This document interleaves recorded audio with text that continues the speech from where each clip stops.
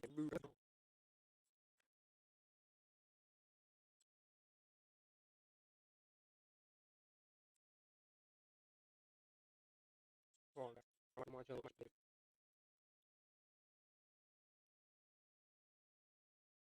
it was weird because when I'm watching it, I don't know if you guys can hear this. I'm watching the game. Obviously you guys can't see it because obviously the NBA kind of has a crackdown on like the clips and stuff like that. But I'm looking here. So Luca was looking at Spencer Jones and was on the track, but then he gave up halfway through. Basically like Luca just a freaking shot. Like Bruce Brown was trying to go double team Luca, but he just let him freaking let just do like buddy, and he freaking shot. Yeah, he runs in, he comes here, stop. Yeah, you literally just stop halfway. The team going out. What I don't understand was trying to force Luca left, but like he has so much space. I don't know why he's about to close on him.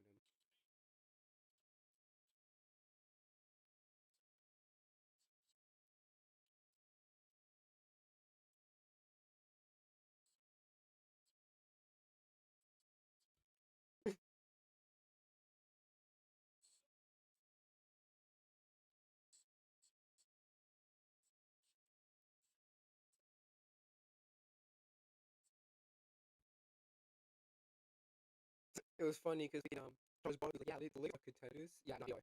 Yeah.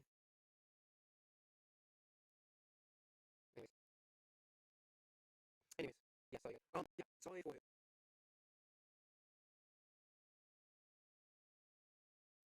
Let me just, yeah. Yeah, I'm sorry, guys. I kind of stopped the stream.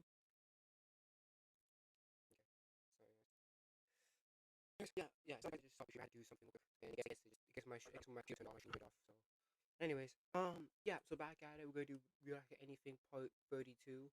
Again, I do have. Just,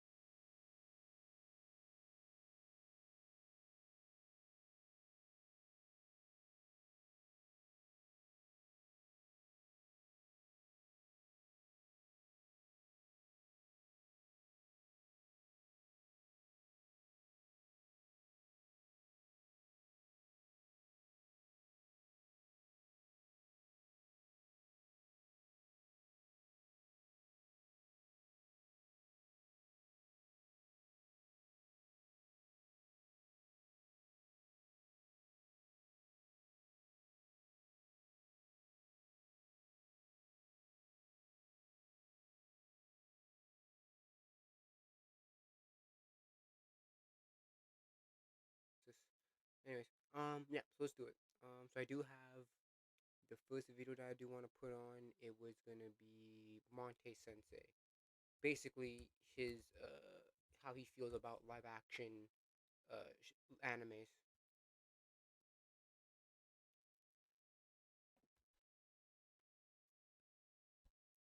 Okay, so basically this does all the time. He's gotta restart it, and it's gonna do it for you.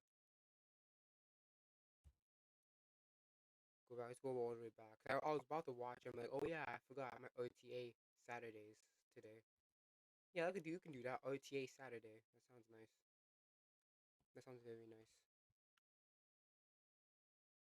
As many of you know, Okay, let's put full screen. So this is by anime live adaptation to serve high standards. One Piece live action. This is by Monte Sensei.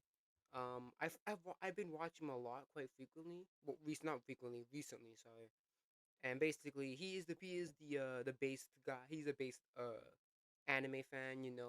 Fan service. Yes. Fiction is not equal reality type shit.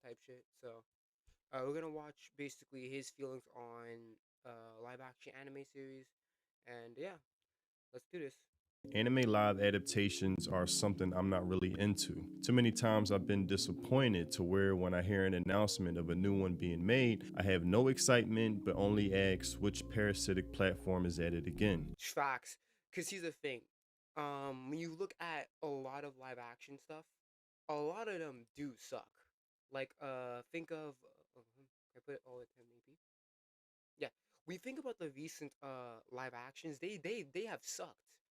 not even just like recently, but like for a while. Dragon Ball Evolution, the Cowboy Bebop live action, the Death Note live action. A lot of live actions. Here's the thing: a lot of live actions are hit and miss. That's the thing. When it comes on to like live action of anime, you have to like do ones that are not like action heavy. Like you probably do some like romance or something, some like rom coms or some shit, because all like the superpowers and stuff like that come from typical battle shonen, they just can't do it well, right? So yeah, a lot of live actions kind of suck recently, for sure. Now, due to so many requests and people convincing me a while ago to watch the One Piece live action, telling me it's not like the others, it's game changing for anime adaptations, I finally decided to give it a chance. But I learned very quickly it's just not for me. The set designs look like a stage play performed out of a carnival or an amusement park. The acting was really off, with few exceptions. There were obvious bad casting decisions, and the special effects were just too noticeable in a childish way. And all of this led me to having no sense of immersion when watching this. And yes, Yeah, I understand. That's the thing of anime.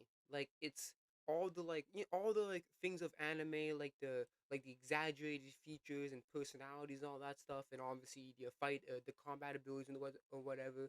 It's hard to do. Even for example, of One Piece. One Piece, they got some.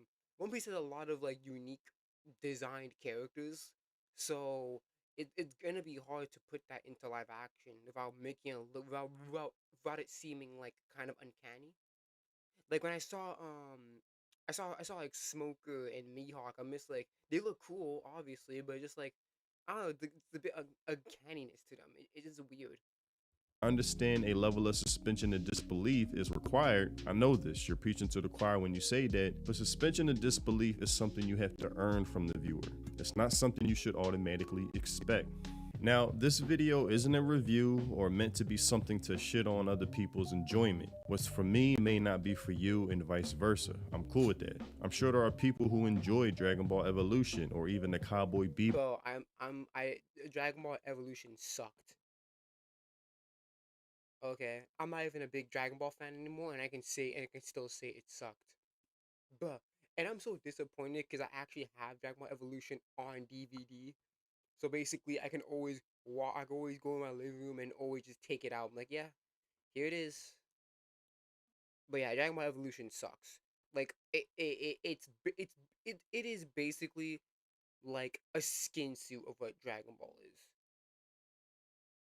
Like for example, like Goku, like in Dragon Ball Evolution, Goku goes to school, which never happened in Dragon Ball ever. Okay, you can probably maybe say driving school, but then again, no, because that's filler.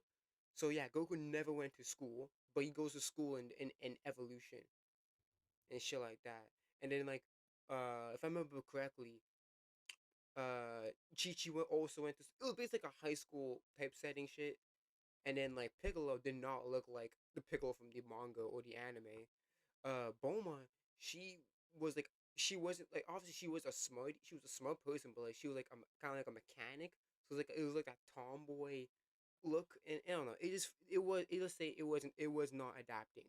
Um, Sorry. No, I don't think Bulma was. No, Bulma was like a badass. I was fighting. I don't fucking know. Point is that Dragon Ball Evolution sucks as a Dragon Ball live action movie, and as a movie itself, it sucks. Live action. Welcome to the ass, Will I take your opinion seriously on what a good film is? No. But that's not the point of this. What I have a problem with is when people make statements like, But I see Gurren Lagann. My friend recommended me Gurren Lagann like years ago, and I never finished it. I need to get back on it one day. Sorry, irrelevant to the video.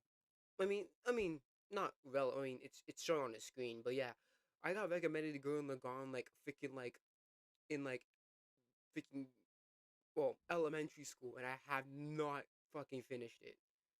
Only watched like two episodes, and then I dropped it, and then yeah, so I need to give my Fans input. shouldn't have expectations or high standards for how the property they're a fan of is handled, such as people are watching One Piece live action through the lens of Game of Thrones or Breaking Bad. If you watch Oprah One Piece live action, thinking that you see a Game of Thrones or Breaking Bad, I don't know why everybody's using that level of I mean, cinematography. because those are the popular options. Those are the most popular like series that are actually like good. I mean, Game of Thrones was good until season 4, and then Breaking Bad, it's a very good show. I finished it a couple months ago. Very good show. Probably like an 8 or 9 out of 10. Or acting, then I think Opla is not for you. This attempt at shaming fans for daring to have some type of standards for what they're a fan of is what I have an issue with. It's this mindset of viewing the realm of manga and anime as something lesser. Stop expecting good acting besides mediocre or even worse at times, cringe. Stop expecting a billion-dollar company like Netflix to produce something that looks better than a high school stage play. I can't imagine if this mindset was applied to comic book movies. We would have never gotten the golden era we received before it was ran into the gutter by non-fans. I remember going to see The Dark Knight for the first time back in '08, and Oh, after the good movie. first scene with the bank heist, I was already blown away. I believe whatever doesn't kill you simply makes you stranger. I couldn't believe what I was watching. I thought to myself, this isn't just some silly comic book movie made for 10-year-olds. This was a well-done film, period, done by someone who actually understands Batman, the world, and has the respect to deliver something that does it justice. People saying, Yeah, because Batman in this one was actually charismatic. Frick, man, the Robin Pattinson one, he had no charisma. It's like he's Batman without the mask and with the mask. It's like, yo, come on, Robert Pattinson. Come on, Robert. Like, god damn. well, anime and One Piece are too cartoonish to expect it to transfer well into a live action. And that's and listen, I've been saying that since I've been saying that. I've been had that thought in my mind that it's not gonna do well. One Piece, it again the design, the character designs, all that stuff. It's too cartoony. It's good. It's hard. It's gonna be hard to translate that into live action. And when obviously I seen some clips and stuff like that, and they do it well. I'm not gonna lie about that. But it's just again, I think One Piece should have been. I don't think the live action should have existed in the first place. That's just me. Have you ever seen the character Joker? He's one of the most exaggerated cartoonish characters known, yet Heath Ledger, RIP, delivers some of the best scenes ever.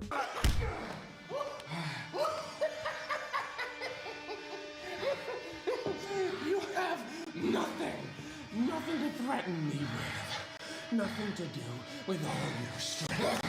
I was on the edge of my seat watching this, fully immersed, believing this world I was presented with. There wasn't this mindset of, well, it's a comic book movie, stop expecting elite level acting, great soundtrack, directing, all of the above. This raised the standard of comic book movies overall. You couldn't just make an average one after this. You would have been put to shame if you tried, because people now have a high standard of what to compare it to.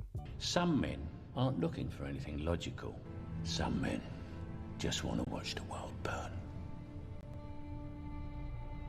The same for the first Iron Man movie setting off the MCU. Great acting from both Jeff Bridges and Robert Downey Jr., Oscar winners when the Oscars were still credible and meant something and not a joke. Robert Downey embodied the role of Tony Stark, adopted his charisma, wittiness, and seriousness all in one. The suit didn't look stupid or cheesy, but looked, at least to me, cooler than the show I used to watch, even on Spider-Man. He's all yours. Then with Avengers, I had the prediction it wouldn't be good, thinking it's impossible to pull off when having too many star characters in one movie. Then they proved me wrong, far exceeded my expectations. Then took it even Such further. a good movie. I remember watching this in elementary, bro. It's a good movie it's a good movie then. It's a good movie now. Further with Captain America. Again, like early to mid 2010s MCU, bro, was the best MCU.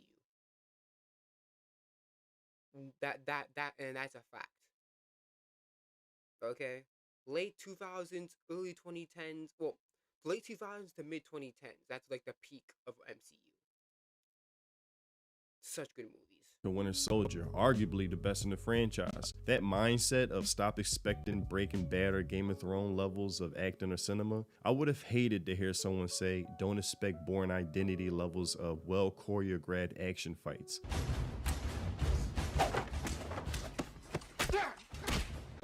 That's impossible. It's a comic book movie.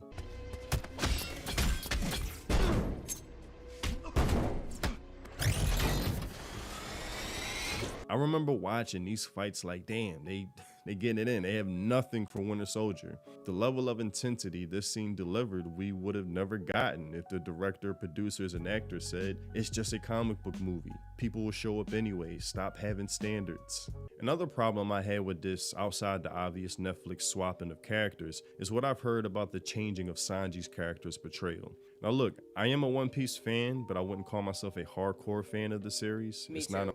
It's not the fucking, it's not like peak shonen or peak whatever. It's a very good series. Has its flaws, most definitely, but it's a very good series. My top 10 or 20, not even close. But I hate how some people are excusing the retconning of characters in current day, saying that certain aspects of Sanji's character in the manga and anime are too problematic. For example, I don't understand Sanji fans. Netflix actually made Sanji a better character by removing some of his annoying traits. Personally, Again, what annoying traits?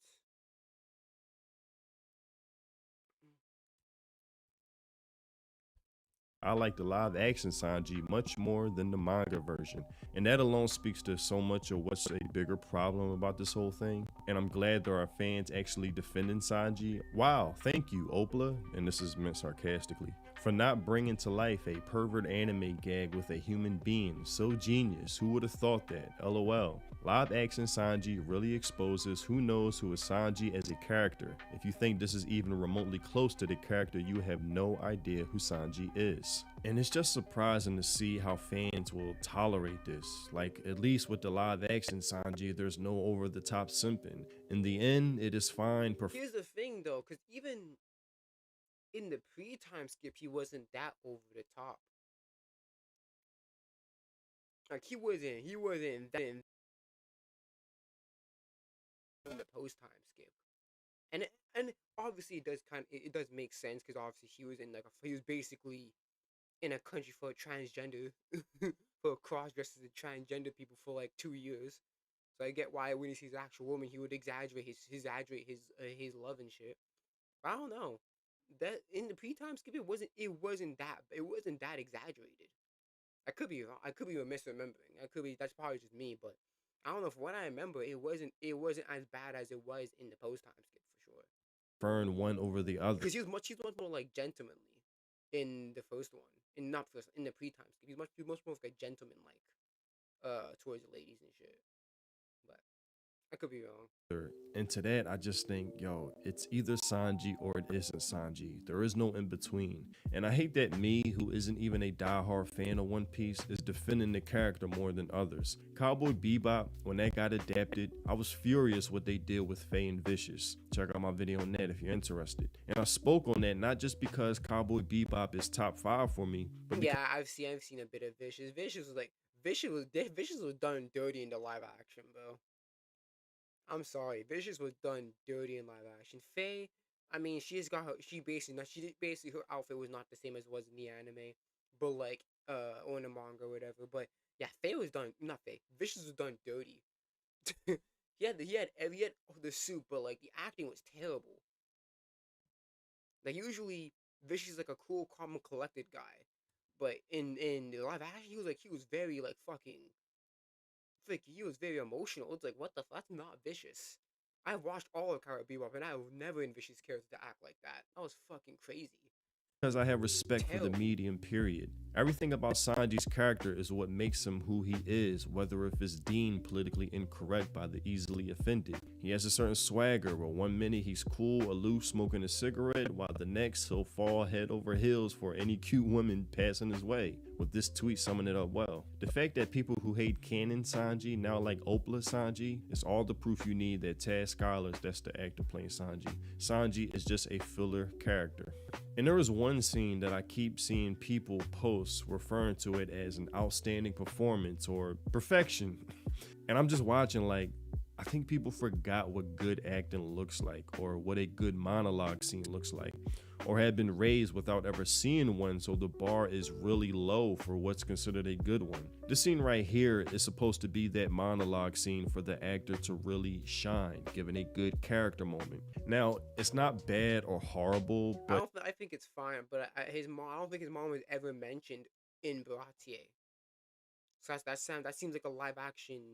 That seems like a new scene that they slid in there because Sanji never talked about his past life with his with he never talked about his past life. That was something that you never talked about. So him talking again, it's been years since I read Baratier or watched Baratier.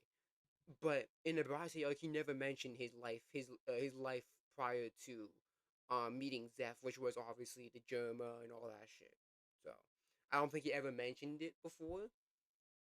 So that's kind of the new scene that they added in there just to put more emotion into why he loves cooking and shit like that. But yeah. it damn sure ain't perfection or what people are hyping it up to be. And I truly believe people have never seen a good monologue scene. First, the switching between all of these different camera angles so frequently ruins the moment. It really should just be two angles, but one for the most part. Having the camera from one angle slowly zooming in to capture Sanji's emotional progression of the actor's facial expression as the story they're telling gets more personal, while having one on Nami's face to capture her reaction to hearing the story. A lot of times in movies, these Facts. For example, in the when Walter was doing his monologue, it was the camera was slow. When basically when I'm the one who knocks, um, the camera was slowly focused on Walter when he said that.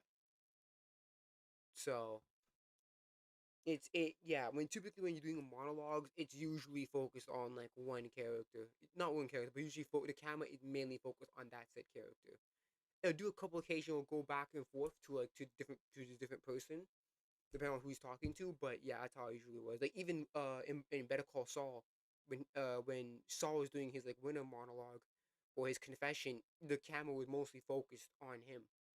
Obviously, you have occasional like flashes, but occasional like camera changes, but it's mainly focusing on Saul or something like that. Or again, like something like Jon Snow. It again, yeah. Usually when it's monologues, it's mainly focused on that said character. Kind of type of takes and monologue scenes are done in one shot to bring more sincerity to the scene and role. Like Good Will Hunting, that movie is full of them. I ask you about war, you probably throw Shakespeare at me, right? Once more into the breach, dear friends. But you've never been near one. You've never held your best friend's head in your lap and watch him gasp his last breath looking to you for help. This scene, Robin Williams carries it for nearly 3 minutes in one take before the camera angle even begins to switch. Even for the 3 minutes before it switches, the camera slowly pans where eventually Matt Damon's character appears in the shot. This is a monologue scene that is worthy of the label perfection. Other great monologue scenes like Saving Private Ryan, Blade Runner, all those moments will be lost in like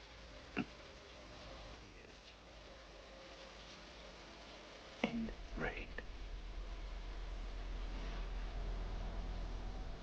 Now, some may say I'm expecting too much for anime or manga adaptation, or I'm just being condescending. And I No, I think what you're just doing is that you're trying to put One Piece on an equal footing as a typical uh as a as a not typical, but like you're trying to what you're trying to do is like obviously something that everyone could should do is that you're you're you're treating the One Piece live action as if it's like a TV show separate from the not canon material, but you're treating it as its own like as its own two feet as a TV show itself, right?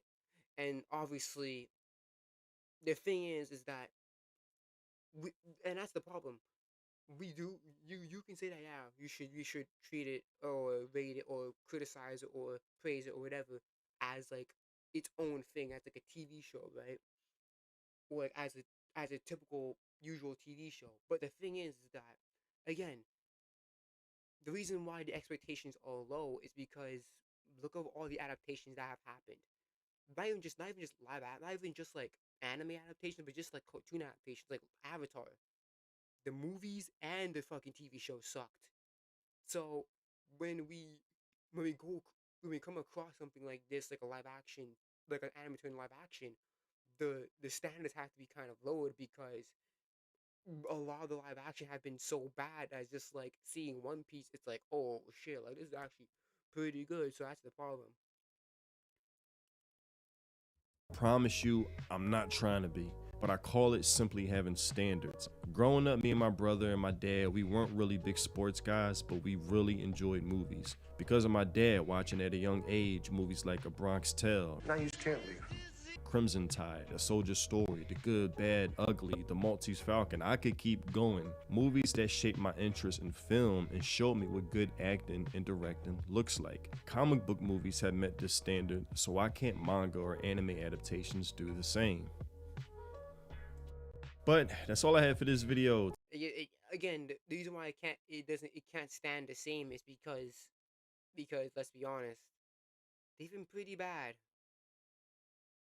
So that's just the thing. It's hard to have it to make them stand on their own 2 feet when all the live action animes have been either either poor or mediocre.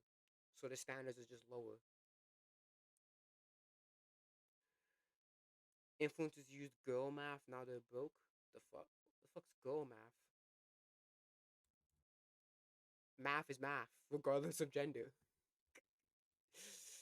Math is math, guys. For those who don't know, a couple of months ago, TikTok essentially decided to stop paying their creators. And when I mean essentially decided to stop paying them, I'm saying I know people personally that are on TikTok that are only getting paid like $27 for 1 million views. So for the people who were spending the money when they were used to getting it and the checks were bigger, a lot of them are going broke now. A woman without money is a woman without power. Grab a notebook, grab a cup of tea. Oh, hey girl. And your listening ears, because this is important. I am 22 years old and I am in $91,300 Oh worth of debt. my And I have filed gosh. Chapter 7 bankruptcy. Gee, she does not look 22. She does not. Oh, especially with that face, she does not look 22. She looks like 32. Or like a good like 37, but she does not look 22. That's for sure. Today. $91,000 in debt at 22 years old. That's crazy too.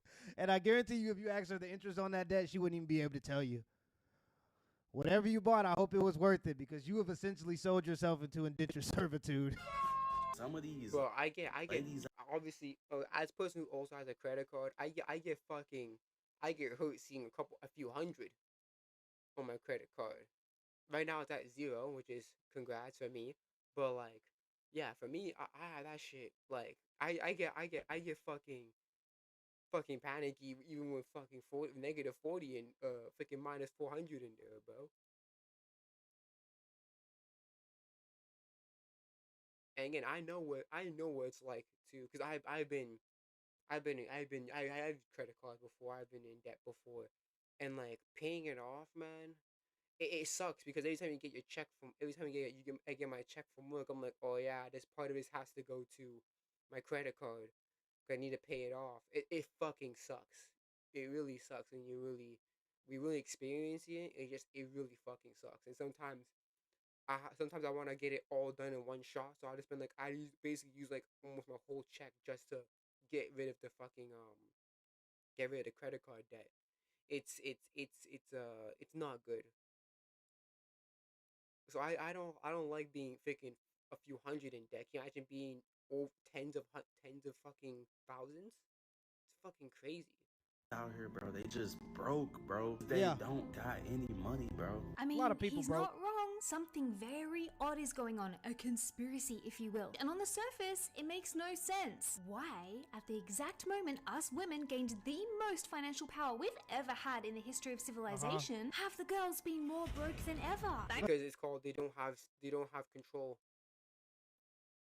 That's the thing. They don't have control of the they don't have control of the spending habits. So they spend without realizing what they're doing. Because with great power comes great responsibility. And sometimes the worst thing you can do to an undisciplined person Is is give give them power. freedom. Because that undisciplined person with freedom will just become a slave to their habits. 20. Filed for bankruptcy yesterday. It's not funny. It's kind of funny. Morning, It's everyone. not funny. My name is Sierra, and It's not funny. It's actually kind of sad. My name is Sierra. I'm filing for Chapter 7 bankruptcy. That's like some DSP shit. You filing for bankruptcy. Filing for Chapter 7 bankruptcy. Alright, y'all. It's officially been a year since I filed bankruptcy. As you can see, crazy. I am going to... Was that her kid? That's her kid. Bro, she got a kid and she filed. Whew. These women, man. The lawyer's office to file for bankruptcy. She got a kid. Thousands of dollars of debt before 30. Fake luxurious lifestyles with empty bank accounts. Yeah, nowadays when I see people with nice cars or with nice things and I just know how expensive it is, like there are some of these newer trucks that are selling for $120,000, $110,000, some of these new trucks. So when I see people driving around these nice cars and stuff, I don't even look at it as a good thing anymore. I just look at it as debt. I just see a bunch of debt. Girls aren't getting Stress rich. on wheels. The girls are going broke. This girl has no money.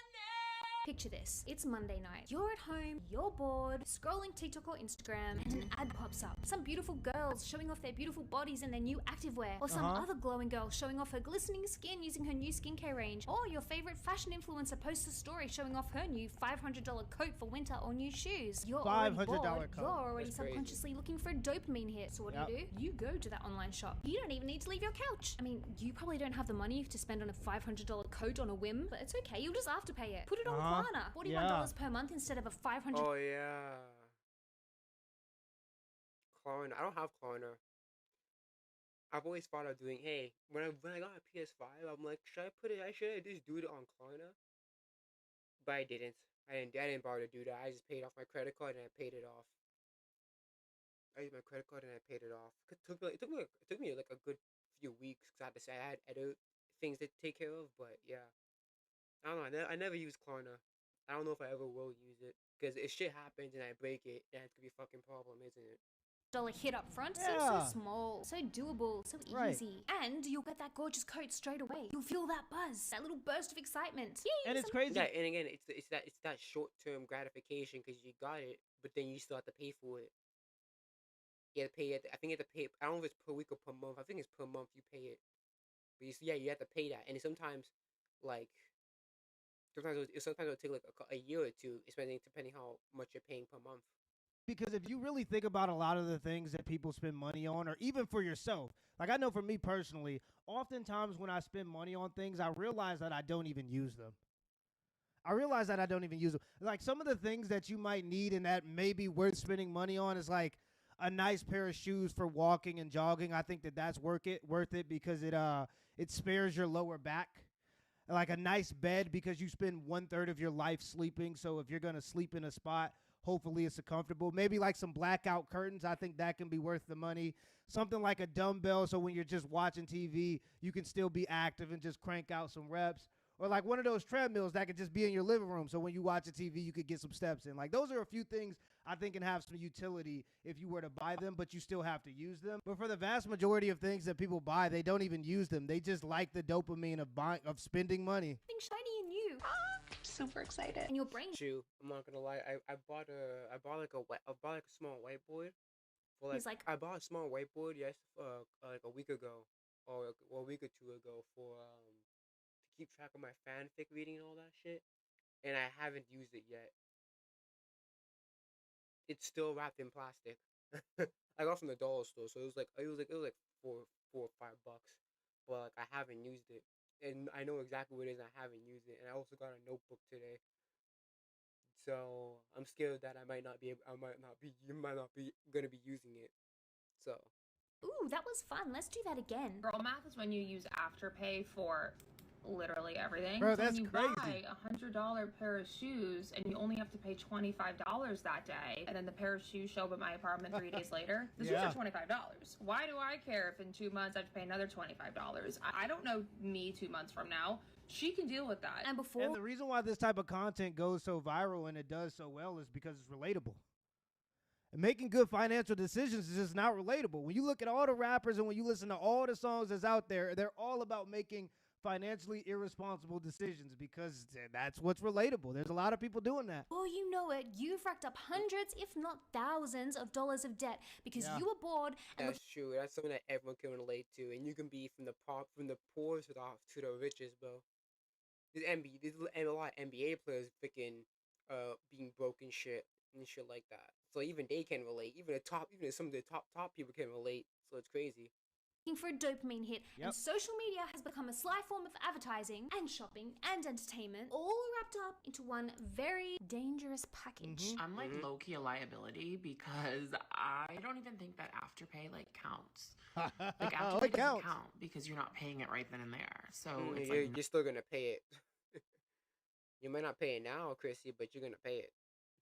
Not a project. I remember when I was younger, and some of the jokes were just simple. Like some of the jokes would just straight up be, "Your mama's so poor, she had to put her groceries on layaway." Like that was a your mama's joke, right? And it was because putting stuff on layaway was seen as financially irresponsible. And it's wild because nowadays some people think that it's okay to use Afterpay for fast food deliveries. I think that that's crazy, and the companies are getting away with it because they know the same type of people that are going to be using Afterpay to get fast food delivered to them are probably not going to pay their debts on time, so they're just raking up the interest on these type of people. Truth is that you. And also, if they do it multiple times, then guess what? That's more money coming. That's more money for them.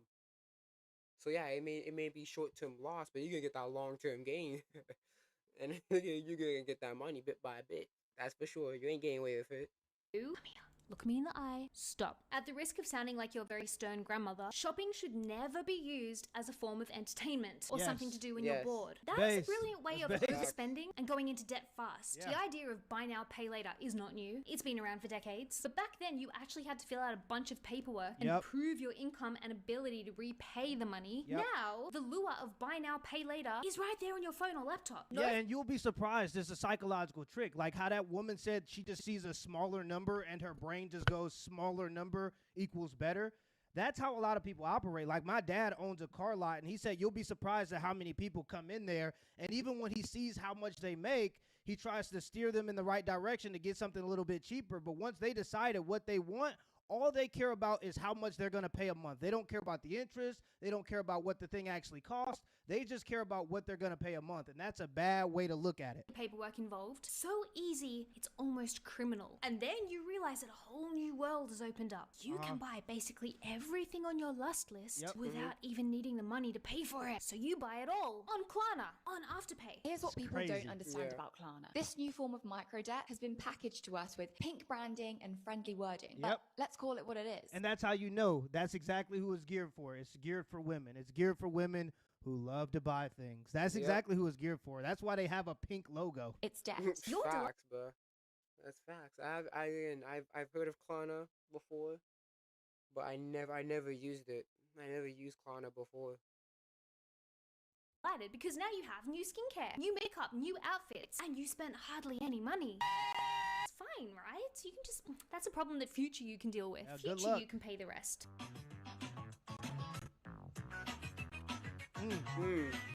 Yeah. You get that hit of dopamine, and you're barely out of pocket. It's a win-win, right? You know what? I'm just gonna say it because I think we need to stop the hate and the stigma. I am a proud member of the Afterpay community. Being someone that has a raging shopping addiction, it just makes me feel better about all the money I'm constantly spending. Yep. And this is why Klarna and Afterpay caters to girls.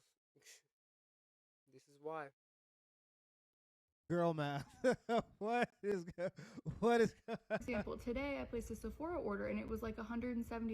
You know how much better I felt about myself financially knowing that I was paying $43 today as opposed to paying $170 today? My shelves are full of makeup. I can't really mentally justify buying more makeup, but I mean, hey, it's only $43. Then the next month rolls around and suddenly you're hit with a bill and you get a bit of a shock. And then the next month rolls around and you've got another bill and so on and so on and so on until you're like, shit, I spent a lot of money and I don't. Yeah, and then some people are panicked out. Oh shit, where does this money? Where did this come from? Like that panic settles in. It's like, wait a minute, where did I get? Where did this fucking bill come from? And you realize where it came from, and you're like, oh, okay. Got that money. I have got a secret, and it's about Klarna. Didn't realise how bad and easy it was to spend on Klarna, and now I owe them £800. Yep. And it's such a scam. Here you are, buying everything your heart desires, treating it like self-care. You're making yourself happy in the moment until you realize that you are very in debt, you owe a lot of money, you have a lot of clothes and things, and no money to pay your rent or buy food, feed your children. Yeah, that's one of the greatest psyops done by social media, is teaching women that spending your money irresponsibly is somehow self-care. Not being able to afford a vacation, but putting it on credit anyway is somehow self-care. No, self-care should be you trying to lose some weight or eating better or going to church more. Those things are self-care. Maybe meditating, self-care. But no, self-care has been rebranded to spending money irresponsibly. I'm a mum of two. Definitely I'm someone that just should not use Klarna, buy now, pay later, ClearPay, all those different things. It's so funny because if you look at the top right, we see her thing, and it says "money saving mom." guess that's a lie, isn't it?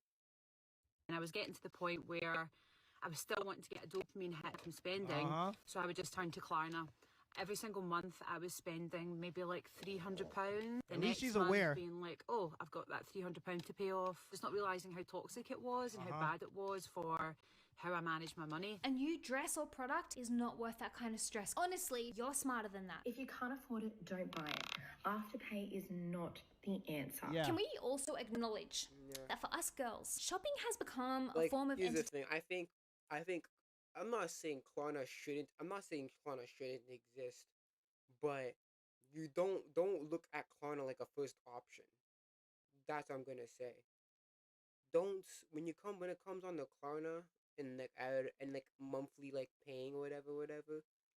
It just shouldn't be the go-to.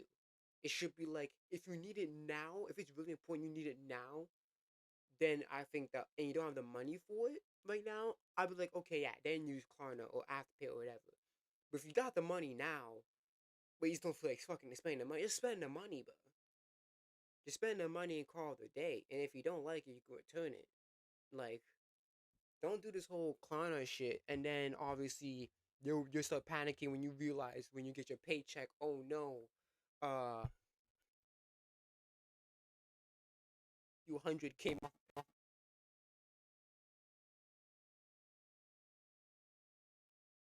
Klarna, and monthly payments like that should be used like as like a last resort. It should not be a go-to. Which is hugely problematic for us. Let's do some online shopping together and let's make it no budget. I'm going to a trip. Best believe we're going to take advantage of that. Let's get nice and cozy because the girl is about to spend money. It's currently It's scary because for me, I have a budget. I see every time I go to Uber Eats, I'm like, I see all these good foods. I'm like, I want to get them, but the money is just too much. So I'm like, yeah, I'll just go. I'll get pizza for today. It's not what I really wanted to eat, but you know what? It's cheaper.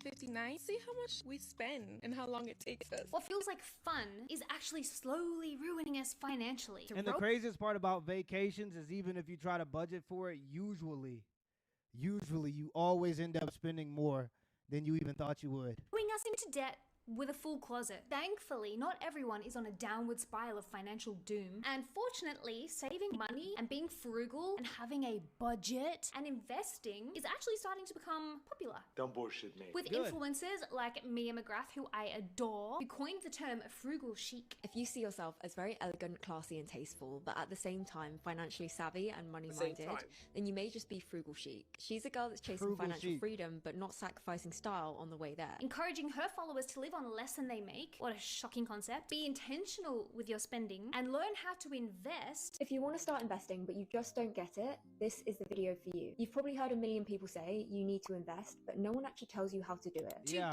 Well, to invest, you have to be the type of person that's willing to delay gratification. And there are just so few of those people, you'd be surprised. With over 1 million followers who refuse to join the ranks of all the other broke influencers. Call me cheap, call me boring, call me whatever you want, but I live by one rule, which is just because you can afford something doesn't mean you should be buying it. And I think that's exactly why most influencers go broke after a few. I can literally go online right now and buy a Switch 2. Like, I'm not capping. I can actually do that right now. But I don't want to do that because obviously for me I don't see a reason to get the Switch 2 now, because the game that I want to get for the Switch 2 is only going to be out next month, which is Tomodachi Life, living the dream. In case you want to know, I love Tomodachi Life. But yeah, that game's going to come out next month. So for me, I'm just trying to save as much as I can until that game comes out. Then I'm going to buy a Switch 2 and end the game. So yeah, for me, I can buy a Switch 2 right now, but again, I don't see a reason to do it right. I don't really see a reason why. So yeah, again, it's all about discipline and control, and knowing how what to do with your money. It's basically just control. Years because they're not intentional with their spending. And as someone who grew up with a family that struggled with money, moving constantly, having an addict parent, I experienced firsthand what it's like to go without, and I promised myself I would never let that be me or my future family. Yeah, so that's yes, good. That's even a good now way to with look having at over it. 1 million followers, I still buy drugstore makeup, still DIY my hair, my nails, my lashes, my Good. tan, literally everything. I still wear fake ass jewelry from Amazon and buy dupes. And it's not because I can't afford these things now. I'm so grateful to be in the position where I do have money for them. But simply put, I don't want to spend my money on it when I can do it myself and I'm not at Yes, and the gentlemen love a low maintenance woman, bro. And it's not because they're cheap. It's because they're able to take care of themselves on a budget. Most of taking care of yourself is just exercising in the first place. But even the rest of it, just being cheaper with the things that you don't actually need, men love that. Like, I had a buddy of mine that was dating this woman, and she was like $40,000 in debt. And he's a good dude. She was a good woman. But that was the make or break for him, because he thought to himself, if we end up getting married or we start taking this thing serious, eventually I'm going to be the one expected to pay off the debt. And so that was make or break for him. So yeah, the guys love a low maintenance woman. And I think the difference in psychology for some men and some women is that men, how much we make and how much money we can save and how much money we have is tied to our identity, and we understand that it's important. But there are some women who operate on like the YOLO type of lifestyle, where they feel like eventually they're just going to meet some rich guy or some guy in general that's going to take care of all these problems for them. So they just operate differently, and that's not a good way to look at it. all ashamed to admit these things because I choose very wisely what I do spend my money on. Being financially literate, getting your shit together, and having a budget and learning how to spend, save, and invest your money is not just responsible, it's sexy. Yeah. Spending everything you make and then some, going into debt because you're bored and you need a dopamine hit, we've all been there, or buying expensive items that, let's be honest, you don't need, you probably don't even like if you stop and think about it. I mean, some of that stuff is bloody hideous. Yeah. Just to impress people who aren't even looking at you, because we're all too focused on our own lives, is not cool, it's not luxurious, it's not aspirational, it's gonna get you into trouble. Just my finances. Like, the budgeting, you see how I am. Nitpicking every little thing. I've never been like that. Look, we were in Bloomingdale's yesterday. I'm like, we have to go to H&M. I know I sound like... Oh no. Again, it's the first one. And it's funny because B Simone, she was in Wild 'N Now, and in Wild 'N Now you get paid. you get like I think you get like 6 figures, bro. You get paid in Wild 'N Now. So she's been in many episodes. So I don't know why. I don't know, man. She broke. Oh no, H&M. She had to go to H&M. Oh no, whatever will you do? And I guarantee you, she didn't even have to go to H&M. She could have just went home. Probably already has plenty of clothes. Could have just went home. And you crying about having to go buy regular people clothes? I'm sorry. It's hard to feel bad for you. It's hard to feel bad for you. You had to just go to H&M. It's hard to feel bad for you. That's what happens, though. These people make these good checks from making money online. But on YouTube specifically, the average length of a career of a YouTuber is like 2 to 3 years. Me understanding that, I understand that you can't just spend your money and get yourself into these loans that are 5-year loans for a car or 30-year mortgages for a house unless you know you have that money. And so what'll happen is these people will make this money. They'll go fill up the monthly income that they make with different types of loans, whether that be a mortgage on a house that they can't afford or buying 2 or 3 cars that they can't really afford, and then having these shopping habits. And as the money starts to decrease, they still got them same habits, and they still got them same debts that they got to pay off now. And you start to see the stress. I'm yelling at you. That sounds like this. That literally sounds like DSP. That sounds like DSP to a T. Oh my goodness, man! This man was he was making doctor money back in the early days of YouTube. He was making money. Nowadays he's e-begging, bro. He's an e-beggar. That's what people know him as. That sounds like DSP to a T. that sounds like DSP, man. He literally live in embodiment of what freaking PMP just said, bro. That's crazy. When I'm lecturing you, but it's because I care. You know what's sexy as a woman? Being financially responsible for yourself. Girl math isn't cute. It's getting you into trouble, putting you into debt, or making you feel like, I don't need to learn about finances. I'm just a girl. Last week, I put $20 on my Starbucks card. That's free money. That's not my money, okay? So I go to Starbucks and I buy a $6 drink. That drink is free. That's girl math. I'm Canadian and I'm going shopping across the border in the States. So I exchanged some money for Americans. So everything I buy today will be free because not only am I paying in cash, but this isn't my currency. So it's like monopoly money. Guys, we won't allow this. If one of my friends said this, I'd say you're just retarded. That's all that is. Sorry, brother. You need to go get that checked out. So much. If you buy something with cash, especially if it was found in a pocket and you didn't know you had it, it's free. Girl math. If you return something and the money gets put on a gift card and then you spend the gift card later, also free. Girl math. No, having your shit together is the goal. Girl math to me is a complete fucking scam, and you can't convince me otherwise. Look, I know the trend has been started as a joke, as something kind of cute, but to me there's nothing cute about a woman who's financially struggling. And I think when you start manipulating the narrative to convince yourself that you're saving money or making it somehow, like if you did a return or got half off on something, whatever the girl mathy girls like to do, to me, it really feels like you're giving away so much of your power, and the girlies deserve better than that. Because you're gonna be in debt, and obviously the government's gonna. When you're in debt, especially with a lot of money, the availability of how much a loan or the availability of getting certain things is gonna be very hard for you because the base of the government's gonna be like, what are you doing? Look at the finances. Oh shit, yeah, you can't get this. So again, when you do that, you're gonna limit yourself in the long term because people are gonna see your spending history, whether that be a car dealership or whatever, and they're gonna be like, yeah, nah, we're not. There's gonna be a no for me, big dog, and that's gonna be an issue, right? And obviously, when you come to depend on the government can the government can literally say, yeah, fuck you, and then you're gonna be screwed. That's the same thing for like people on Snap and shit. So.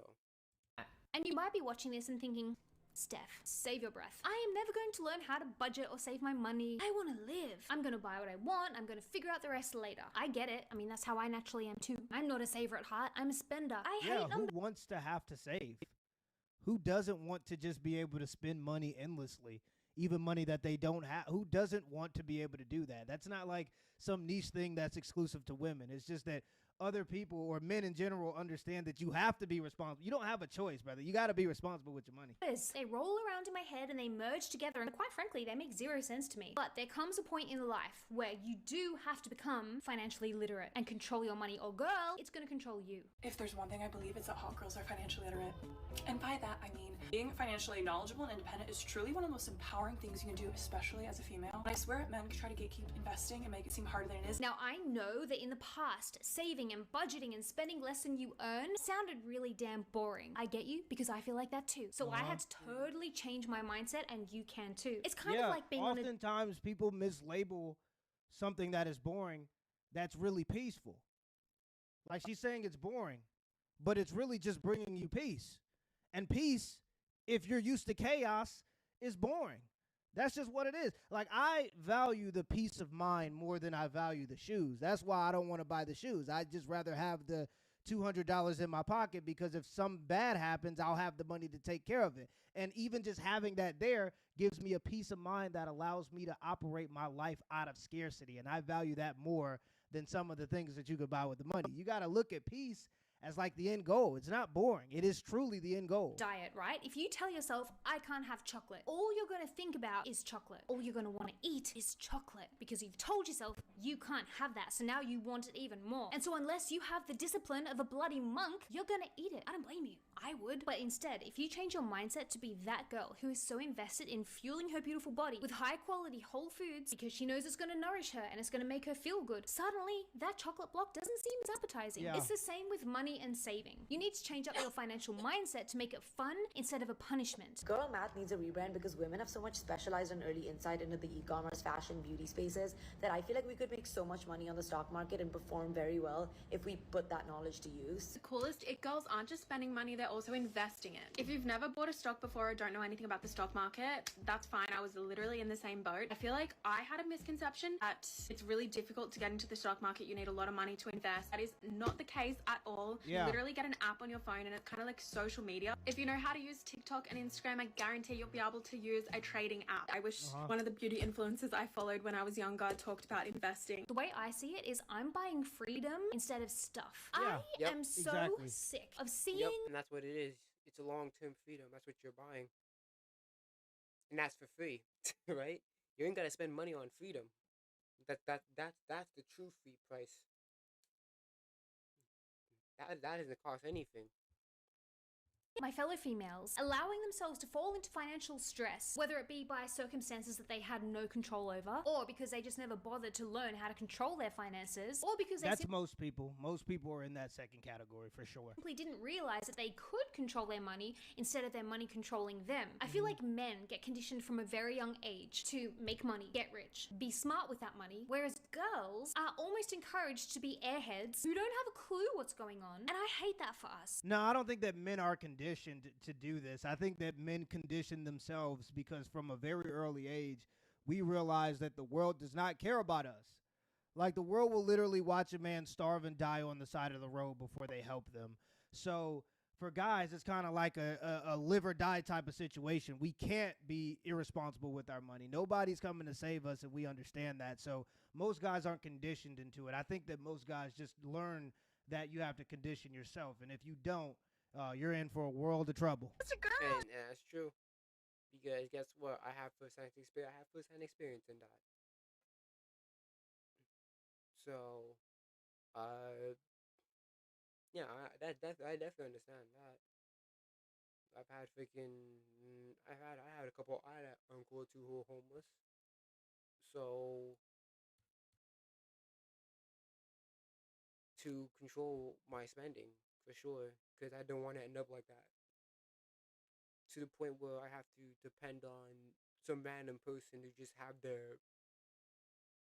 who's nice enough to just say, here you go, here's a good $5.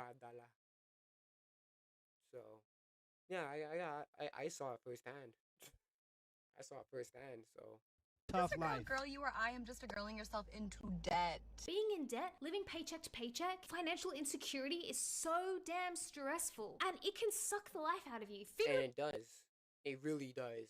Especially when you get your check and you have to realize that, oh shit, I had to put a big chunk of my check into my credit card. It really drains you. That's the thing. It really, really does. It really drains you. And literally. Well, it makes you want to spend more because now you stressed out. So now you ain't got no money and you stressed out. And instead of just sitting in that, you're going to want to go spend some money to relieve that stress. And so it's just an endless cycle.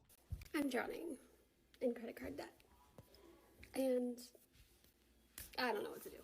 I have $52 left at the bank to last until Friday. Today is Monday. I have $135 coming out between now and then in credit card debt. A little bit stressed, but this is usually how it is for me most weeks. So if you do the math, we're going to be negative a little over $80, and I also have 33 miles left till empty. I can get away with putting about $15 in my car. Let's just say we're going to be negative about $100. When I say I'm drowning in credit card debt, I truly mean I feel like I'm drowning in credit card debt. Hey, fellas, in this economy, that $40 gonna go a long way. Do something strange with some change, baby. Here's the thing that most people don't realize. You don't have to be earning six figures to become financially literate. You can literally be working at McDonald's, earning minimum wage, and still teach yourself to manage your money. I don't know who needs to hear this, but it doesn't matter how much money you have or how much money you make. If you don't know how to properly manage your money or how to budget your money, you will always be broke. Yeah, well, there is a number that's so low that money management just isn't even reasonable.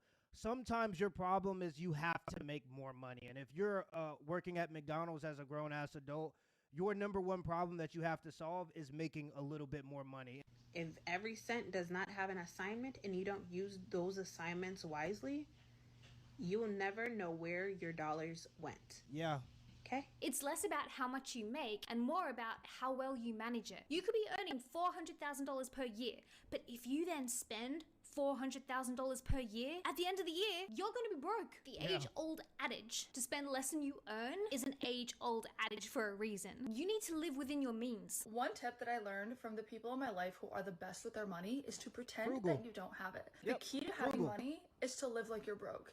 And I don't mean be a complete cheapskate and never allow yourself anything and never go on vacation, but it's once you enter that next level, that next promotion, whatever, don't all of a sudden break your lease, get a brand new apartment, get a new car, do all of these things, because you're going to be in the same rat race that you were before. And I think for people who understand that they have like low impulse control, or they feel like they don't really have the ability to delay gratification as well, they do like these auto payment systems where, number one, they auto pay their bills, but also they'll like auto put money into the S&P 500. Like that's a good way to do it if you know you don't have the discipline. Live within your means. And I promise you this, learning how to manage your money is actually so fun and so inspiring and so encouraging because it removes stress from your life. It makes you feel more in control, and you'll find that you can actually buy things that you want and not feel that horrible crushing sense of guilt afterwards because you know you've got things managed. You've budgeted for it. You have the money you need to control the other aspects of your life, and now you can afford that thing that you want, and you're not even going into debt to get it. I am going to link some of my favorite financial girlies and frugal content creators. It's like underarm hair in the description box down below. So head down there if you need some inspo to get you going. These are the girls that I watch when I'm like, I need to kick up the ass. I am spending more than I should be, and it simply will not do. In my humble opinion, there is nothing more attractive or more aspirational than a girl who has her finances in control. Whether she earns $20,000 a year or $400,000 a year. Hot girls save money. In 2026, being frugal is chic. Saving your money is sexy. Frivolous spending isn't. Having a budget is bougie. Making videos on how much money you wasted in a day on stuff that you don't need, you probably don't even want, and you're gonna throw in the back of your wardrobe and never look at again, that is not it. Believe it or not, investing is fun. Watching your wealth slowly build and slowly grow is very, very satisfying. Especially when it gets to the point where the exponential growth starts to kick in a little bit and you start to see how the struggle at the beginning to get the momentum is starting to pay off because you're seeing it build. That's nice. Way more satisfying than watching your debt grow. Beloved, I know your credit card bill is high. Okay, so listen to me. Lock in. This is how we're going to save money and also get that dopamine hit, because oftentimes we don't really want the thing. We want the dopamine we've attached to it. This month alone, and the month is not over, I almost impulse bought $750 worth of stuff. So at the end of the month, whatever my number adds up to, I'm going to divide it in half. Half is going to go into savings. Half I'm going to do whatever I want with. Well, I'm not opposed to people being more financially responsible. It makes sense. I mean, I do. It's the 50-30-20. It is. I learned that a bit in high school. The 50-30-20. It was basically we learned a bit about savings, in school, and yeah, it's a 50-30-20. So it is $50, not $50. So yeah, so it's called the 50-30-20 rule, and it's basically $50 goes to $50, not $50. Oh my gosh, sorry. 50% go to savings, 30% goes to needs, and then 20 goes to wants. That's the one. That's the always thing I learned about the 50-30-20 rule.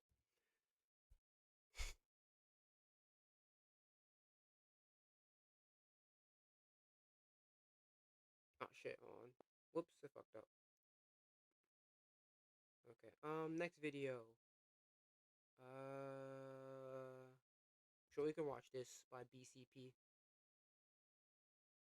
This content's unavailable. Let's chill. Efforts in trying to impeach Pete Hegseth, Pam Bondi, and of course President Trump. He also said the State of the Union would be made up of lies. Donald Trump is going to go to the U.S. Congress and talk about State of the Union. He will tell a whole bunch of lies because he has failed to take care of the crisis.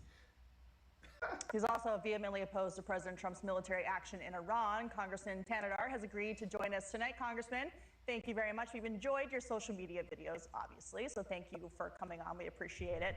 Before we get to other topics, I must ask you about your stance on these strikes in Iran. You described President Trump's handling of the conflict as an illegal war, but even Kamala Harris referred to Iran as our greatest adversary. Watch. Which foreign country do you consider to be our greatest adversary? I think there's an obvious one in mind, which is Iran. Iran has American blood on their hands. So why is the former leader of your party and the woman who ran for president wrong? Well, look, we had no imminent danger. You know, I have heard President Trump say his son-in-law told him that Iran is about to attack us. Vice President J.D. Vance had another reason. Secretary Rubio said a third reason. Rubio said that Iran is going to be attacked by Israel, and then he expects Iran to hit back us. There is no consistent reasoning, and this administration has not made a case to the American public why we needed to go into the war, spending billions of dollars. So far, I think we've spent over $10 billion on this 12-day war, and there is no end in sight. First, they said it's a regime change. Yeah. It hasn't even been 2 weeks, so to say that there's no end in sight. I think we can wait a little bit to make sure that the terrorism in Iran is subdued. But the Facts. I mean, this is my take on this, right?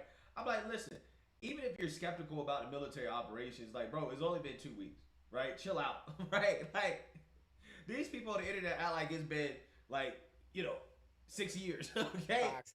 And literally, I have a Discord server in there, and some of them are like kind of against what's going on. It's only been 2 weeks.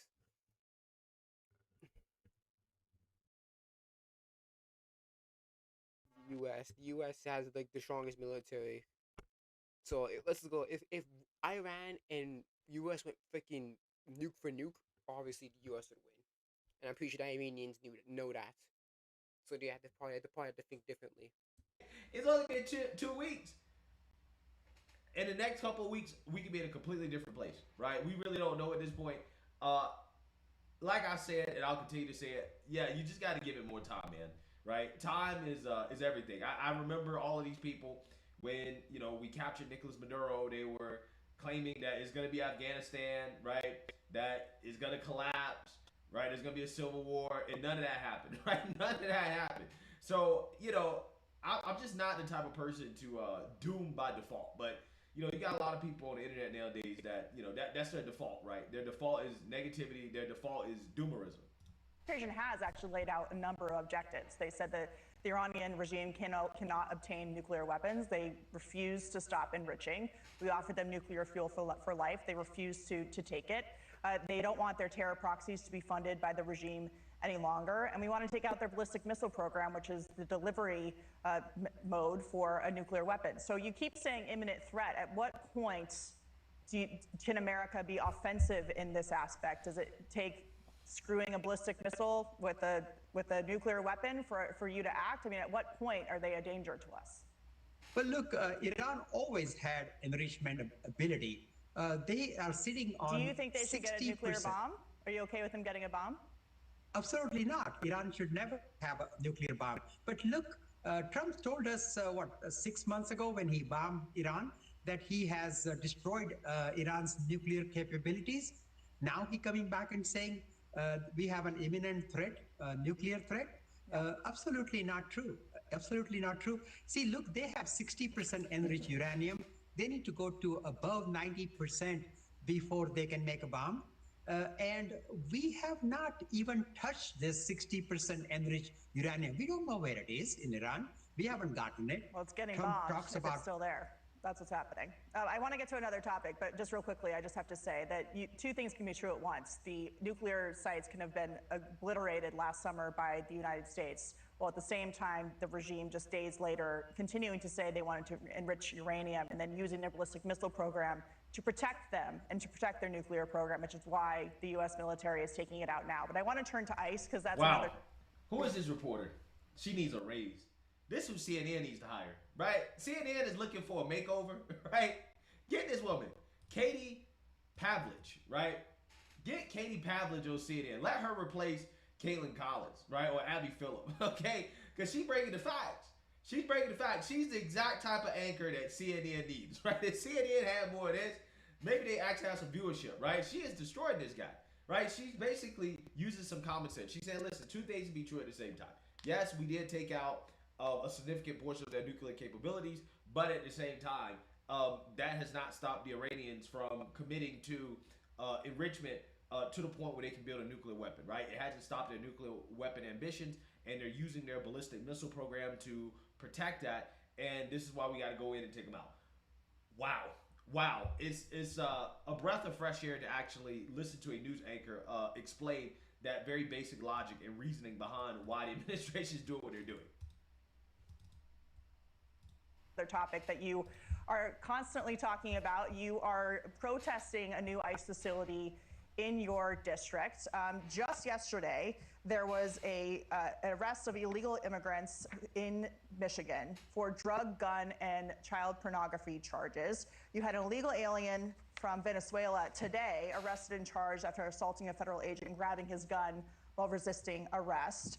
You have a number of other cases in Michigan where these violent criminal aliens have been out on the streets and ICE is there to take them away, and yet you are trying to introduce legislation to abolish ICE, and you don't want facilities to keep these criminals off the streets. Explain that. Well, look, only 14% of those detained by ICE have any kind of criminal record. So they are detaining, Trump has given them a daily quota of 3,000 detainees, 3,000 arrests. And the way they're doing it is going to Home Depot parking lot. Now, they're not going to find, gang members and rapists at Home Depot parking lots or schools or courtrooms. I mean, they found some trendy Nicaragua people, right? And they found some trendy Nicaragua people. So clearly, it's working. It's been working. So look, only 14% had any kind of criminal record. A mother. I mean, they're all criminals because going through illegally. I mean, regardless if they have a criminal record, past or regardless if they have any criminal record in the past, they're all criminals because they went into the country illegally. That's a crime. It's basically trespassing but on a grander scale. Worth it to you to risk it for the 14% who have violent records and child pornography charges? Well, look, there is no doubt that the hardened criminals, gang members, the rapists need to be deported. But this Where should they sleep once they get arrested if they don't have a facility because you're boycotting it and trying to get it not built? Facts, bruh. Again, CNN, hire this woman, right?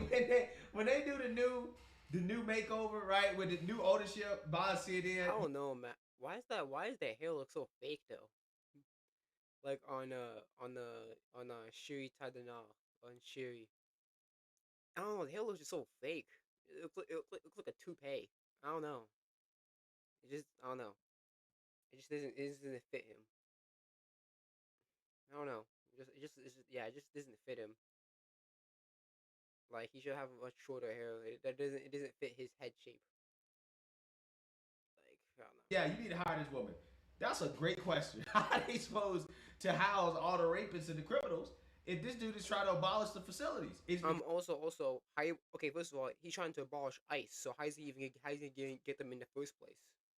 If you abolish ICE, then you can't get them. That sound at point blank period. So he's not even trying. He's not even trying to the fuck up the facility. He's trying to abolish ICE. So without ICE, you have there's no point. There's no deportations happening. Because ultimately they don't want any of the criminals, including the rapists and the murderers. They don't want any of them deported, right? Let's keep it 100. These people keep talking, oh, we just want to deport the violent criminals. But yet, with their actions, right, their policies, they want to abolish ICE, first and foremost. They don't want to allow local law enforcement to work with ICE, in which local law enforcement works with ICE when they actually detain a illegal that has committed a crime, right? So even after the illegal has committed a crime, Democrats don't want local police to work with ICE to get the illegal out of the country, right? So they don't want any illegals deported, right? I mean, that's just the truth, right? That's the truth.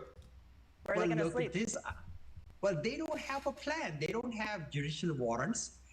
These rogue ICE goons are killing American citizens, kidnapping a 5-year-old Leon.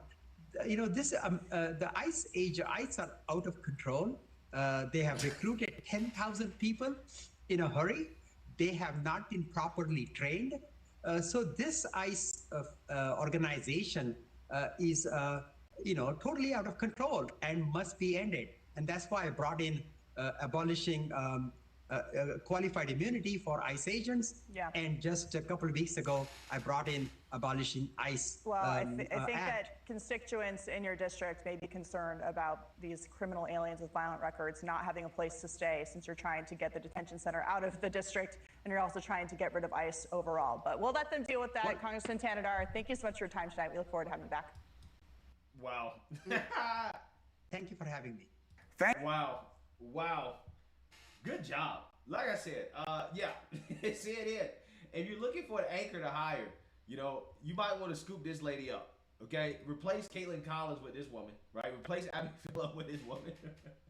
Hey, she did a damn good job there. That was a good question, right? How are you supposed to house the illegal criminals if you are trying to abolish the facility, right? Like, it doesn't make sense. Democrats say stuff, but yet when it comes to actual policy, they clearly don't agree with what they're saying, right? Because ultimately they don't want to deport anybody, including the criminals, okay? And clearly that was revealed there. I think she did a good job at exposing this dude. It is a shame that this guy is a congressman. I know our founders are rolling in their graves. This is not what they intended for a foreigner who can barely speak English to become a congressman and to, basically push to not enforce the laws of the land, right? This is insanity, right? Absolute insanity. But hey, let me know what you guys think. Make sure you like, comment, and subscribe. Most importantly, share a Black conservative perspective. Peace. All right. Okay. So let me do something.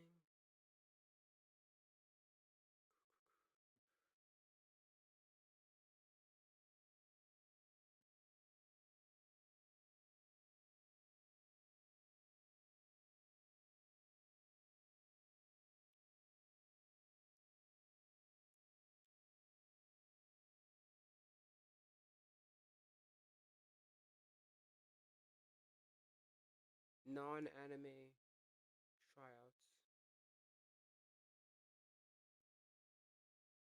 Should I do this one? I guess it means non-anime, so let's see if this can work. Oh shit! I've got to put the full screen.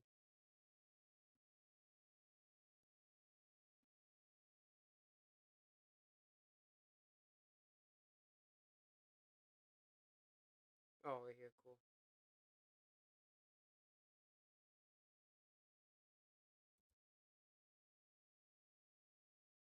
Let's do this. You can do this one, I guess.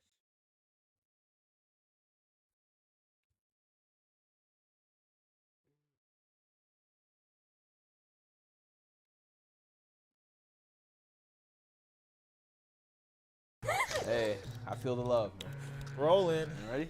All right. Yo, it's Rob here from Show and Showdown. Today I'm here with Erica. Kumar Sutra. And today we are doing Keep 3 Cut 5. Shout out to Pick a Side Podcast for the inspiration. And we are going to be doing Western media today. So film and TV in the Western media space. Are you guys ready? Let's do it.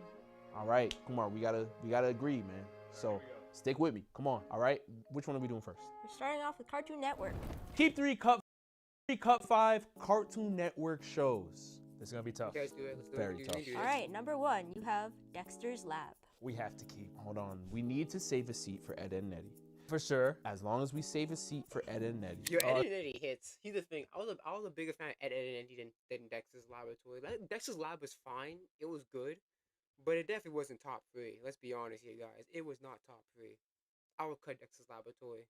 I still respect it, though. This is tough. I'm cool with whatever. Finally, some Western media. Something that I know, obviously, I've born and raised with Western media, obviously, so I know more Western media than anime, but let's continue. My mind's erasing right now of all the shows I love. Well, we know this Teen Titans might have to be in here. Yeah. Oh, it is. Samurai Jack. Powerpuff Girls. Courage the Cowardly Dog. Who's the author? Not the author, the creator. So Dexter's Lab is made by Genny Tarkovsky. The guy who is the same guy who made Primal and all that shit. Primal. I'm pretty sure he made also Samurai Jack too. This guy, this guy is so good, man.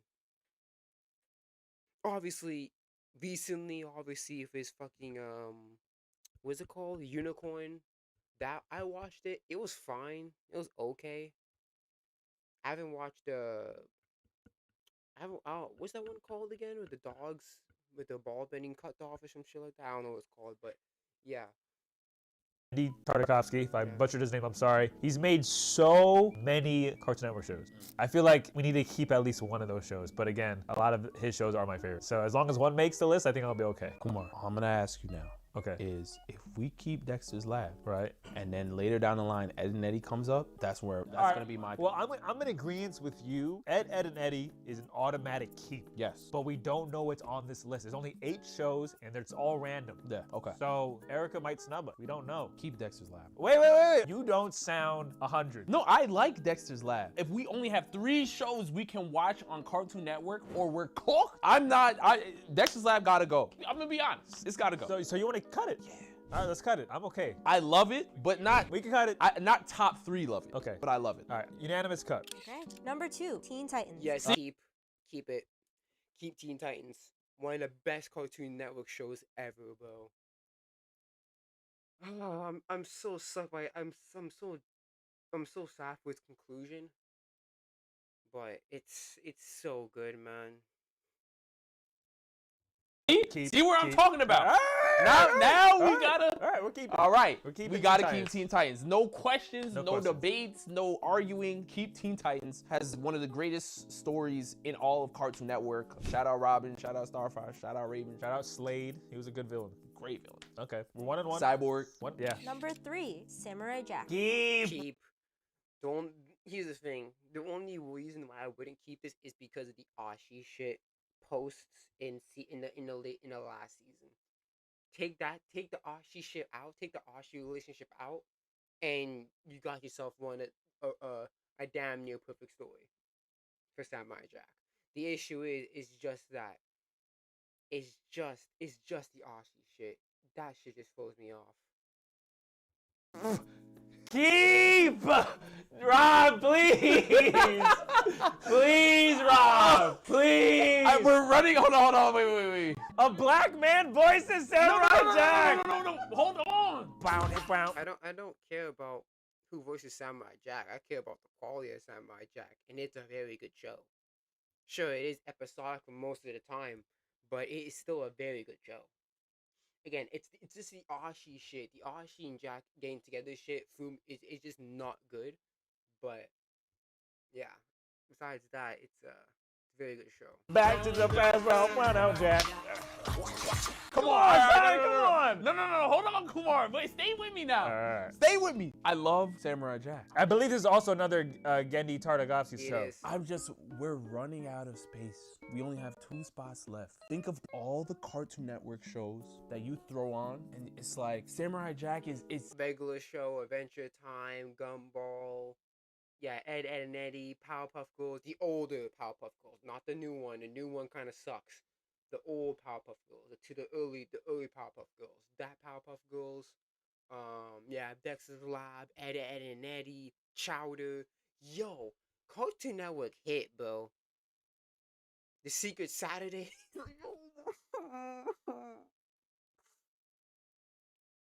And Total Drama.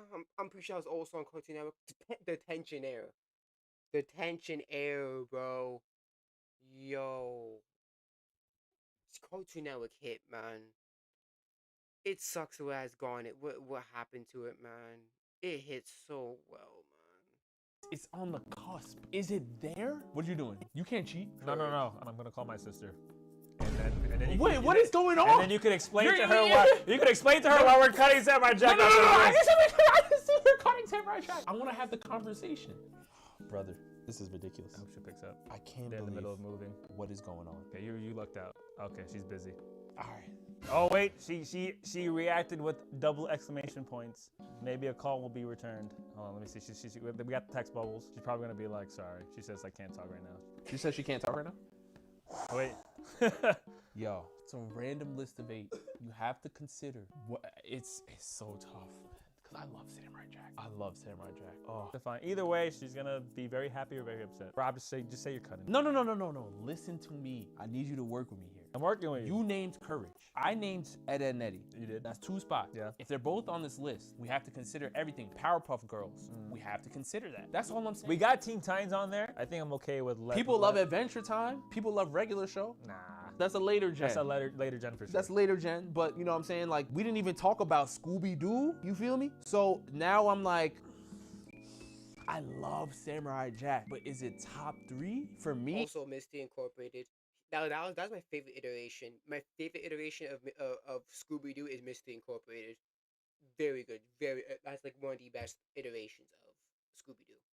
Personally, Rob, you said all that to say you're cutting it. So you still want to keep it? No, we're no. Look me in the eye. And then Ben 10. Yo, there is so much hit on fucking Cartoon Network, man.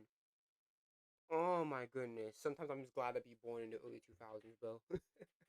I didn't say you want to keep it. We can cut it because you did say on the list potentially could be Ed and Eddie and Courage. Come on. And I do need one, if not both of those on there. Come on. All right, we're cutting Samurai Jack. It hurts, but we got to cut Samurai Jack. Okay. You're at 2 cuts and 1 keep. Number 4, Kids Next Door. See what I forgot about Kid Next Door. I forgot about that show. That's why I was so good too. Again. I'm talking about. Come on, talk to me now. Yeah, but you just said Courage and Ed and Eddie. Hey, one of them not making it. You're gonna keep Kids Next Door. One of them. Hey, Courage. You didn't like Kids Next Door? But, come on, give me those chicken nuggets. But more than, you'd rather have that than an Ed and Eddie or Courage potentially? No, not over Ed and Eddie. Courage, K&D can box with Courage a little bit, but Ed and Eddie's beyond. You're keeping. I'm cool with keeping. What are we doing? What do you want to do? I cut Samurai Jack, so now I'm gonna let you choose this one, okay? We're cutting Kid. Okay, fine. Yeah. All right, please. Unfortunately. Damn, that hurts. Number 5, Foster's Home. Oh! No, cut. I love Foster's Home, but it's not top 3. Cheese is my favorite character in that whole show, and he only had 2 episodes, so. Foster's Home is not top 3. It's not. I liked Coco. She was my favorite. Coco was my favorite. Her body was like an airplane. Her head was like a fucking her head was like a. What was it? Her head was like a palm tree. It was fun.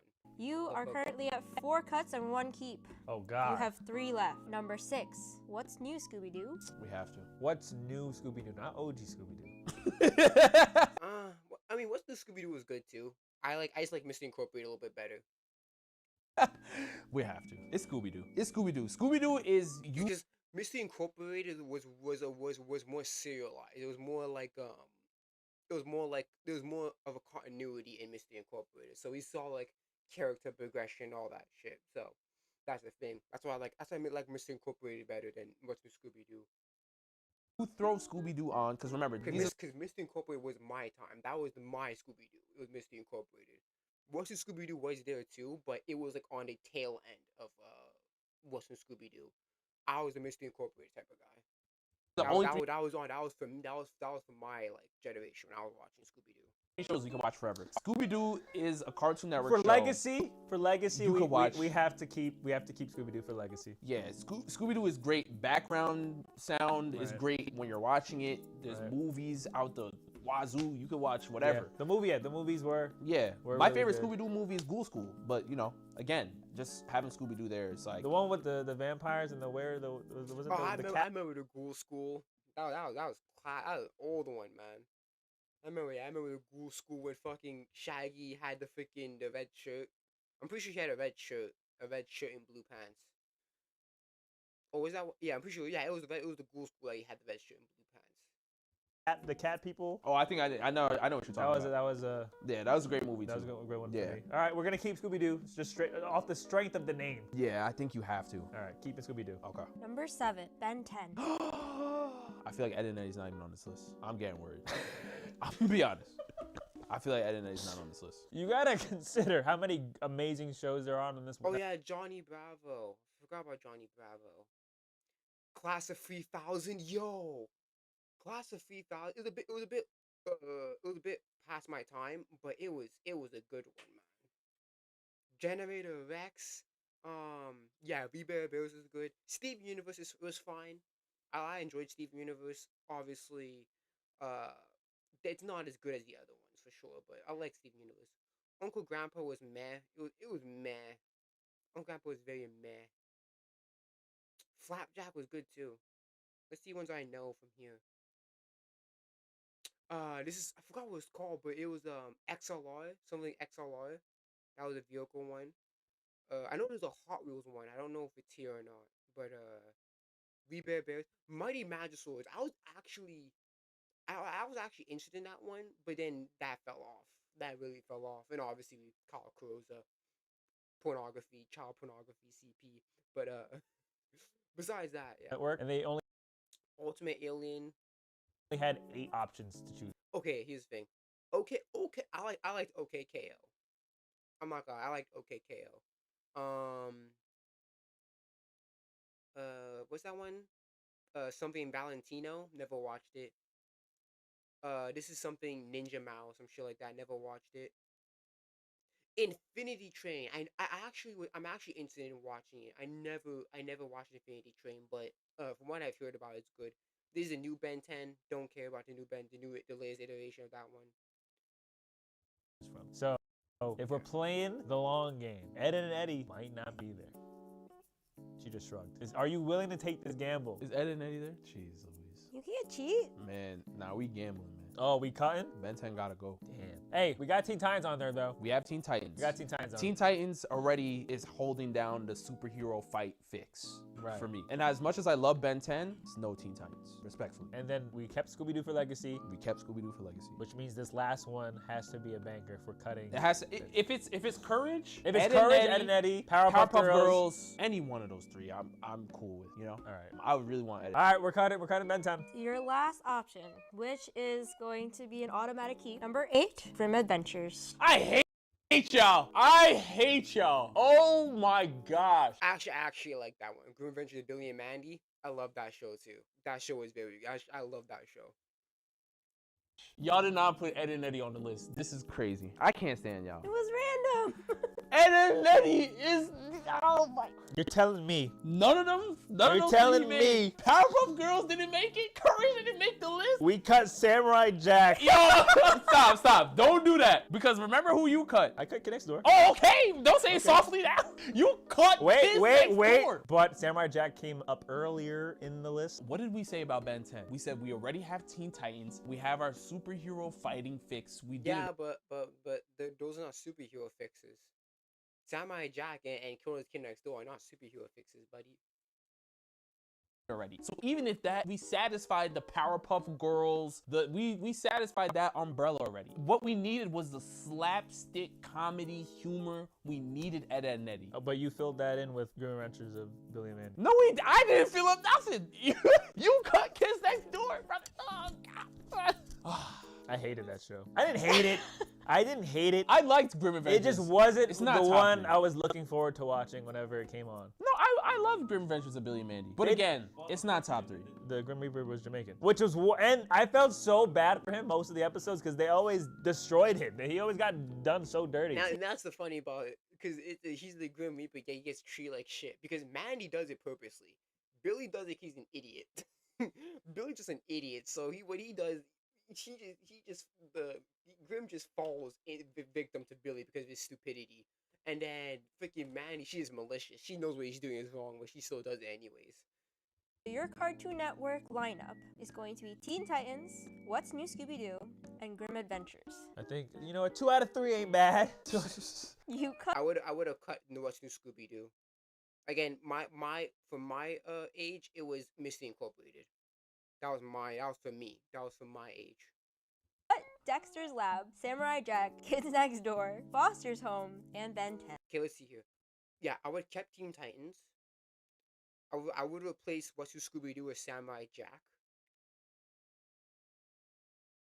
Honestly, mine would be Teen Titans, Samurai Jack, Ben 10. It's either gonna be Ben 10 or KND, but I would probably say Ben 10. Ben 10, Samurai Jack, Teen Titans. So for me, they got 1 out of 3. I'll probably say 2 because I do like Grim Adventures of Billy and Mandy. But What's New Scooby-Doo? That was the tail end of What's New Scooby-Doo when I watched it. I hate this. Yeah, Samurai Jack and Kids Next Door definitely hurts. Well, I think it was worth it for the cause. We were in search for our Ed and Eddie, for our Courage the Cowardly Dog. Yeah, we would have taken the Powerpuff Girls You too. gotta, those are shows worth taking the risk for. I will say this, I would have easily replaced Grim Adventures of Billy and Mandy with Totally Spies, bar none. Totally Spies, man. You could say that's a girl show, but listen, Bill, that was one of my favorite shows to watch, bro. Totally Spies, man. The Amazing Spies was okay, but it wasn't as good as Totally Spies. They're the same case of Martin Mystery, bro. Martin Mystery, Totally Spies. Woo, such good shows, man. Actually, I actually feel like doing a rewatch of Totally Spies, like starting from beginning to end and watch every single episode again, because that just nostalgia, bro. Not gonna lie, my favorite was Clover, the blonde girl in the middle. That was my chick right there. For me, it was Clover, then Alex, then Sam. I mean, all 3 of them can get it, but I prefer the Clover the most. I like blondes. I like blondes, and then Sam. Alex. I like her because she's a sporty girl. I do like some good sporty girls. But either they're all good, bro. All 3 of them, are good. I don't know. I don't hate any of them. All 3 of them are good. I think they had a 4th one. She was wearing blue and she had like darker hair. I forgot her name, but she came on. She was a later edition. But again, the whole point is Totally Spies, amazing show. Yeah, that's not what. But that was our luck of the draw. But guess what? If you talk about Totally Spies nowadays, I don't know, man. It might cut some flack. Our random 8 that we had to decide on, and 100%. It is what it is. Yeah. Cut this. Throw this list out, man. Well, this is your programming, so. Oh, man. That sucks. No, we're cool. Like, at least. These 2 hurt. Yeah. Either way. Ed and Eddie wasn't on there. Yeah. Neither was Courage or Powerpuff Girls. That's nutty. What if it was Totally Spies? I'm so with Totally Spies. You see? You see? Totally Spies is a banger. That's a banger. Totally Spies is a banger. I wasn't sure if you guys watched Totally Spies. Yeah. We watched That's the only thing on Cartoon Network that's like anime. It's anime adjacent. It's like an Avatar. Yeah, He had Totally Spies, and I was like, I don't know. And then I said Powerpuff Girls, and he's like, no, not Powerpuff Girls. So I was like, what about Ben 10? And he's like, okay, do Ben 10. So wait, so the conversation of Ed and Eddie never came up? I had Ed and Eddie on there, and he said, don't do it because Rob's gonna obviously say yes. It's gonna be an auto pick. No, that's a wasted pick. What do you mean? Give me an auto pick, brother. Oh. I had it on there, and he was like, no, don't do Ed and Eddie. I was like, oh. Oh, Justin. Keep 3, cut 5. The Lord of the Rings characters to bring the ring to Mount Doom. So one of these characters is gonna be the ring bearer to travel with it to Mount Doom. Oh, that's gonna be tough for me. It's been years since I've watched Lord of the Rings. I've been meaning to trying to get into the books, but it's been a while since I've watched the movies, so I'm not gonna have a lot to say here. It's been years since I've watched the movies. To Yes. destroy the Years. One Ring. Yes. Okay. Let's do it. Okay. Number 1, Aragorn. That's my goat. I think Yeah. You have to have. we have to have Oh, him, yeah, but yes, he yeah, has, and I think he just doesn't just said this because he's such a humble dude. Same with Gandalf. He said himself, he was like, I don't trust myself. Yeah. But I think that's just him being extra cautious. Yes. Which is why I believe Aragorn could definitely bring the ring to Mount Dew. 100%. You gotta, first off, we know he has the longevity, right? He can live longer. He would have multiple attempts if he needed or something. I don't know. Whenever he's on screen, you feel safe. You know what I'm saying? So, But they did say that men were easily No, more he compromised. he would not be the ring bearer. You don't think so? I don't know if we can have him as a ring bearer because it's like you're saying. I thought that these characters, three that No, we're no, keeping, of would the be three, their- one of them will be it. Oh, so we're making a trio. We're making a trio. Okay. Right, we're making a trio. All right, so So he's on the team, but he doesn't have to hold the ring. Okay. So Aragorn easy keep to, he's gonna be in that trio. Yes. To travel. Yeah, you gotta have him. Okay. Okay. Number 2, Samwise Gamgee. I think Samwise could be the ring bearer. Come on. He could be the ring bearer. Yeah. Come on. You gotta have Sam. He did so much for Frodo and Yes. was willing to always put the extra burden on his back. Yep. So if Frodo was not a thing, Samwise would be the guy. Yes, completely agree. So he's our ring bearer. You gotta have Sam on We're the team. keeping. Damn. Yep, he held it down. Very rare 2 keeps back to back. Yeah, Interesting. listen, you gotta have a Hobbit bring the ring, man. You All can't you can't let any mere human handle that. No. All right. All right. So we're keeping Sam. Number 3, Pippin. Nah. Hell no. Hell no. Oh, Pippin. Easy cut. Yo, Pippin is shot. Please, I don't want him anywhere near the trio. Oh my God, what did he brought trees to the fight, yo, bro. Where were you? Hey, at? that was pivotal. How much damage did he cause before he brought the Nah, trees? he's a dumbass. Come on. But don't use the tree argument against him. No, it's not against him, but it's where were you the entire series until like the trees was the one thing you did, bro. Pippin's not making it. Mary's not making it. Throw Pippin, Yeah. delete Pippin from the verse. Damn. Okay. I didn't say all that, but yeah, we're not. I'm saying all that. Man. We're cutting Pippin. All right. So far, you're keeping Aragorn and Samwise Gamgee. Yeah. Yep. And you're getting rid of Pippin. Number 4 is Gandalf. You gotta have. We have to. You can't. Yes, Gandalf. If there's a Balrog, you know who to call. The GOAT. So you're okay with cutting Legolas if he's one of the characters? He's goated, but he's not Gandalf. I mean, He's you know not what they Gandalf. say? Wizard always arrives at the perfect time. Yes, Gandalf. We're keeping. You gotta keep. You have to keep. You're locking it in? We're locking it in. That's our trio. So yeah. we're cutting everybody else. Yeah. Who do we cut? Okay. So your team is Aragorn, Mhm. Samwise Gamgee with the ring, Yes. and Gandalf. Yep. Oh, yeah, I like Gandalf. it. You cut Pippin, Yes. Legolas, Okay. Damn. Eowyn, Gimli, and Boromir. Oh yeah. Okay. Yeah. I think Boromir, I'm not. I think we skated. We Yeah. skated by. It's Yeah. valid. Okay. Yeah. This is your team. Legolas, you know, could have been a replacement if Aragorn wasn't on the list. Yeah, but because he's a Aragorn- sharpshooter. But Aragorn was on the list. Yeah. Eowyn is an interesting Yeah. conversation. I wasn't expecting Eowyn to be here. Me neither. But Yeah. I think our 3 are solid. Yeah. They could have got the job done if Frodo was not the ring bearer. for Yeah. sure. I think so. Samwise would have killed Gollum off rip. So I'm with it. He was ready. Okay, next. Keep 3, cut 5. We're making a team to beat Conquest and Invincible. So 3 characters that are gonna replace Mark, Adam, Eve, and Oliver. Or are they gonna also be on the list? I guess we'll find out. We'll find out. But we need 3 characters, keeping 3 characters to beat Conquest and cutting the other 5. Number 1, Battle Beast. Keep. Yep. Keep Battle Beast. He was going toe to toe with Frag. Keep Battle Beast. He lost to Frag obviously at the end. If you read the comics, if you read the comics or at least know of the comics, yeah, Battle Beast he loses to Frag. He dies to Frag, but he still put up a good fight against him. So yeah, no, keep Battle Beast. he gave Mark the work. Oh my goodness.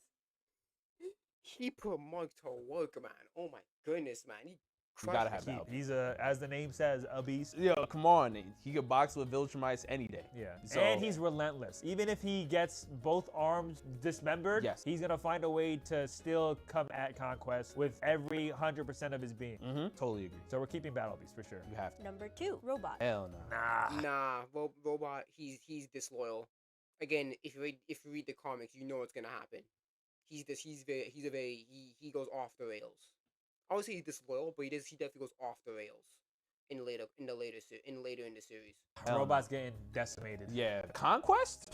Come on. Conquest literally had Adam Eve, who got like some crazy next level abilities, had her awakening, her Super Saiyan 2, essentially, still being... And don't get us wrong, we know Robot has the IQ, but Conquest is blitzing him in a Yeah. second. That's what I'm saying. Like, Adam Eve leveled up and still struggled, you know? So it's like... Sorry, Robot, you're getting cut. Okay, you've kept one and you've gotten rid of one. Number 3 is Alan. I keep Alan.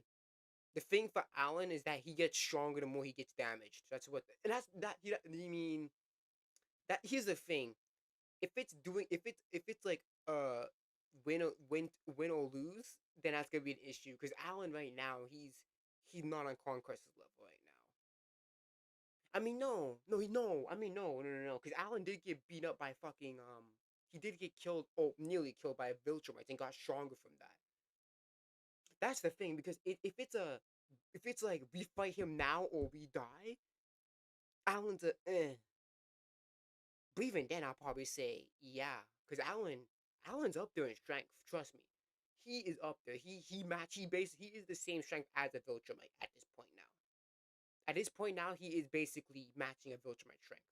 So I would take Alan, honestly. Man, he's pretty strong. We love Alan. But you're cutting him? Is Mark on the list? I mean, there might be some other Viltrumites too on the list. There might be some other Viltrumites too on the list, yeah. But can we depend on that? Let's say it's only Viltrumites that could potentially be good. So we're already thinking about Omni-Man. Maybe Mark, maybe Invincible's on the list. I can't trust that Anissa is going to be on the list to help us fight against Conquest when she's already on the Viltrumite side at this stage of the show. So who you want, Angstrom? I mean, Angstrom was he pretty. Put him in another dimension, and another verse. And then how does Conquest get back? You don't. All right. So are you cool with keeping or cutting Alan though? Alan also leveled up from getting. He bodied. did. Battle Beast is surefire. He's the muscle. I think right now. Right. What we need more of is we need more hacks to balance out the team. Right so now. you're saying Alan and Battle Beast would be too much brawn, not enough brain. Not enough brain, not enough hacks. But no, Robot wouldn't have lasted though. But Alan does have brain, and just that's not his strong suit. That's not his main thing. His main thing is essentially like he's a mix of both, but he's more brawn than brain. I would agree with that. Because you can still have IQ, but if you can't protect yourself with the IQ, it's not enough. I feel like but Alan can do that. That's the thing. Don't forget Alan has telepathy. So he can speak to Battle Beast without even saying anything to Battle Beast. He can speak to him telepathically. That's the thing. That's how he spoke to Mark in out in the outer space. That's how he speaks to Mark in outer space. It's through telepathy. I think Alan though might bite us in the ass though. If Mark or Omni-Man is on the list, I'm happy. All right, so you're cool with cutting Alan? How many do we have left? We have 6 other characters. We have 6 characters left, brother. Including. So if we cut Alan, we have 5 more. All right. Wait. I think what we have to understand is that in order to beat Conquest, we need a Viltrumite. Yeah. We already have Battle Beast. He's gonna be boxing, but we need a Viltrumite to box with Conquest. It's just tough because Alan and Battle Beast have shown in the show as of right now that they can go up against Viltrumites. Yeah, because they legitimately, because he nearly killed Mark. Don't forget, Battle Beast almost killed Mark. So we know that Battle Beast can go up there, and we know that Alan can get up there because he got jumped by some Viltrumites, so he gained that strength too. So again, we know that Battle Beast and Alan can put some hands to some Viltrumites for sure. Obviously, I'm not too sure about the higher tier ones, as evidenced by what happens in the comics. We know that Alan and Battle Beast cannot match them, the frags and stuff like that. But they can put up a fight for sure.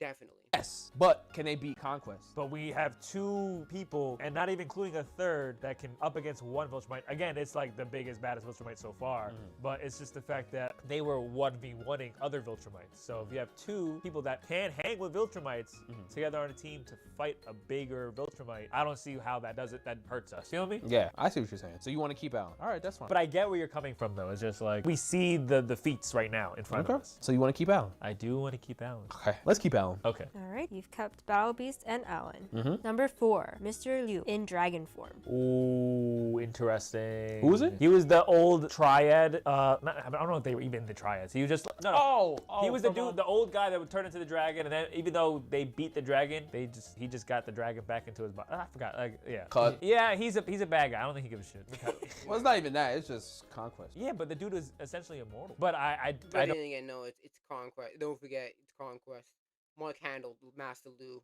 It's fine. The reason why he Master even pretty much got one because he did hacks. But no, I wouldn't. I would say cut him. Don't really care for him as a character, so Conquest. we'll cut. Number 5, Oliver. I mean, we saw it.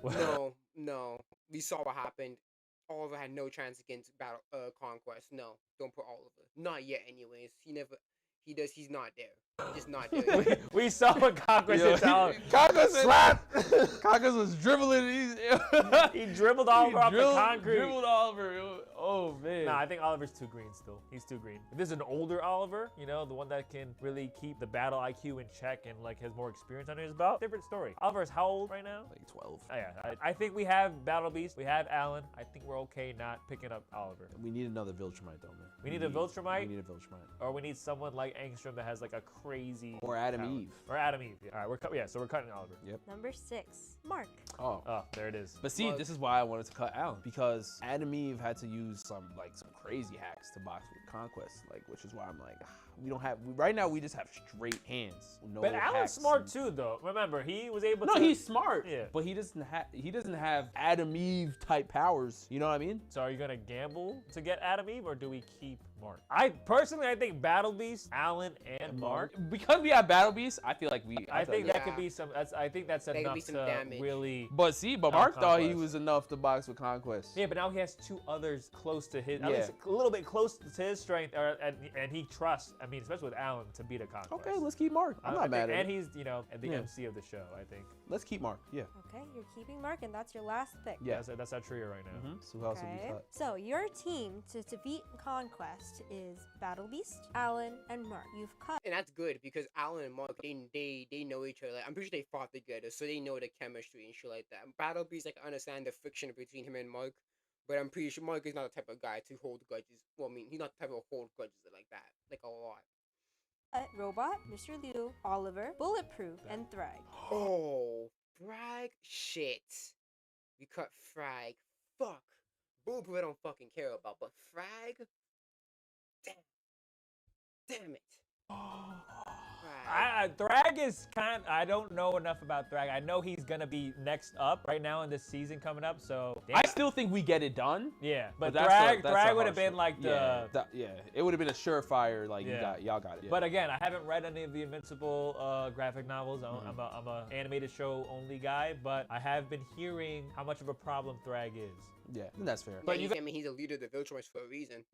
Got it. You can't knock us for not knowing. I wasn't even thinking about Thrag, to be honest, because again, we don't know what he's capable of right now. Yeah. But I think we're cool. I think Battle Beast, Alan, and Mark get the job done against Conquest. Yeah, I'm cool with this. Yeah. Okay. All right. Keep 3, cut 5. Disney animated films. All right. Number 1, Beauty and the Beast. Cut. It's good, but it's just no. Compared to like the Lion King and Hunchback of Notre Dame, no, cut it. I'm okay with cutting. Yeah, you got to get rid of Beauty and the Beast. It's a classic, But I guess. Yeah, I'm okay with cutting. You got to cut it though. Yeah, it's not hidden on a top 3 level, for sure. Number 2, Lion King. Keep. Simba. Yes. Yeah, we'll keep it. That's an easy keep. Yes, people are still talking about Hakuna Matata to this day. Lion King went on to have Lion King 1.5. Come on. They don't know, bro. They weren't really outside. You know what I'm saying? Like Lion King still has staying power. Now, I always wanted a brother. You know what I'm saying? You're getting all different ranges. Yeah. Lion King is timeless. The first one. The first one is a timeless classic. Oh, I don't know about that. No, the Mufasa backstory. I'm just saying it's still alive. That's what I'm saying. Like Lion King has staying power, So Lion King is definitely. But off the strength of the first original animated movie alone, goated. Yeah. Keep in line. Yes. Keeping Lion King. Number 3, Mulan. Mulan was very good too. I like Mulan, but is it there though? I don't know if it's there. Mulan is good. Mulan is good. I don't know if it's there. It's borderline there, but I'm not too sure. It doesn't match the Hunchback. I'm sorry, it just don't. And it doesn't match the Lion King. It's close, but I don't know. This doesn't. Keep. You Easy have to. keep. You have to. And Lunar New Year, come on. We have to. Off the strength of Lunar New Year. Let's get down. Also because to of that the song. feet. The Huns. Yeah, Yeah. absolutely. And shout out Eddie Murphy. Shout out Mushu. Gotta keep Mulan, man. Great story all around. Oh yeah, I'll Great keep story. Mulan. Wait, I but we wouldn't only mind. have one. But you gotta consider Lion King and Mulan are easy keeps. Yes, they are. But True. I can, All I of can them watch are those gonna- movies forever. I don't mind that. I don't mind keeping Mulan. Mulan is very good. All of them are gonna be easy though. Watch. Hold on. Watch. Nah, I'm okay not watching Beauty and the Beast ever again. Damn. It Yo, you acting like it's. It didn't really do anything for me. All right, I feel you. Copy. All right, you have 5 more left and 1 more pick to keep. Number 4 is Lilo and Stitch. See? Oh wow. Lilo and Stitch was good, but I would cut it. It doesn't. It's not Lion King or Mulan level. It's good, but it's not there. I would cut it. I would cut it. Dang. Yo, that's crazy. Hawaiian roller coaster. I'm not saying it's upsetting, but I think I'm okay cutting. Well, I'll cut the live action. Is that the one you meant? Yeah. That one especially. Animated movie. Oh man. Cause come on, think of our other choices still. All right. Honestly, yeah, we can cut Lilo. Yeah. It's tough, but It hurts. It hurts, but it's not Lion King level. yeah. Okay, number 5, Princess and the Frog.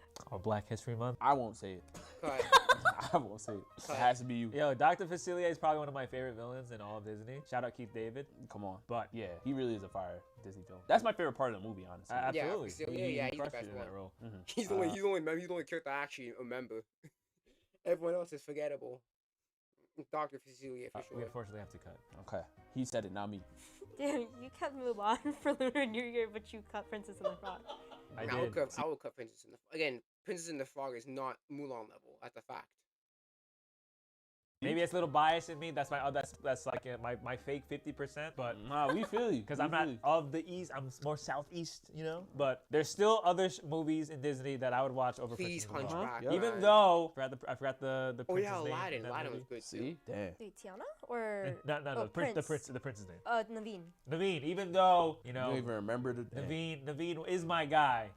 We have to Is to he your guy? You consider don't the other remember the dude. options I remember available the dude. potentially. You have He was 3 forgettable. left. You might feel better about this next one. Goofy movie. Goofy movie was good. Goofy movie was good, but is it on? I mean, because Max turned it up, but Max went off. But is it on that level though? Is Goofy movie on Lion King and Mulan level? I would have to disagree and say no. I would cut it. Oh, that's a keep. See, one had to walk for the others to run, and Goofy movie walked.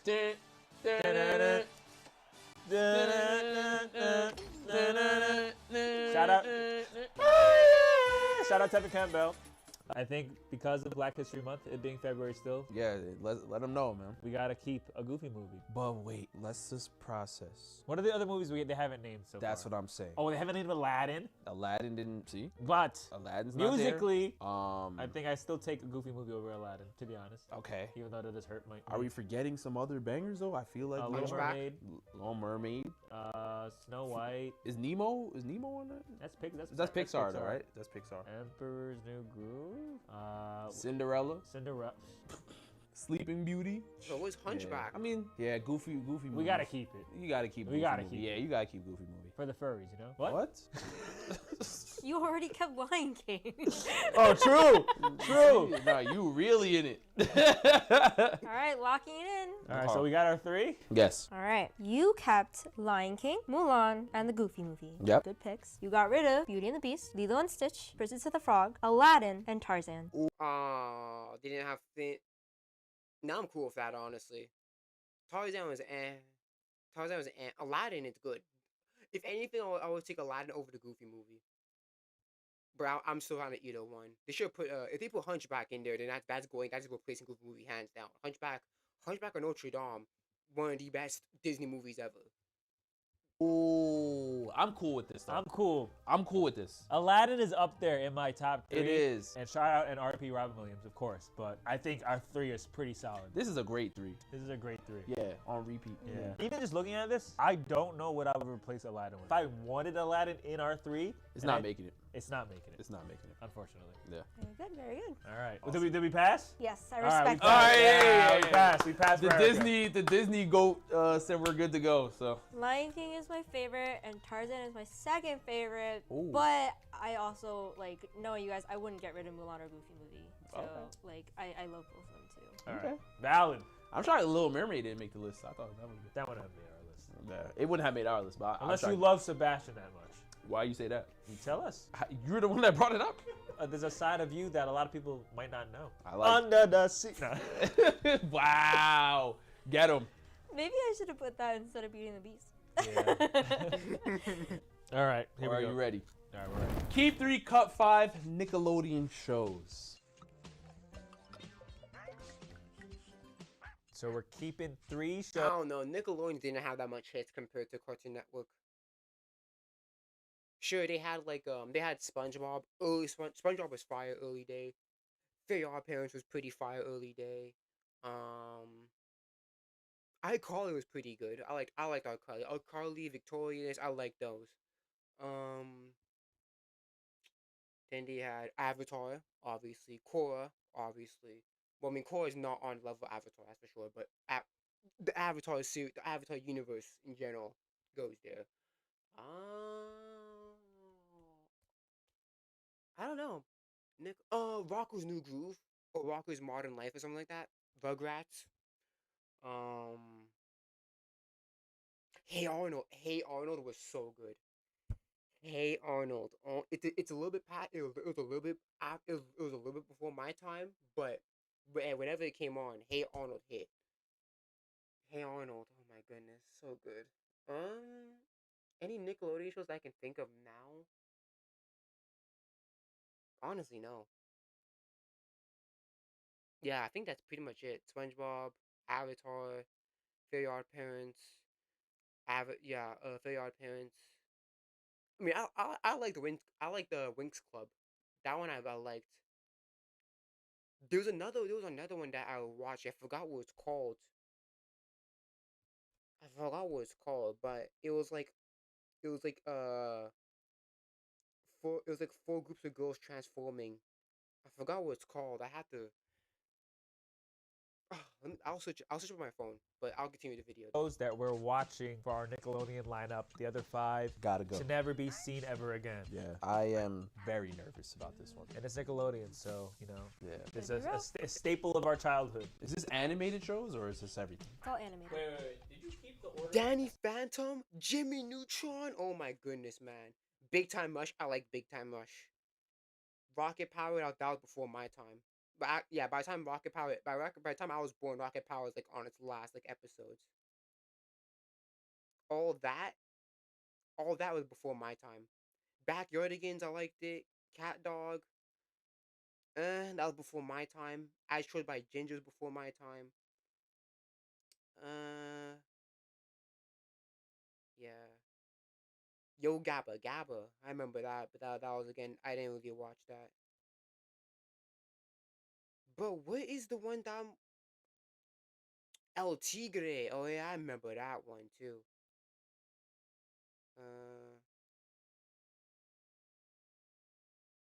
I'm trying to find for formal programming. Hey Arnold, Rocket Power, Chalk Zone, My Life as a Teenage Robot. Oh my goodness, the X's. Oh yeah, I remember the X's. El Tigre, oh, I had the Wii game. Tak and the Power of Juju. I remember that. Penguins of Madagascar. That was my shit. Penguins of Madagascar was my shit, man. Teenage Mutant Ninja Turtles was also good too. Big Nate's, never watched it. I read the books, but wait, it's not here. The Mighty Bee was whatever. All Grown Up was actually pretty good. I liked All Grown Up. I'm trying to see something real quick. I'm trying to see if the Ren and Stimpy show. Yeah, I remember that. Drake and Josh. Yup, I remember that one. Keenan and Kel was before my time. By the time it ended, I wasn't even born yet. iCarly, I remember. True Jackson VP, I remember. Victorious, I remember. Sam and Cow was whatever. It was whatever. I didn't really watch that.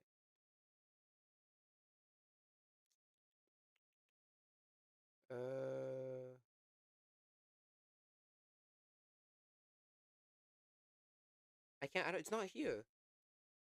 What is it called, bruh? I know. Listen. What is it called?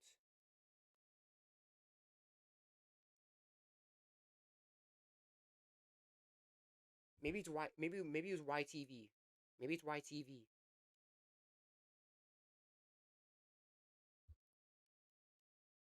Maybe it was YTV. Let me see something. Maybe it was YTV. Ruby Gloom. I remember Ruby Gloom. Ruby Gloom. Oh yeah, Ruby Gloom hit too. Sidekick was whatever. Was whatever. Skated Skull was whatever. Um, Jacob Tutu. I remember Jacob Tutu. League of Super Evil. League of Super Evil. I remember that. Hold on. Hold on. League of Super Evil. Voltron. Dr. Fog. Yo, fuck, I hit too. Red Menace. Doomageddon. Yo, that fucking hit, bro. Rated A for Awesome. Rated A for Awesome, I watched a bit of it, but it's not as good as League of Super Evil. Stormhawks. Stormhawks hit too. World of Quest. I fucking love World of Quest. Save the world. World of Quest. Ooh, ooh, ooh, ooh, ooh, ooh, ooh. Yo, that's fucking hit. Okay, let's continue. I'm sorry. Yeah. Okay, good. Oh damn, Justin's behind this. Oh, he's a snake. So All right, number 1, Fairly Odd Parents. gotta keep. Yeah. Wait, no, I said we got. Very Odd Parents. It was good early Very Odd Parents, but it really dipped in quality when it came on. I'm like, woo. Nah, that Come on. off the strength of the intro song alone, the opening song. Forget about that. My shiny teeth And me, shiny teeth, shiny teeth. Yo, shout out Jesse McCartney, right? Yes, Shout out Jesse McCartney. yeah. He played Chip Skylark. But now, come on, as a kid who didn't love the concept of potentially having fairy godparents, your wish at every command. Fairly Odd Parents is such a good show, man. And such a good show. Again, a sleeper thing about the show is our guy Fairy godparents. That guy, Yeah, Crocker. Crocker. Yeah. So we're keeping.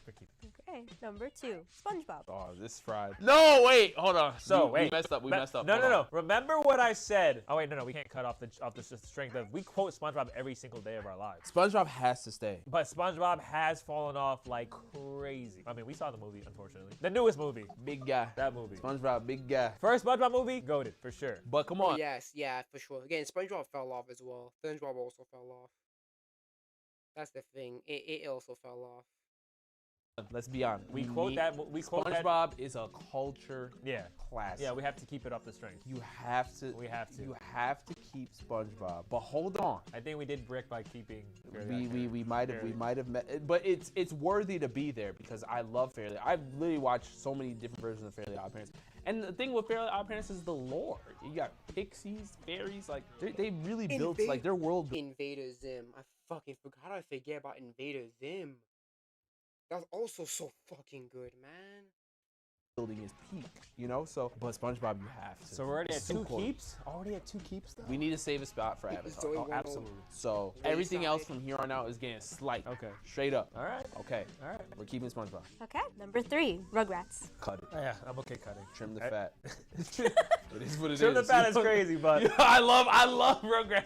Yeah. Oh man. Nah, I'm okay. But the Rugrats movie, goated. Yeah. Yeah, Rugrats is, but I'll be okay. You know what I'm saying? I'll be okay. To me, personally, in comparison to SpongeBob and Fairly Odd Parents, I was not like the biggest fan of the animation style for Rugrats. Oh, I mean, in comparison to what we have so far. Yeah, I guess that's So fair. I'm okay cutting. Yeah, that's well. fair. That's fair. Okay, 1 cut and 2 keeps. Number 4, Hey Arnold. Yes, keep Hey Arnold. You better keep fucking Hey Arnold. Hey Arnold was hitting. Hey Arnold is better than it. Hey Arnold is better than SpongeBob and Fair Parents combined. It is. Hey Arnold, it's just that good. I was a little kid, so I was more on the SpongeBob train a lot. But when I look back and I watch Hey Arnold, it's just another level, just a whole nother level of quality. If Avatar is not on this, That's what I'm saying. If Avatar is not on only- this list of 8, I'm gonna be so mad. Bro, I'm only doing this in the name of Avatar. That's the only. There's no other reason to cut Hey Arnold, unless you were waiting for Avatar. That's the only reason. Hey Arnold should be making this list off the strength of the Mr. Win episode. Yeah, come on. That Christmas episode. That shit made me cry. I love Hey Arnold, but it's not Avatar. Off the strength of the Gerald and Arnold friendship. Come on. Off the strength of Arnold's room. Yes. But we're cutting this show because we're praying that Avatar is on this show. Please have Avatar. We gotta cut Hey Arnold. We're cutting Hey Arnold. We should have never kept Fairly Odd Parents. No, Fairly Odd Parents is a banger though. Hey Arnold and Fairly Odd Parents. Let's keep moving. Number 5, Wild Thornberries. We'll be all right. Yeah, I'm okay That's cutting. fine. Cut out the Thornberries. It was whatever. Wild Thornberries was whatever. We'll be all right. The best thing about that show was that guy. That guy. Wait, I thought you were gonna say Nigel. I didn't know you went. Oh, shout out. You went. Why you think Wild? What's his name? I don't even remember. Shout out Tim Curry though as Nigel Thornberry. Yeah. His laugh would make me cry. Like I was dying. Yeah. Nigel. Yeah, Mr. Coins. That's what it was called, Mr. Coins. We are the Mr. Coins. Mr. Coins. That's what it was called. Yo, I was I was sleeping on that show hard, man, when I was a kid. But when I actually watched Mr. Coins, I was like, I want more. Mr. Coins, that's what it's called. Mr. Coins. That's what it was called. Nah, I have to show Mr. Cons, man. That what it was called. It was called Mr. Cons.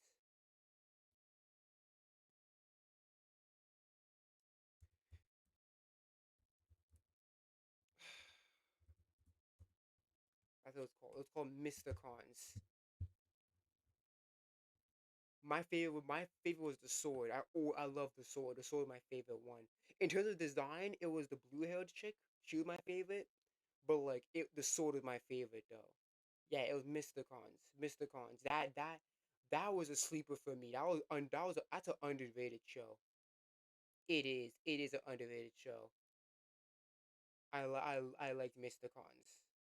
That's what it's called, Mr. Cons. Underrated show. But yeah, I was a big fan of Mr. Cons. In the middle of movie. That's what it's called. Okay, because I had a looked headache. up. I'm like, Okay, she's what is busy. this show? I know this show existed, but I didn't know what it was called. But it's called Mr. Cons. I love Mr. Cons.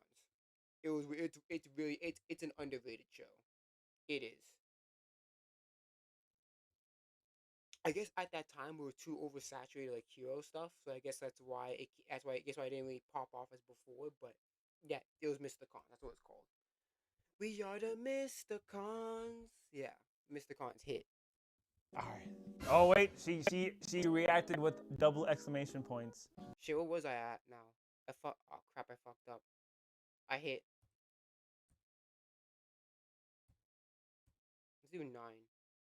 I don't remember where I was now. SpongeBob keep. Railgrass cut. Hey Arnold cut. They cut Hey Arnold? You're fucking high. Oh, I mean, unless you were waiting for Avatar. There's no other reason to cut Hey Arnold, unless you were waiting for Avatar. That's the only reason. Hey Arnold should be making this list off the strength of the Mr. Win episode. Yeah, come on. That Christmas episode. That shit made me cry. I love Hey Arnold, but Again, Hey Arnold is so good. I don't know why you guys kept SpongeBob or fucking Fairly Odd Parents.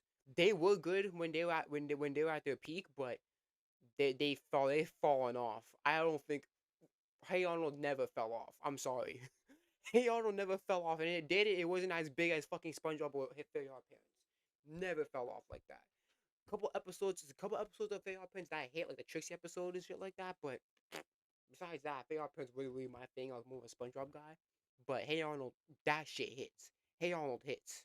It's not Avatar. Off the strength of the Gerald and Arnold friendship. Come on. Off the strength of Arnold's room. Yes. But we're cutting this show because we're praying that Avatar is on this show. Please have Avatar. We gotta cut Hey Arnold. I feel like they didn't put Avatar in there. It's too easy. It's too much of a easy. They probably put Korra or some shit just to fucking throw them off. It's like, hey, it is Avatar, just not the one that you wanted. We're cutting Hey Arnold. We should have never kept. We should have never kept Fairly Odd Parents. No, Fairly Odd Parents is a banger though. Hey Arnold and Fairly Odd Parents. Let's keep moving. Number 5, Wild Thornberries. We'll be Cut. all right. That guy. Yeah. His laugh would make me cry. Like I was dying. Yeah, Nigel. Yeah. I'm all right. We're cutting Wild Thornberries. Okay, 3 cuts and 2 keeps. So funny because I only know Wild Thornberries.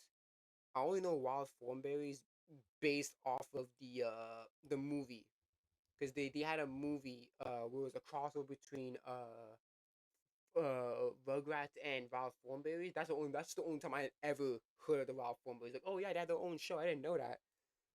But yeah. Arnold. Unless you were Strength of Arnold's. Thornberries. That guy. Wait, you.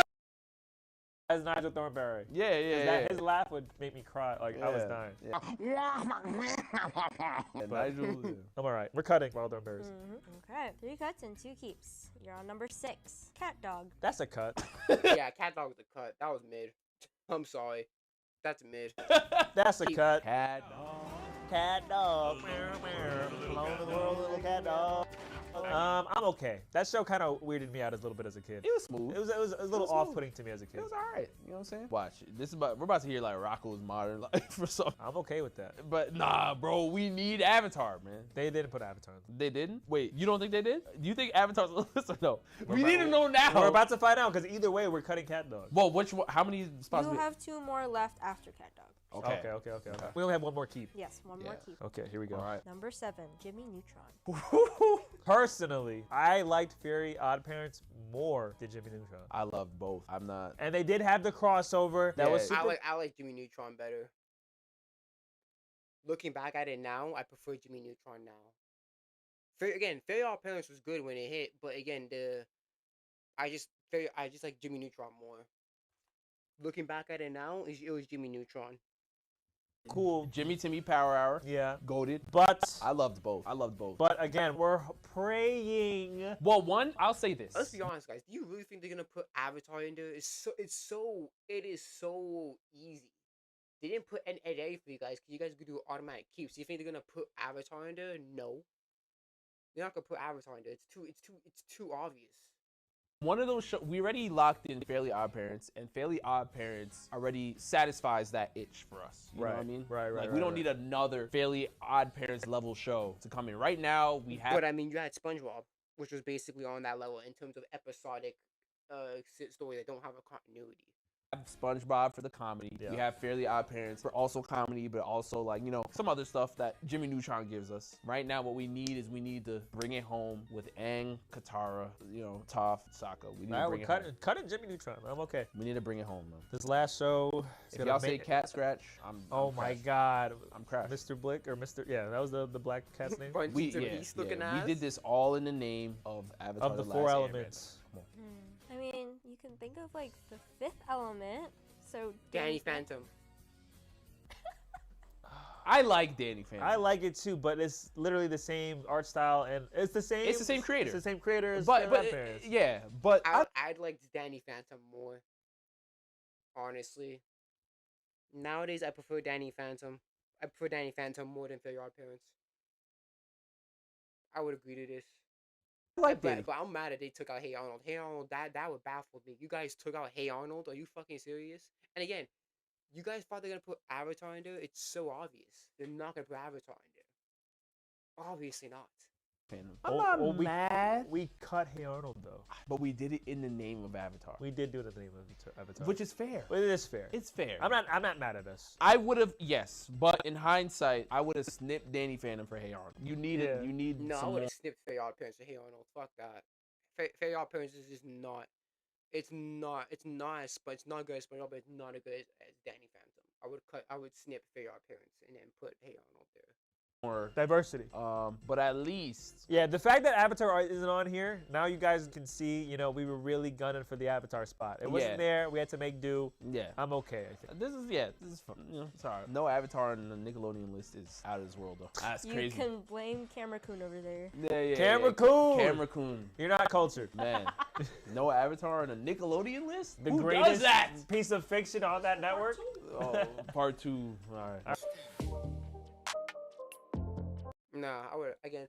What I would have done is I would have cut for y'all parents and put Hey All in there, for sure.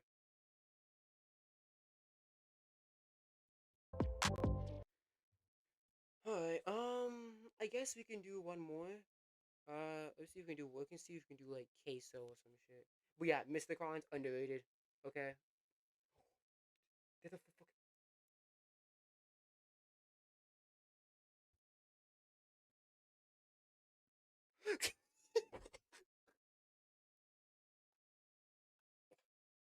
They got the whole. You gave me the whole season.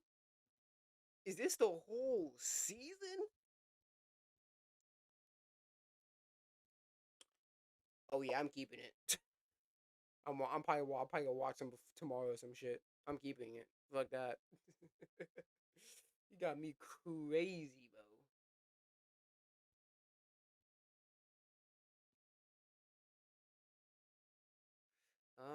Let's see here.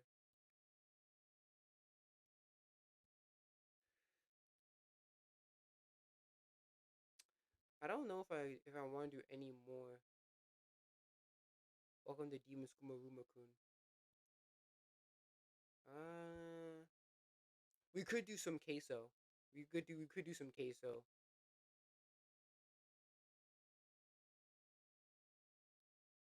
Live. We'll look back at seasons 1 through 3 of Invincible. I don't need to do that.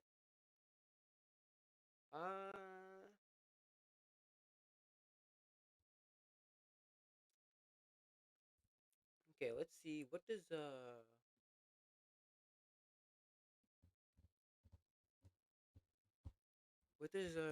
Shonen OG got for me? What you got for me, OG?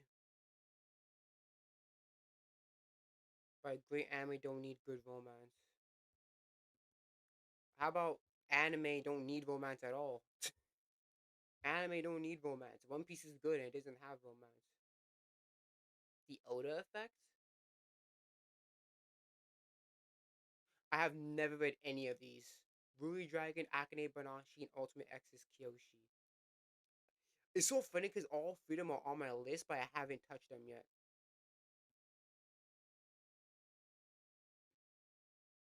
Okay, what? Okay, I'll take a glimpse of this one. I don't know what the fuck. I don't know how Oda can affect Akane Banashi or any of the other ones. What Oda have? Let me see. I'm only watching a bit of it. I'm not watching all of it. Shit.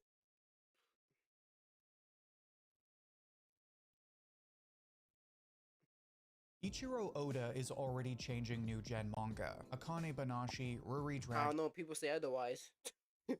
Everyone's always arguing that One Piece. Nothing's inspired by One Piece. One Piece doesn't inspire anything or something. And Ultimate Exorcist Kyoshi are three of Jump's most popular manga. Isn't Ultimate Exorcist Kyoshi No, that's not canceled. That's something else. Forget it. Well, the first two are anyway. Yeah, that's one that's canceled. That's what I remember. Ultimate Exorcist Kyoshi was canceled. I know that from what I've heard about it, it was actually pretty. It was pretty decent, but yeah, it was just no. They're all drawn by former assistants from One Piece. But that's not all they have in common. Akane Banashi has almost 200 chapters and it's getting an anime. Ruri Dragon is getting an anime after just 40 chapters. And while it's had its challenges, Kyoshi still has a decent after just 100 chapters and it's getting an anime. All they have in common. Akane Banashi has almost 200 chapters and it's getting an anime. I did not know that. For Ruri Dragon, I know it was on break. I know it was on break for a while before it started rerunning again. Ruri Dragon is getting an anime after just 40 chapters, and while it's had its challenges, Kyoshi still has a decent following after 80 chapters. But it does make you wonder, what is it about working for Oda that's made these mangas so successful, and how come that hasn't worked for all three of them? That's why in this video, I'm going to analyze these three manga and compare them to One Piece in order to uncover Ichiro Oda's legacy on new manga. And we need to start with Kyoshi because it's the only manga out of these three that's actually a battle shonen. And like I said, Kyoshi is also the only one of these manga that isn't super popular. The manga's basically been I would argue that none of them are super popular. The popular one here is Ruri Dragon. Ruri Dragon is the most popular one in this list. on since its conception, and the last big arc known as the I heard nobody talk about Akane Banashi, and then I know people talk about Ruri Dragon, but nobody talk about Akane Banashi. Black Parade arc killed the interest for a lot of would-be fans. And you would think that Kyoshi would be bigger than either of these series because it's a battle series, while Akane Banashi is not nowadays. Fearin', My Dress Up Darling, like a lot, freaking, Oshinoko, like a lot of non-battle series are becoming more popular nowadays. of a comedy, and Ruri Dragon is a slice of life series. But that's actually the problem. Even though one of the biggest appeals of One Piece is its fights, it's been one of the biggest letdowns in Kyoshi. And this is where you can kind of see how some of Oda's choices for fights wouldn't be received so well if it wasn't Oda. For example, probably the biggest complaint about Kyoshi is how overdramatic the fights are. Unfortunately, I can't really get into specifics without spoiling people, but the basic idea is that in the Black Parade arc, fights would typically all go down like this. Good guy starts off strong, villain seems underpowered before they reveal their actual powers, they overwhelm the good guy, but then the good guy gets some last second power boost and wins the fight. And to make matters worse, this would all happen in the span of like 2 or 3 chapters. Now keep in mind I have started the following chapters, but I'm still behind, so I know people say it gets better, but what I know is that this stuff pissed off a lot of people, and the same thing happens in One Piece. Not so much in Elbaf or Egghead, but in Wano, which had a ton of fights, that was one of the major complaints. Characters winning fights that really didn't last very long. Sometimes it worked out. Personally, I really liked Robin versus Black Maria. But for the most part, a lot of those fights didn't really hit like you'd hope for. The arc as a whole is good, but not considering the few exceptions, the fights aren't really the best part of Wano. So then you see this translated Let's be honest, the fight's not the best part of One Piece. Let's be honest, One Piece's fights they're average. They're average. Some of them are above average, like some of them are pretty good fights, but I don't know. The fights are not as they're not the fights are not the strong. It's not the strong point of One Piece. to a manga that doesn't have that name and isn't carried by Oda, and people have way less patience. This isn't to say the action in One Piece is completely overrated. The fights are still great. The characters still have cool powers. In fact, the powers in Ruri Dragon are just as interesting as some of the powers in One Piece, and it's not even a battle series. But you can see how some of the tropes from One Piece aren't as universally strong as you might think. Now, I already know what you're thinking. If Oda's writing is so overrated, then why are One Piece and these other mangas so good? And first of all, I'm not saying One Piece is overrated. I'm just saying it's not perfect. But there's something about One Piece... No series is perfect, so she'll shut up. This means nothing. That keeps people reading even well after 1,000 chapters. And it's not the action. It's the characters and their designs. Now, I know some of you may That's true, and I agree with that. The characters in the world are the appeal to One Piece, not the fights itself. Again, there's some fights that do hit, but that's not the appeal of One Piece. Good designs in One Piece and scratch your head, but who are we kidding? Oda still draws some of the coolest characters in fiction. Characters like Sebek, Loki, or even Shaka are some of the coolest looking characters in anime. I mean, I wouldn't say Shaka looks cool. He looks pretty basic, just a long coat for a helmet. He looks cool, but I wouldn't say he's the coolest character in fiction. That's just a lie. Even if the art style has changed over the years, people generally love the art style in One Piece. At the very least, it's made it one of the most instantly recognizable stories ever. So much Yeah, so because that it's so wacky. You see people with like top heavy builds. You see people with big ass heads, like fucking egghead and shit like that. The physical builds of the character are so unique that you can easily recognize who's who just by the silhouette alone. you can see it in other manga. In the case of Kyoshi, you can say whatever you want about the fights or the writing, but you can't seriously say that it doesn't have cool-looking characters. Sakaki is a cool character, Kyoka is a cool-looking She character, looks cool. I like her design. Big knockers and shit. even a relatively minor character like Akari has an incredibly unique design. Part of the charm is this punk look to the characters, but a lot of it is the style Shoichi Usui has inherited from One Piece. This style of simple designs with over-the-top traits that allows for fun and expressive characters. And this is just Kyoshi. Because they're not battle series and they focus more on their characters' personalities, Akane Banashi and Ruri Dragon are an even better example of what makes Oda's characters so enjoyable. Specifically, the character expression, the way characters express themselves with their faces and their whole bodies. This is something that is especially useful in Akane Banashi because it deals with Rakugo, a form of art where an individual artist tells a story by themselves with no props or music.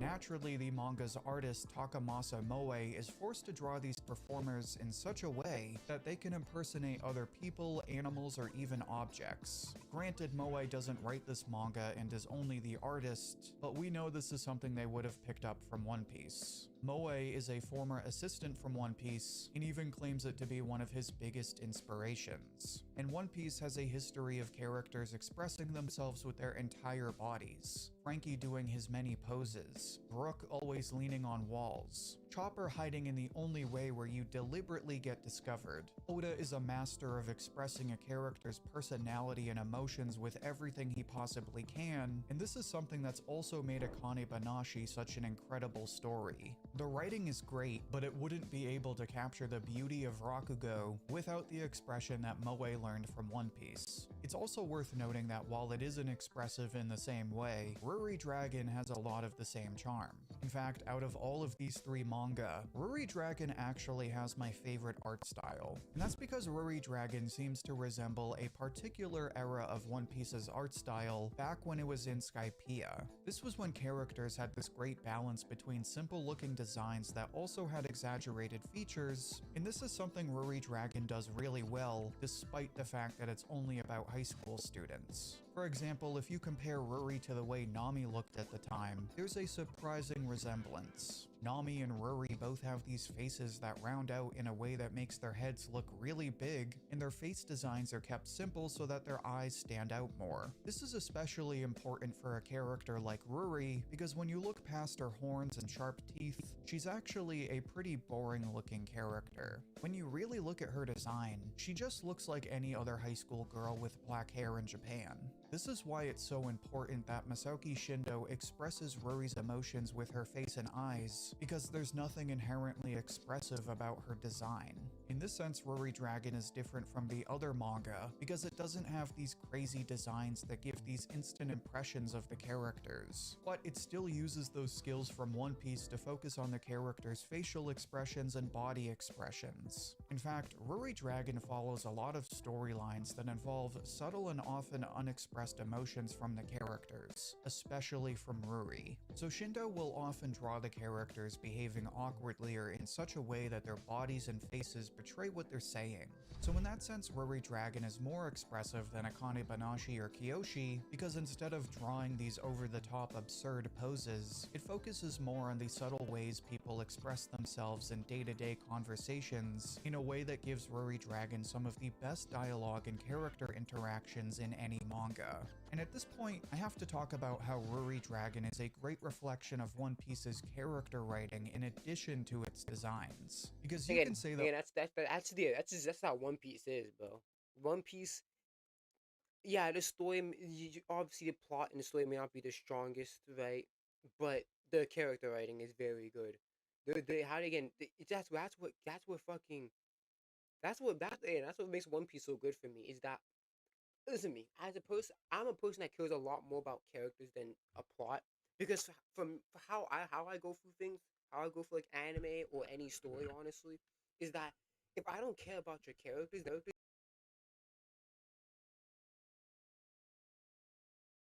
the plot's gonna happen around these characters, and if something bad happens to the characters, I'm not gonna really care that much because I don't really care about the characters. So that's why I'm more of a character guy rather than a plot guy. Cause I can watch a series with no plot. A lot of slice of life don't have a plot, right? Right? A lot of slice of life don't either. Right? A lot of slice of life don't have a plot, or the plot is very basic. But that's not what's attracting to me. What's attracting to me is the characters. Like rom coms, a lot of rom coms, the plot is pretty basic, right? Sometimes it'd be opposites attract or college or high school kids. Like that's that's what that again. It's the characters. That's what gets me intrigued in the series. Because if I don't care about plot really that much, right? Because I can watch stuff with little to no plot and still enjoy the series because of the characters. Again, if I don't care about the characters, then I don't care about the story, and that's what makes you so like interested in One Piece to the point where I'm reading over 1,000 chapters now. Is because of the characters, and the new characters and the characters and the world that and the world building, all the history and stuff. That's what gets me into One Piece. So that's why I think One Piece is there. Let me see something. I don't really know what else to put on. 7% from the field.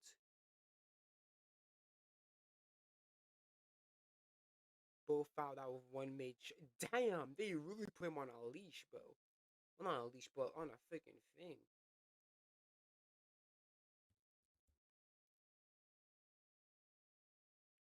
The rest of the overtime without their all-star guard, Jamal Murray.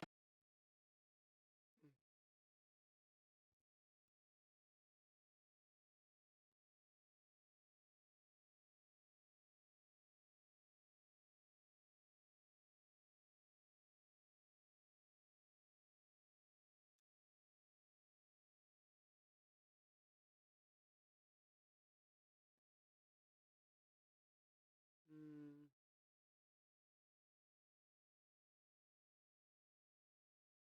Who plays well against contenders? Oh yeah, Lakers are contenders. Like shut up, they are. They are. They really put the brakes on fuck. They put the brakes on the Knicks without freaking LeBron. I think they're gonna be fine.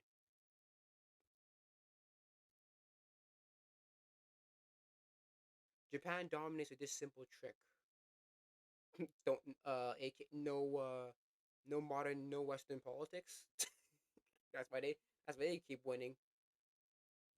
That's why they keep winning. It's because they don't put fucking politics in it. They don't put modern day politics into our shit. Well, modern day Western politics, anyways.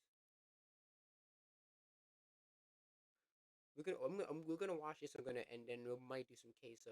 I want to build on something that I've been talking about regarding Japan versus America in entertainment.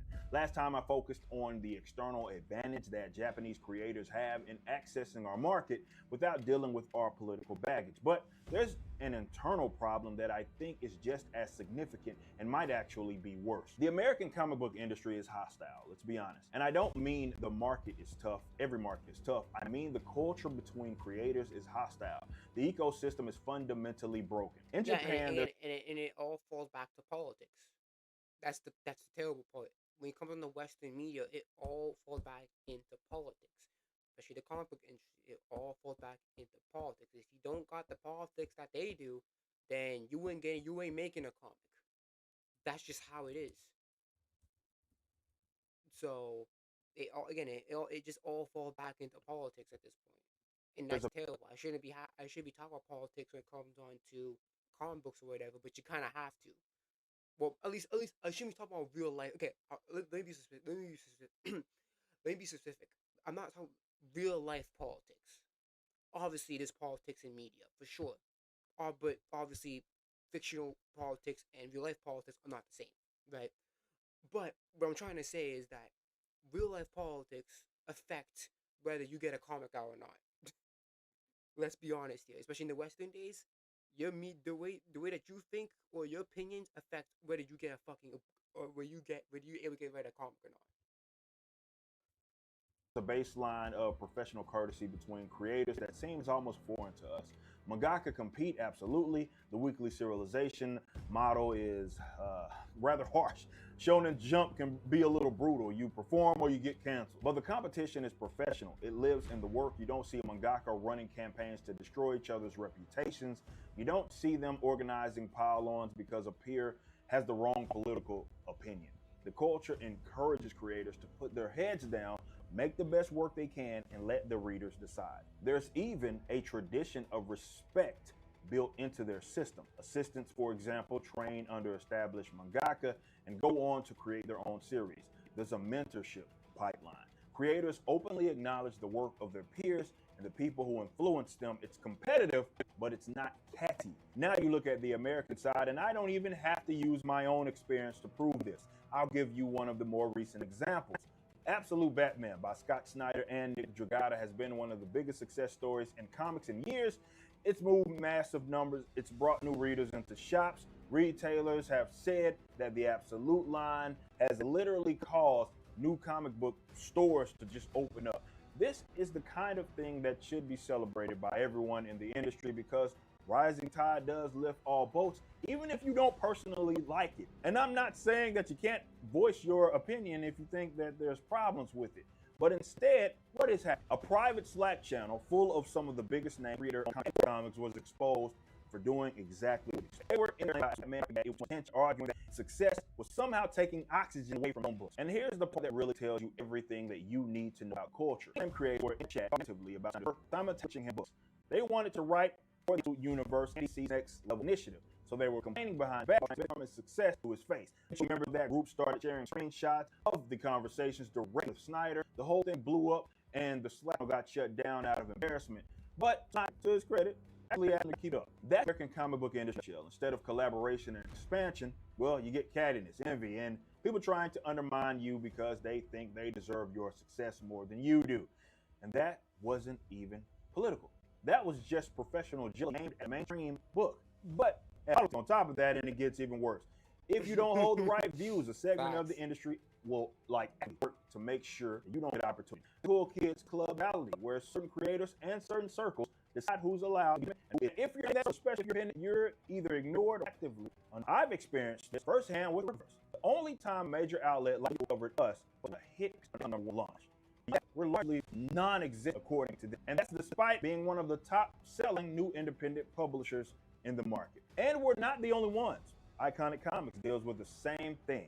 We're friendly and cordial with each other. We respect each other's work. But both of us face the same dynamic. Either the establishment pretends we don't exist, or there are pros and former pros actively to undermine what we're building. That happens at basically every level of the smallest independence.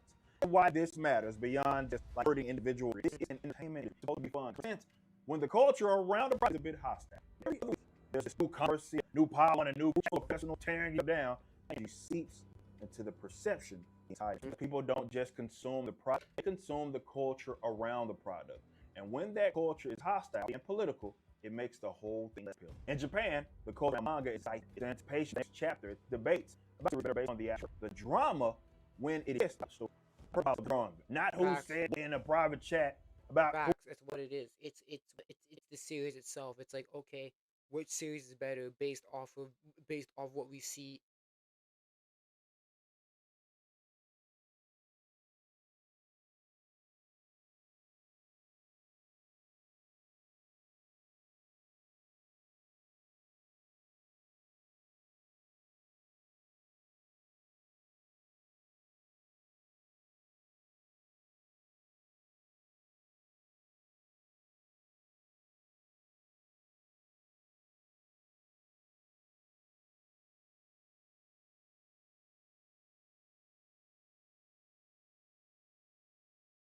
Trump. Oh, that's bad. It's stupid. It's very dumb. Okay, so let's go do some would you rather's. We'll do some would you rather's, a little bit of would you rather's for Queso from Queso, and then that's it. I'll end it here.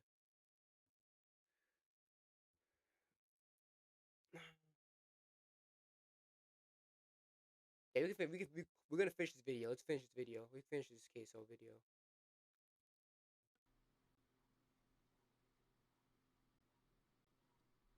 Oh, it was general knowledge quiz. Oh, yeah, we can do some quizzes. Fuck that. Let's do quizzes instead. What is SpongeBob's best friend's name? Patrick Star. Patrick. Thank you for ending it on the high note. Thank you.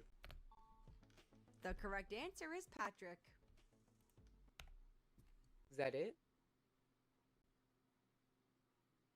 Oh my goodness, facts. Oh my goodness, facts. Oh my goodness. Oh my goodness, facts. Oh yes, man. everyone needs to know how much. What's the currency of the Alpha Centauri system? This comment of the year. General knowledge. What's the currency on the Alpha Centauri star system? Which is the most common mineral in Jupiter's 18th largest? Oh my goodness, dude, that is so true. Oh my goodness, I feel so vindicated. Is that it? There's no more. Because if that's it, then we're gonna choose something else. Yeah, okay, let's choose something else. That's true. That's so funny. Yeah, general knowledge. Hey, how long does it take for a cat to give? What's the cat's gestation period? I'm like, what? Why do I know that? I don't have cat. I never had a cat. Well, that's not true. I had a cat, but it was never a female cat. So I don't fucking know. Okay. Like that's fucking just jokes. It's like okay, that's fucking irrelevant. Okay, let's do this one. Would you rather from Queso? I'll watch a little bit of this. Over and you ain't gonna feel the rest of it. But if you're walking on the glass action, it's gonna keep cutting and cutting. You know what I mean? I'm gonna take the coals. Facts. Take the coals. Yeah, I'm gonna take the coals. Stub your toe or step on a Lego. Step on. Oh. Step on a Lego. It's not as bad as people say it is. That's the thing. People think that stepping on a Lego is it's like an instant killer, which sometimes it is, depends on the shape of the Lego. But stubbing your toe, oof, that's a pain though, especially when you got like long toenails. Oh my goodness. A Lego, stubbing your toe. Everybody overdoes the whole Lego thing. It's not that bad. But Yeah. if you stub your toe, it's terrible. Stub my toe. Slap this cute pup. Slap. Slapping. I'm sorry. I'm slapping. Excuse me? Slap this cute puppy for $1 million, or the first person who appears when you click share, then more has to do it. Cereal first or milk? Cereal first. The reason why I put cereal first because it's gonna get messy when I put the milk first with all the cereal splashing on the milk. It's just common sense. Cereal first. Whoever does milk first is a We're fucking. not about to start trolling, chat. Whoever does milk first is a fucking lunatic. Hands down, they're a lunatic. Hey Phil Horn. Hey Phil Horn, what's up? Hey man, how you doing? Freaking Queso, it still hurts. Yeah, Queso, yeah, I love Queso. Queso's one of my favorite. He's one of my favorite content creators. But yeah, he's one of my favorite streamers for sure. But yeah, I put cereal first. Whoever puts milk first is a freaking criminal. They're a I criminal. don't want anybody in here to say like, "Oh man, the milk goes first," because you know for an absolute fact that nobody in here puts milk first. Nobody. Saying milk. You're only saying that because you're trolling. Nobody puts milk in before the cereal. Stop. That's facts. Nobody does. That's a fact. Find someone in the comments with the same Buddy. birthday, or reject the offer to comment. I'm good on that. Appreciate you though. Give up desserts for a year, or I already did that. That's a lie, Queso. That's a lie, Queso. Big lie. Big lie. give up meat for a year. The fuck? I'd rather give desserts for a year, honestly. I eat a lot of meat. Pause. Big pause. I eat meat more than desserts. Pause. So I rather give up desserts for a year. Honestly, I'm a very picky person when it comes to desserts. Like if it's like a chocolate based dessert, I'm not eating that. That's just how it is. Like chocolate cake, chocolate ice cream. No, I don't eat those. I'm very picky when it comes on that chocolate. When it comes on that, which comes on to some desserts. Very picky. I'll give up dessert action. Yeah, I'll give up desserts. Free food for life? See it. Let me see. Let me see. Or free travel for life? Free food for life. Actually, free travel does sound interesting, and the reason why I would maybe do free travel is because I need to renew my passport. I need to do that.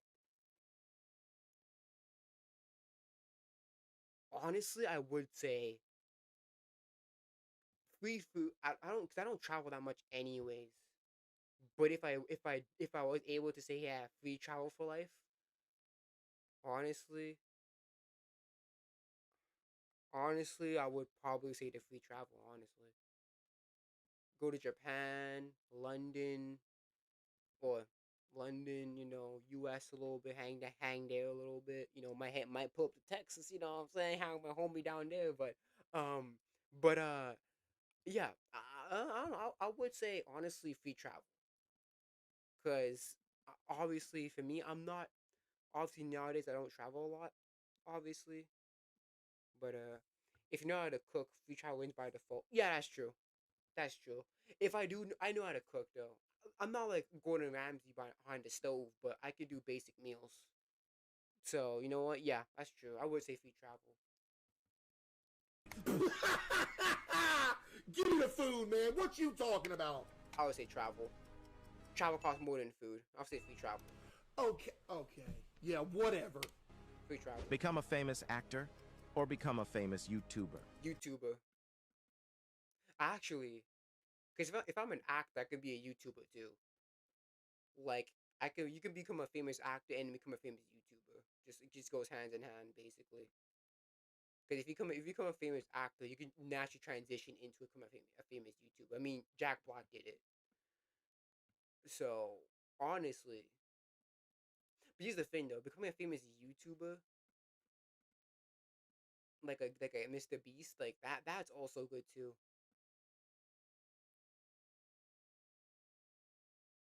Honestly, I would probably choose YouTuber. I mean, Queso's already a YouTuber, but I'd rather be a YouTuber. Become immortal or live your natural life? Live my natural lifespan. A lot of celebrities have YouTube channels, so yeah, that's true. That's the thing though, because the thing is that like, this is the thing though, like actors can become YouTubers, but not all YouTubers can become actors, type of thing. But would y'all become immortal or become living? Immortal sucks. Like immortal does sound good on paper, but it sucks. It really sucks when you really think about it. Live a natural lifespan. The only reason why I would say become immortal because I would want to be curious on how the world will look like 100 years from now. But besides that, I'll live my natural lifespan. Nah, I'm good. Immortal. Cancel your line. Cancel your line to yourself, buddy. You could eat forever.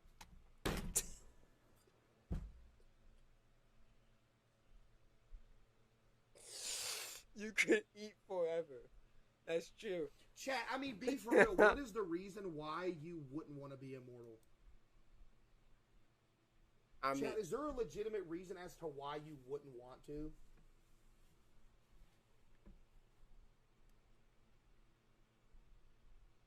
It gets boring. That's true. Because if you spend like your life, if you spend your whole life just traveling and you basically know the world in and out, it gets boring. That's true. Again, immortal sounds good on paper, but it's really like devastating long term. It really is. So like Kratos, you know what I'm saying? Guys, guilt and all that shit.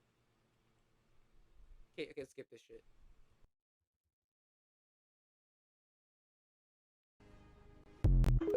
Right? Immortal to eat. Thing is, but it looks like the Dubai penthouse or Maldives mansion. Oof, that looks. I would probably say Maldives looks fire though. Maldives looks fire. Here's the thing though. I'm not a big. I'm not a big swimmer. So that's the issue. I'm not a very big swimmer. That's a tough one, honestly. But I'll take the mansion though. The mansion's where it's at though. vibiest place I've ever seen in my life. If you're choosing between whatever this is and whatever this is, I'm choosing this down here. Yeah, the mansion looks fire though. I'll take the mansion. Cardboard box. Or New York City penthouse, but you can't leave. Put me in a box. You can't leave? You're in prison at that point. True. Take the cardboard box. Okay. But I mean, you could just order food though. You can just order stuff online, and you know you wouldn't have to technically leave. But then if there's like an event, then you can't. Oh, that's true. Cardboard box. Fuck it. Zen Garden or English Manor. Zen Garden or English Manor. English Manor. I like nature, but not that much. Things nowadays aren't good in the Middle East anyway. Yeah, I know. I know. I know. Santorini Mansion or Fiji Villa. Ooh, Fiji Villa looks fire. Santorini Mansion looks good too, but I like the villa though. The villa's where it's at. So I'll choose villa. Fiji, that's where they make the water at. Bring me to Fiji. That's a lie. Miami Beach House or Oregon Cabin. Miami Beach House. I like the cabin, but again, I'm not the biggest fan of like being completely away from nature like that. Miami Beach House. Cabin looks fire, but beach house. Again, I don't want to live in Florida. Put me in Oregon. UFO house or Arctic igloo. Okay, buddy, what are we doing here? I mean, I would say UFO because at least my home is mobile. They got a mobile home. I like more tropical. Yeah, me too. I like more hot. I like more like humid places. That's kind of who I like. I like more humid places. Hawaii retreat or Paris penthouse. Hawaii retreat. Paris looks pretty. The penthouse looks fire, but I would say Hawaii though. Hawaii's where it's at. That place looks like a vibe. Hawaii. LA penthouse or rainforest retreat. LA penthouse. If I was to live in the US in any like state, it would be one of the more like southern places like Texas or some shit. Rainforest retreat. I like rainforest retreat, but I'll say LA penthouse. Smart home or lighthouse cottage. Lighthouse cottage cheese. Cottage cheese. Smart home. Yes. Oh yes, let's do this one. Steaks are free. Steaks overrated. I'm very picky when it comes on the steak. You have to do it medium well done. Steak is a free. Steak that's going in a solid 4. Actually, no, I'll put it in 4 too. I agree with Case. I'll put 4. Put it 4. Sushi is a free. I like sushi more than steak. It's less taxing on my stomach. Sushi's going in a solid. Sushi's free. Sushi's 3. I didn't watch the video. 3.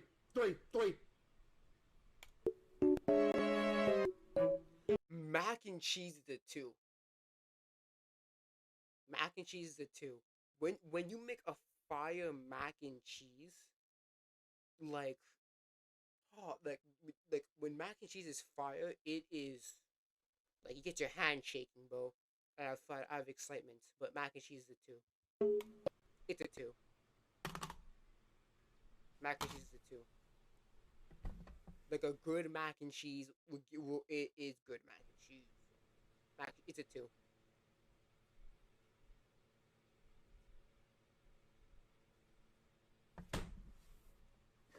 Ron Queso,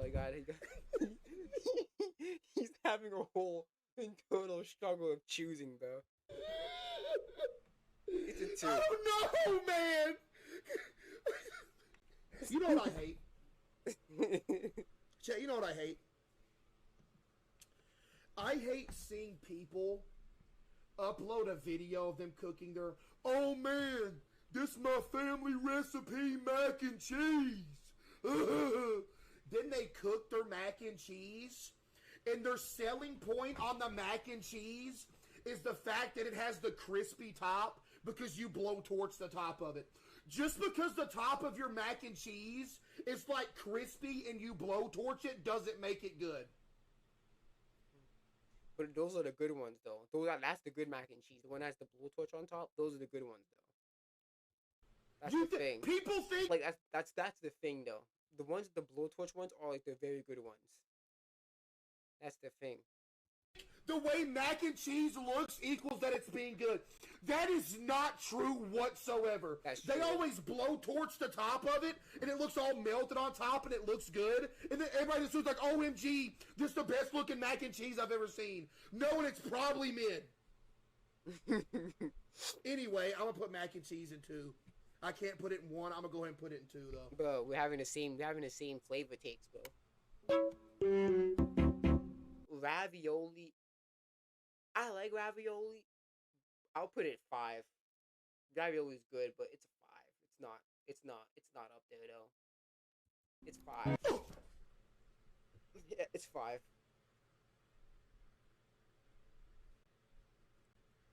I can't put it in 1. I got to put it in 5. 5, 6, and 1 is left, and I can't because I got steak in 4. No, I got 6 and I got 1 and 6 left. Cause I have mac and cheese in 2, steak at 4, sushi at 3, and ravioli at 5. So I have 1 and 6 left. I got what I put in 3, sushi, and then mac and cheese. I got 1, 5, and 6 left. I can't put this in 1. I'll put it 5. Number 1, chicken tenders. Number 1. When you make a killer chicken tender, like chicken number 1. I'm sorry, number 1. I'm holding out for number 1. Nope, number 1. Chad, I'm holding out for number 1. Number 1. I'm putting this in 6. Don't put it in 6. French fries. You know what? I'll put French fries in 6. Cause I am a picky guy when it comes to French fries. I like the restaurant made French fries, like the crispy skin on ones. Straight and crinkly are fine, but the skin on ones, those are the ones that really get going. But I don't mind putting in 6. Why? Wait, W list. Wait, this list was actually goated. Number 1 for the fries.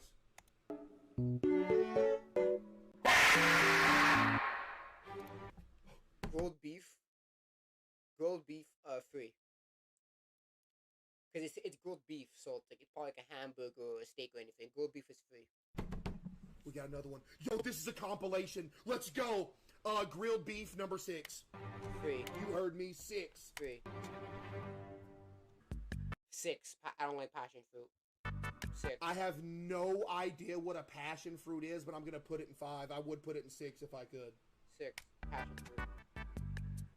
Cheese is 2. Actually, it's just cheese. 4. Cheese is a complimentary like food. You need to have something with the cheese. It can't be just cheese by itself.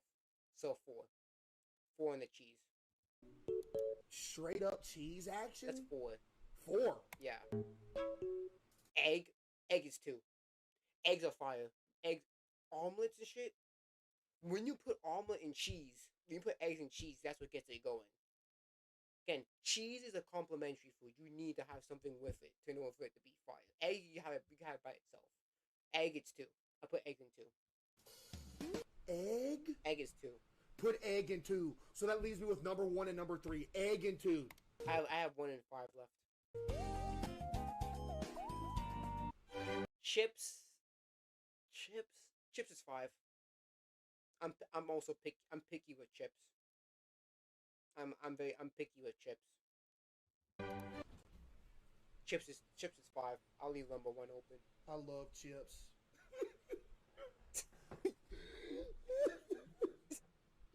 I love them, man. I gotta put them in 1.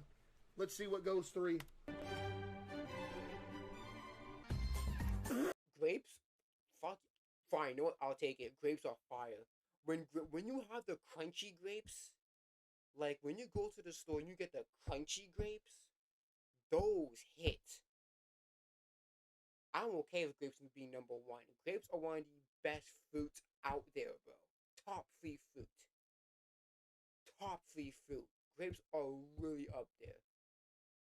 When you have the crunchy grapes, though, when the grapes are crunchy, those I can eat a bag of those. Honestly, give me a good like give me a glass of water and a bag of grapes washed up already, and I'll eat all of them. Grapes are just that good. Grapes are number 1. Great decision. What's your favorite chip? Flamin' Hot Funyuns. Dr. Pepper, 3. Dr. Pepper's a 3. It's a drink one. 3. Dr. Pepper's gotta go in a solid. It's 3. I put Dr. Pepper in 3. I'm putting Dr. Pepper in 3. See, me and Casey got the same Chad, mindset. I'm putting Dr. Pepper in 3. Dr. Pepper's good. 6. I don't like alcohol. And when I do drink alcohol, it has to have some flavor into it. If it's like something like a beer, I can't drink that. It needs to have some flavor. Like if it's like a fruit drink with some alcohol in it, then I'll drink that shit. But if it's like straight up just like beer or something like that, I don't drink it. I'm not a big alcohol person. I don't know. I try to drink alcohol to try to get used to it and like understand the flavor, but I just can't. I don't know. I don't know. I never understood the appeal of beer and like wine and like that. Wine I understand. Wine is more wine has a more fruity flavor to it, so I can understand wine. But something like beer, I never understand the appeal of beer. Like Budweiser, Blue, is it Coles Light, Blue, something like that. I don't know what it's called, but like beer like that, I never understood the appeal. I tried getting into it, and it's just not for me. Or Bud Light or some shit. I Like that. have absolutely no idea what this tastes like. 6. Again, 6. I gotta put it in 6. Sprite's a 2. I know Queso hates Sprite. I know he does. The fuck was that?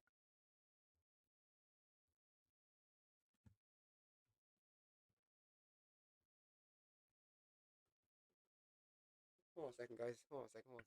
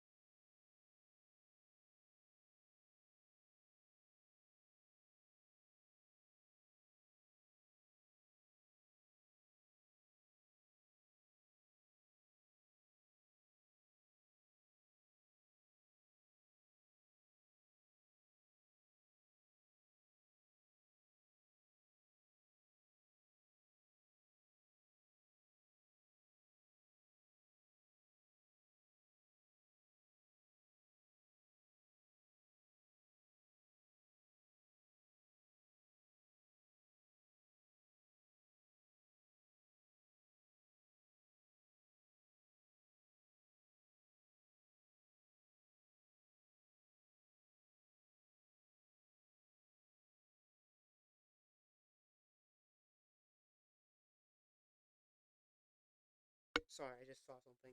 Anyways, what was I saying again? Yeah, Sprite's number 2.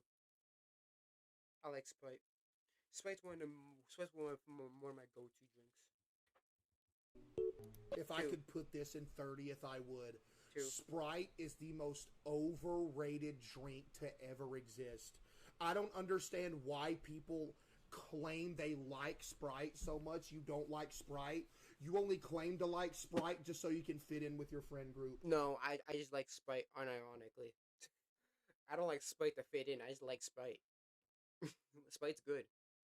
Sprite is nothing but a giant friend group persona trait. That's all it is. Nobody actually likes Sprite. I actually like Sprite. He might say that. He might not say that. It's fine. It's fine. I just saw something. He might just say that, but anyways, but yeah, I like Sprite. Unironically. I'm putting it in 5. Red Bull, ew. I tried Red Bull before. It is meh. 5. Red Bull's a 5. 4. 5. Did I have 4 taken? No, I don't. 4. 5. Orange juice, 4. For me, I'm also picky of orange juice. It needs to have no pulp. That's the only orange juice I'll drink. Orange juice with no pulp. Or with little pulp. If it has a lot of pulp, I'm not drinking. I don't like the sensation of the pulp. When I drink it, I feel the pulp going down my esophagus, and it just doesn't feel right. 1. I don't care. Let's see what's the number 2. I'm putting orange juice at number 1. What's the number 2? Give it to me. It's like a dissif acid. I don't know what that means.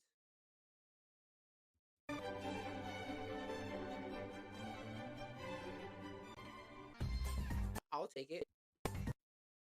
I'll take water. I'll take water. Water's number 1. I'll take water. I knew it was going to happen. I should have put OJ in 2. I should have put OJ in 2. I should have. That was still a good list. Let's see what we got next. I'll take water, though. Water's pretty good. What does this say? Rank these Taco Bell menu items, but you cannot change. Okay, cool. But that's gonna be hard for me because I'm not a big taco guy.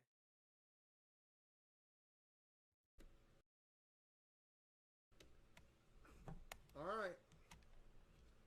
Rank these Taco Bell menus.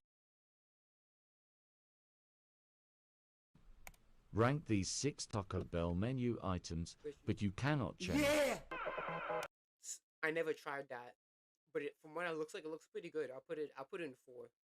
I never tried to go eat it. I'm not a big Taco Bell guy because there's no Taco Bells near me, so I'm not a big Taco Bell guy. If I had a Taco Bell near me, I would go to Taco Bell more frequently, but I never had a Taco Bell near me, so it's just like. But I'll put it 4 though. Cheesy Gordita Crunch. Oh my goodness. It looks good from the appeal of it. I'll put it 4 for sure.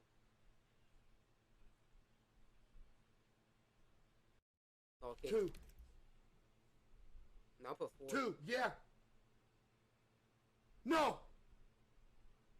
Yeah. No. Yeah. No. No. Yeah. No. Yeah. 2. 5-layer beefy burrito. 3. 6. 3. Crunchwrap Supreme. That looks 2. That looks pretty good. Oh, the Crunchwrap Supreme is good too. 2. I'm gonna put it in 4 though. So we got 2, 6, and 4. I'm putting Crunchwrap Supreme. I got 1, 5, and 6. Left. 4.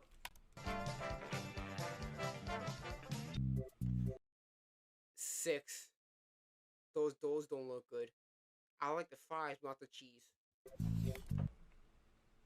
6. 1. Nacho fries? 1. Those look good. I don't know. I don't know. 1. I don't care. Cheese. 1. No. 6. 3. Breathe with the 5 gift. Appreciate you, Breathe. I'm putting them in 3. 3. I'm holding that number 1 slot. So now we have number 1 and number 5 left. 3. Yeah, I got 1. Steakhouse burrito. Steakhouse burrito. Steakhouse burrito. Steakhouse. 5. 5. That looks mid. 5. That looks so mid. 5. That looks so mid. Soft Spicy. Ooh, spicy. I like spicy. Spicy soft potato. That looks pretty good. I like the potatoes. The chunk, the little piece potato. That looks pretty good. I don't mind one number one. I've never had this either. Do I have to put this in one? Wait, why does that look so good? Is this a real thing? Where can I get it? Oh my goodness, that looks delicious. I'm gonna put it in one because I got to. All right, next one. Like these. Oh, man. Okay, Wendy's. I'm more familiar with Wendy's. We can do Wendy's. We can do Wendy's. We can do Wendy's. We can do Wendy's. We can do Wendy's. We can do Wendy's. Why did you put my me looking through a microwave at a cup noodle? Discount code queso. Get you some gamer soups today. These menu items, but you cannot change. Number one. Number one. Number one. The chicken sandwich from Wendy's is so fucking good, man. They're so fucking good, man. I remember one time in my Uber Eats app, they had a buy one get one free, man, and I used to get them all the time because they're so good. Number one. Number one's already taken.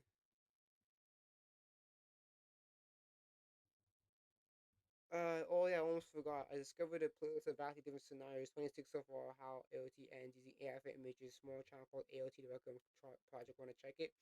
Yeah, I'll check it off stream. Because I'm gonna end this stream soon anyways. So I'll check it off stream. Or I'll probably take a quick glance at it too. They're recent too, less than 2 months ago. I'll check it. I'll check soon. I'll check either off stream or after this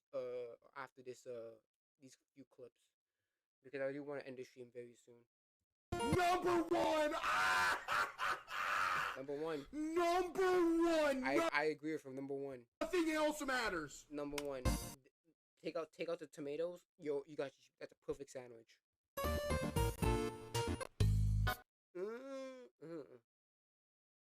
5. Why do it look so dry? Chicken nuggets, they're kind of mid. 5. You know what? I'll put their nuggets in 3 though. 3. 5. Frosty. Ooh, 2. Frosties are good. 2. Frosty's a good number 2. You get a. Fair enough. You don't have to look all 16 in one go. No, I'm not looking at all 26, but I'm gonna take a quick glance at it to see what what's the title of the names. That's what I'm gonna do. Vanilla Frosty. 2. Yeah, it's saying that queso too. Baconator. Baconators are. I like Baconators, but I don't know the two like I feel bloated when I eat a Baconator. I'm a Froyo type guy. I never had a Froyo, but Frosties are good too. Baconator. I don't know. I feel bloated. I don't like the sensation after I ate a Baconator because I feel bloated after eating one. So I'll probably say 6. Yeah, 6 is. I'll put there in 6. So I got 3 and 4 left. I'll put it in 6. Baconator's a solid 6. It's disgusting. Yeah, I'll put it there. French fries are 3. No, actually, it's a 4. The reason why I put the French fries at 4 because you have to eat them. It's like McDonald's fries. You have to eat them now, or it's not gonna taste as good when you reheat them. You have to eat them now. So I'll say 4. If I could put that in 6, I would. Yo, Wendy's, do me a solid real quick. 4. Hey, you know what? Yeah. Yo, Wendy's, I'm about to put y'all on real quick. Hey, Wendy's, look here. Hey, Wendy's, if you want to take over the fast food game, if you want to completely take over the fast food market, you need to bring out some new fries. Facts. Listen, Wendy's, I'm a big fan. I even wear a Wendy's hoodie on stream sometime. But you know what you need to do? You need to get rid of these disgusting disgrace that you call a French fry and replace it with any other fry on the market, and you will take over. Unironically, You would be the last place I would go for some French fries outside of Sonic. Are the fries down? Is the fries that bad? Because for me, they're just average. They're mid fries. They're just mid. No, they're not, and they're not that bad. They're just mid. They're just really mid fries. Very mid fries. 5. Everybody.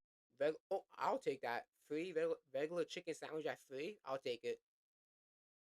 The reason why the spicy chicken sandwich doesn't take it is because I don't like the capsaicin that I have to release after when I have to use the bathroom. That's the reason why I'm not a big fan of. That's the reason why that's the flaw of the spicy chicken sandwich. It's the way it goes out. Everybody in here saying L take. Do you like eating cardboard with salt on it? I don't understand, chat. What are y'all talking about? Stone Like, cold. what are you actually talking about up in here?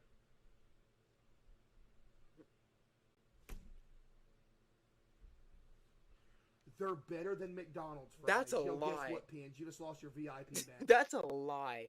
That's a fucking lie. Wendy's fries are not better than McDonald's fries. McDonald's French fries are like one of the best French fries in the fast food industry. That's a fucking fact. That's just a fucking lie, bro. And you're banned. So, What's like next? my first Cold showers every day or cold meals every day? I can tolerate a cold shower. I've done cold showers before. I don't like cold food. I really don't like cold food. Unless it's supposed to be intentionally cold, I don't like cold food.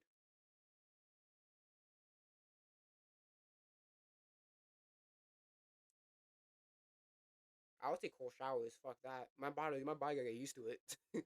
I can get used to a cold shower. I'm not getting used to cold food. I'm sorry. year of streaming, I did this, by the way.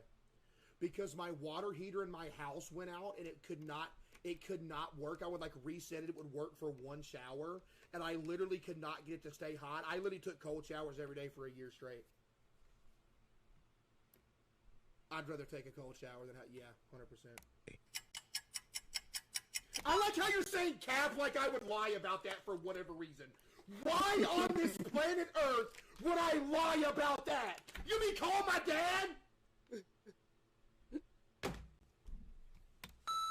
Cold French fries or melted ice cream? Ew. Melted ice cream is basically just soup. But cold French fries suck, though. Cold French fries suck. I'll take cold French fries, though. I would. Cold melted ice cream, it's just no, and then cold French fries is just ugh. But I'll take cold French fries, though. So in other words, a milkshake. Cold French fries.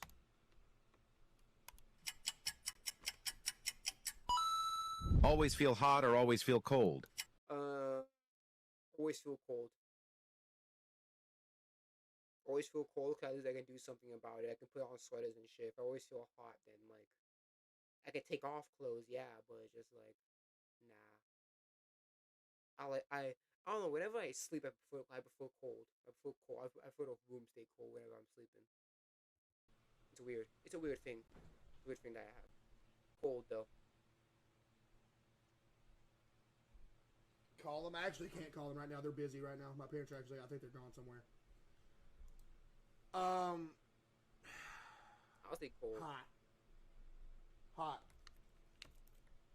Hot, chat. Hot. Hot. I'd rather be hot. What is wrong with you? What do you mean what's wrong with me, buddy? Ain't nothing wrong with me.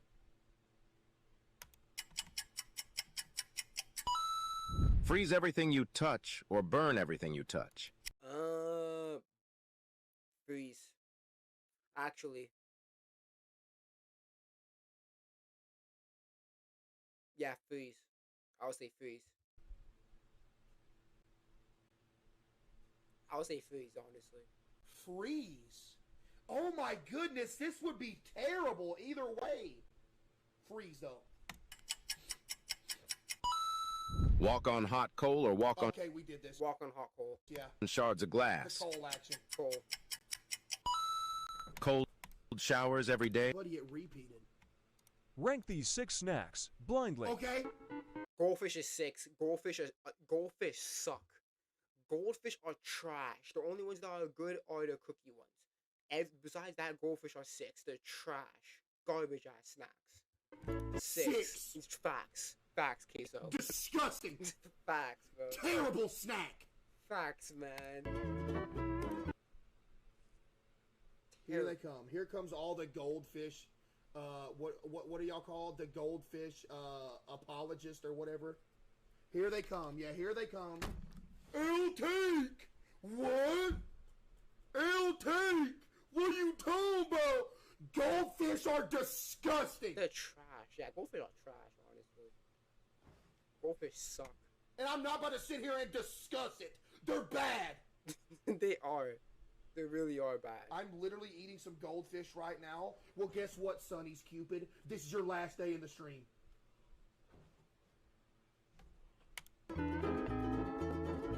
Six, though. Gum?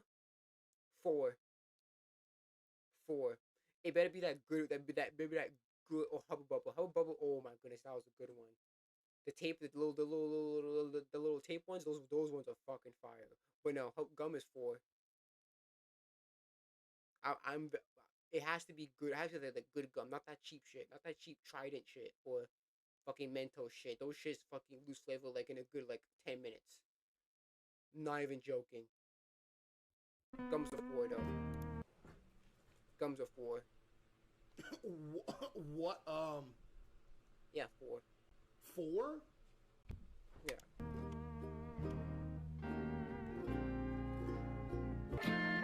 Funyuns. I don't eat a lot of Funyuns. I put in 5. I don't eat a lot of Funyuns. I put in 5 though.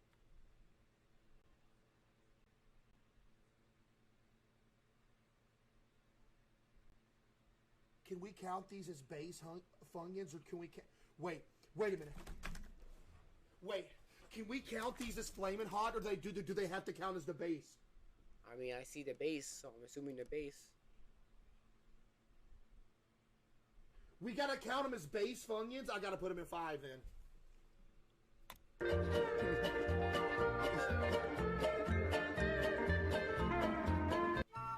Nuts? 3. Nuts are. I am not the biggest fan of nuts, but I slowly grew a liking to them. Pause. Big pause. Nuts is 3 though. Nuts are. What slot is left? Oh man! I got 2 in 1. What slots are left? I got 2 in 1 now. 5, 4, 4. 3, 2, and 1. I gotta put them in 3 then.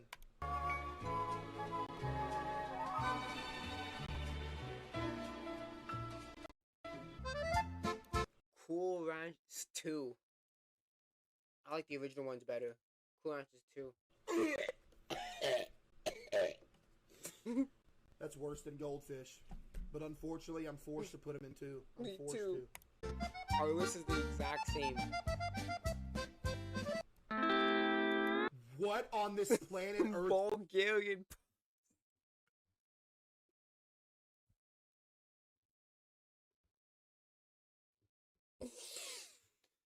Bulgarian puffs? Fucking what? Lotto? Like Lotto?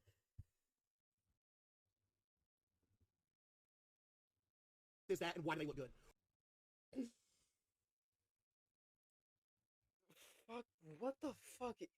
Bulgarian puffs, the fucking what? What is this? And yo, somebody send me some of these. Yo, somebody's got to send me some of these. I don't know what these are, but they look good. Yo, somebody send me some of these. I don't know what those are, but they kind of look fire. Bulgarian puffs. Bone in? Ah, I want that bone in me. Or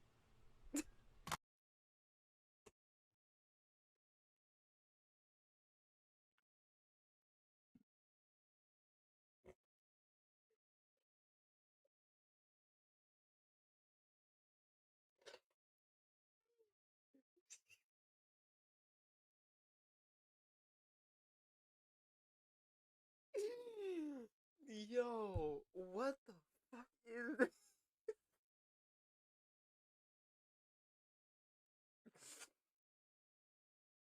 Oh shit, I'm crying, bro. Fucking what?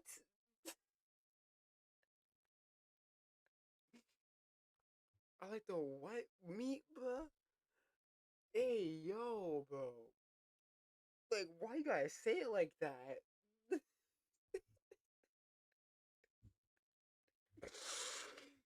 Oh, shit. Run it back.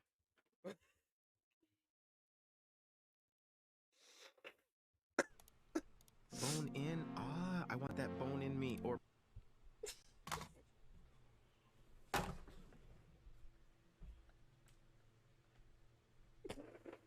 Oh, my stomach, man. Yo. He wants that what, man? He want that that bone in me. Oh my goodness, I want that. Ah, I want that bone in me.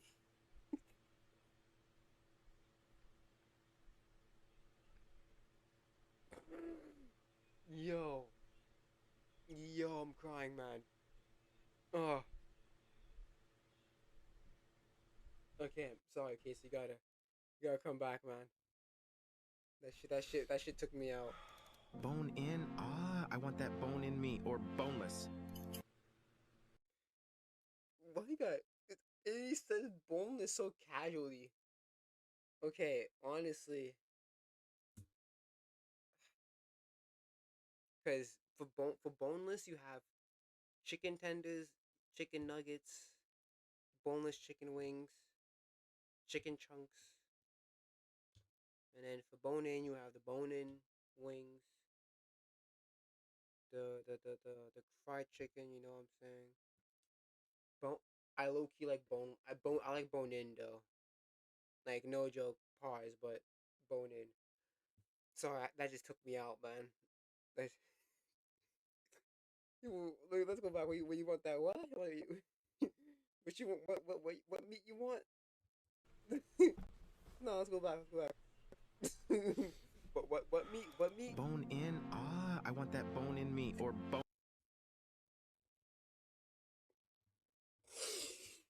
Oh, sorry. Okay, yeah. Bone in though. Unironically bone in. Boneless. Bone in. Fucking gosh. Boneless. Bone in. Boneless. Bone in. Boneless. Bone in. Okay, but why? But why, chat? I mean, honestly, like, dude. Oh man, why? Bone in. Yo, KL Toasty with the 5 gifted.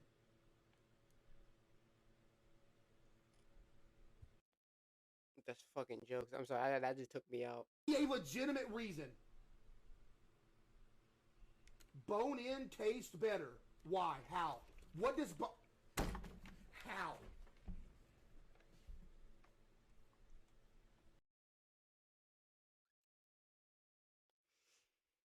So, I like that. What? Because it's basically just chicken nuggets. No, they're not. Boneless. Give up seafood for the rest I can't. You will never make me. I'm sorry, but you will never make this happen. Stuffed crab.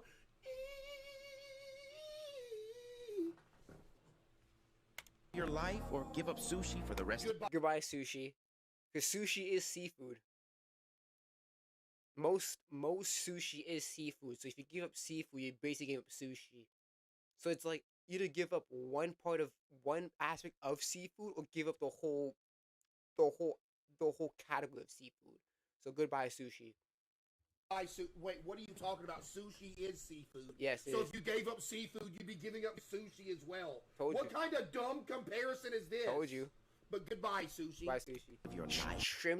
Shrimps are probably my favorite seafood though. Shrimps are fire. Like tempura and all that shit. That shit fire though. Be unable to eat for 24 hours. I already do that. That's a lie. That's a lie, Queso. That's a lie, bro. Cap. Everyone's just saying cap. Or be able to eat, but the first person who comes up when you click share and more has to pay for your food. Facts. Do that, blue. Give up Starbucks or give up Dunkin' Donuts. Give up Starbucks. Give up both, honestly. I don't fuck with either of them. Honestly, you can give up both. Really. You could unironically give up both. I don't fuck with either of them. I don't fuck with either of them. So give up both. Why not that? So, I'll take both. Give them. I'll give both. I don't fuck with either of them. I can 100% say in my life that I have never had either of these. I'll give up both, but don't say cap because I've never had either of these in my life. I'll give up both, but if I had to, I'll probably give up Dunkin' Donuts.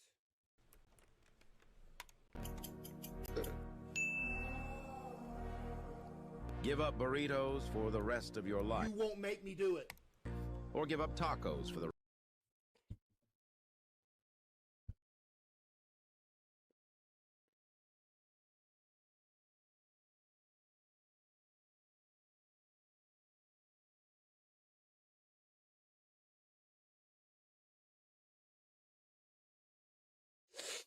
Tacos. Tacos. It's a close bet, but I would say tacos. rest of your life. Sorry, Taco.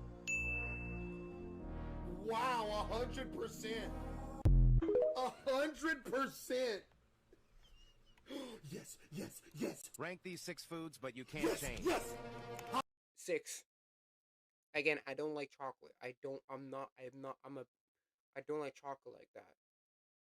So that will have to go in 6. Hot Fudge Sundae, that's coming in at a solid 6.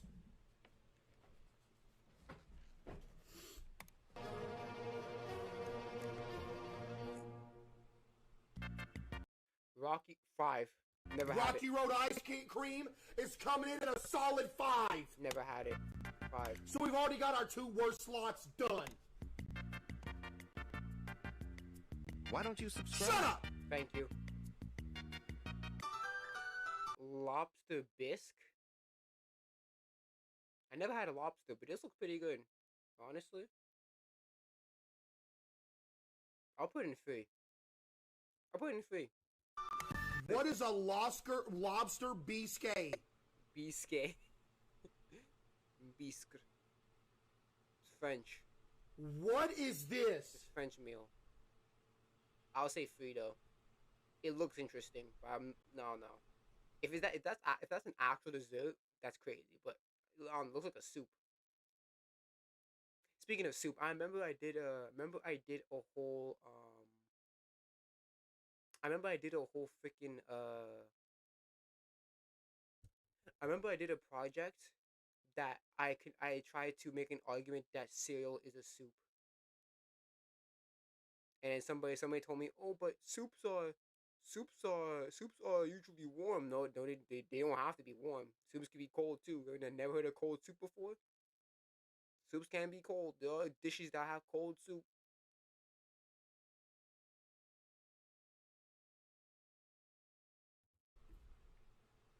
What is a lobster bisque? Is it good? Soup. It's pronounced bisque. Lobster bisque? Yeah. Okay, so chat, we have 4, 3, 2, and 1 left. I've never had that.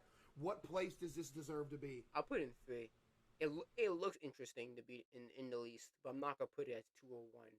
If there actually could be actual desserts there. Chat, what place? Dude, there's so much stuff I haven't tried.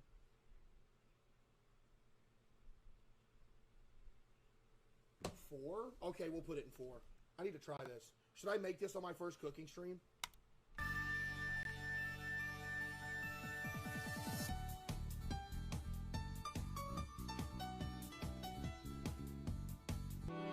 Shrimpo boy. Number 1. That looks fire. Shrimp number 1. I like shrimp and I like sandwiches. Number 1. A shrimp sandwich Number one, that looks fire. That looks fire. Oh man. That looks fire. Number one. Number one. Oh man. Oh man. 3, 2, and 1 is left. But is this good enough? 2. 2. I'm holding my number 1 and number 3 slot. I'm putting this in 2, chat. Subscribe, honey.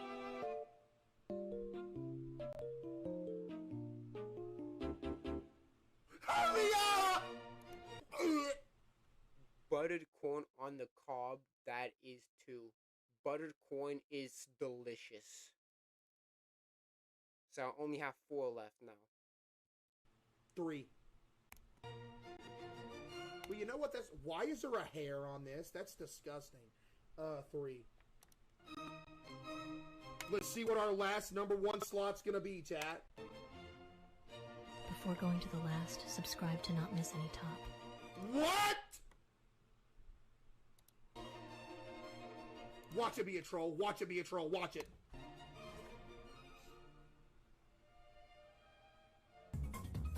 Good. I'm so good.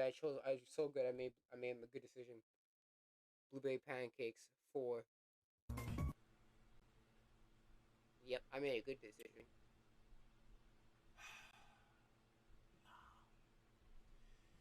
See, if you just would have had regular pancakes, everything would have been fine. If this would have been... That was a mid-list. If this would have been regular pancakes, I'd have been on board with that 100%. But blueberry pancake action, I'm good on that. All right, chat, let's do a couple more. Then we'll play Wii. Try sushi pizza. Or taco burger. Taco burger. Taco burger.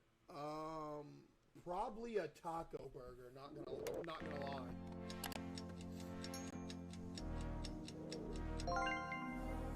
Eat super spicy food. Yes, please give it to me. Or eat tasteless spicy food. Fuck that. Listen, I like a little flavor in my food, buddy. Spicy food. Meals. Buddy, who on this planet is choosing the blue? Nobody. Yo, baby cow with the 5. Appreciate you, baby. Nobody's choosing blue unless you have no taste buds in your fucking tongue. Nobody's choosing blue. Or you first person who shows up when you press the blue button, then more. Give up the life of. Whoa. Hey yo, what? That just went dark. Give up burgers. I'm not gonna kill someone, or freaking put them in a ritual of freaking burgers. You crazy fuck.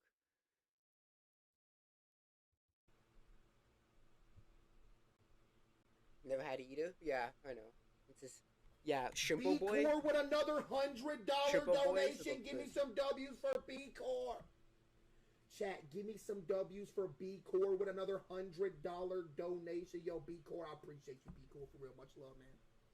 Chat, be honest. Are you giving up someone's life over giving up burgers? Be honest, because that's what this just said. No, I'm not.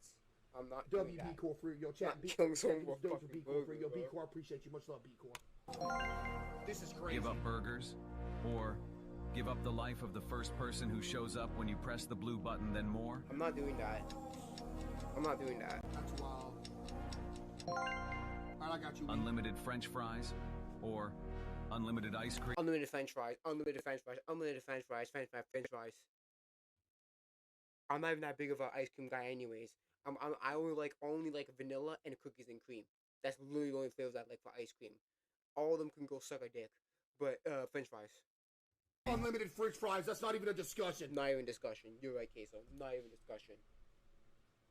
Not even discussion, though. B-Core said, just wanted to donate before I start my shift. Chat, give me some W's for B-Core. I appreciate you, B-Core. Yeah, I'll take the unlimited French fries. What you talking about?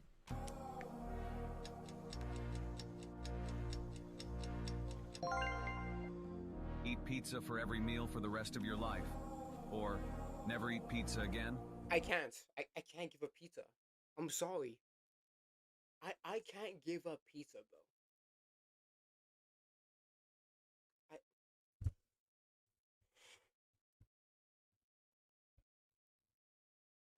I can't.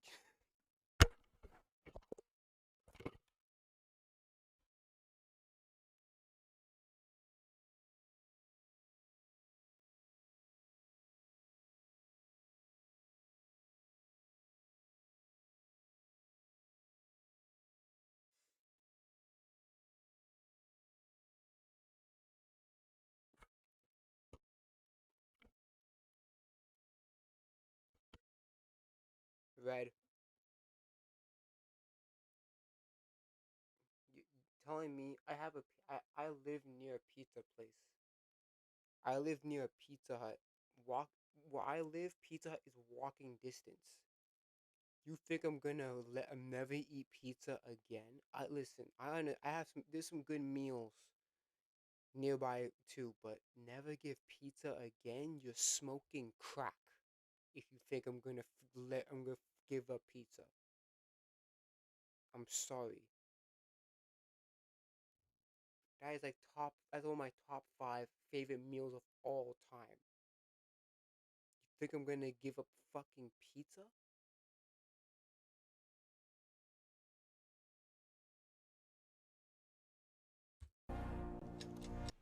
You think I'm gonna give up pizza? This isn't fair. Why? This isn't fair. I'm like you. I'm crying too. This isn't fair. It's not. It's not fair. You can't do this. I'm sorry, man. You can't. As much as this pains me to say, chat, I would rather never eat pizza again because there's no way. True that, but never eat pizza again. Because that means you have to eat only pizza and pizza. That's true. I need some variety in my life. I guess I gotta choose blue. I'm gonna punch my fucking screen. How dare you give me that fucking question, huh?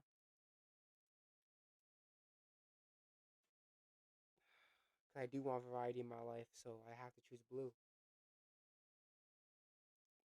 I have to choose blue. Cause these fucks wanna hurt me, man. They wanna hurt me. They wanna kill me, bro. They wanna kill me. No way I could go through my life never being able to eat a bowl of noodles again. True. Ramen hits, man. Ramen hits. Pizza.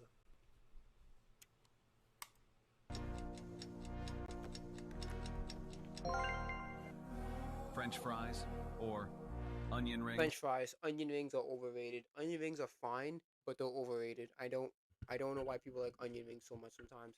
Onion rings are overrated. French fries. French fries. What you talking about? Fact.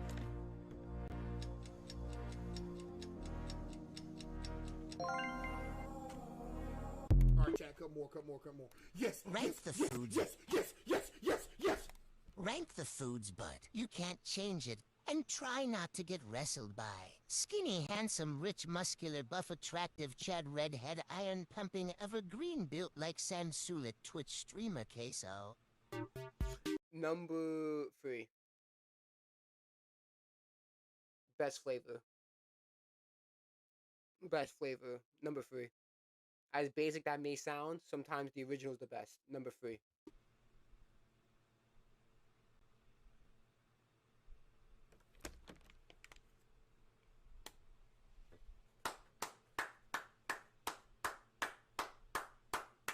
We gotta mod them. Chat type 1 if we're mod them. Lee Man with the 5. Nacho cheese Doritos are going in a solid 4. 3.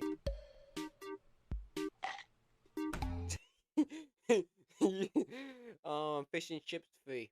No, actually no. Fish and chips 4. Actually, 4. Fish and chips is going in 1. Fight me, bro. Pancakes is going in 2. 2. Yep. 2. Number 1. Ramen is number 1. Listen, bro. Listen, ramen's number 1. I'm not even like that about Naruto, bro. I think Naruto is overrated, but I'm still giving that ramen number fucking 1. No. Number 1. Yeah, that's your fault. Take that. Take the L. Take that L. He muted. Number 1. I gotta put it in 3. Number 1. I only have 5 left. I gotta put it in 3. Only got 5 left. Now the last one. I swear this isn't a salad. Good.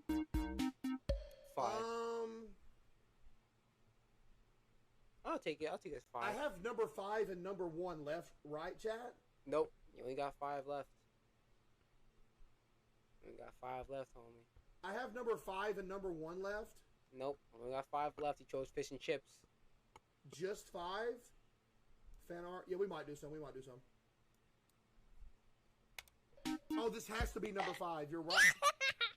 I'm sorry for what I said last time, so please forgive me my Casey Wassy Pookie Dookie Bear. Also the French word that describes you bastards. Jamon W edit. That's not true. Jamon buku means I eat a lot. That's not true. Rank these 6 video games, but you can't. Give games? Let's do games. I'll do games. Look at that BBL. Are we doing the whole video? Because at this point, we're basically doing the whole fucking video. Rank these 6 video games, but you can't change. Never played it. Never played Fears of Fathom. I'll put in 6. I never played it. Wait, we did this already. Yo, we did this. We did this. Cool. We did this. Yes. Rank these 6 foods without knowing what's next. Free. Hamburgers are free. Hamburger 6. Free.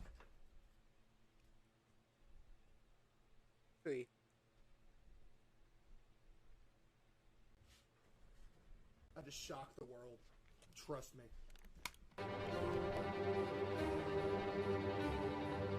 Hot dog. Hot dogs are 4. I like hot dogs more than hamburgers, but not by much. So hot dogs are 4. Hamburgers free, hot dogs 4. I'll just say solid number 3. Don't play with me. I'm locked in right now like crazy. I'm actually so locked in.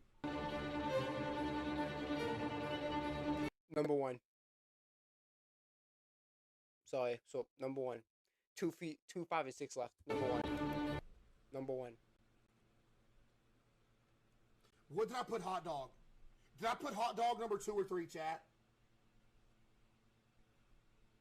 Shamira with the 5 gifted. I put hot dog at 3. I'm putting pizza at number 4. Number 1. Number 5. Number 5. 5! I got 2 and 6 left. Number 1 and 2! Number 1 and 2 is remaining. Number 2. Fried chicken's number 2.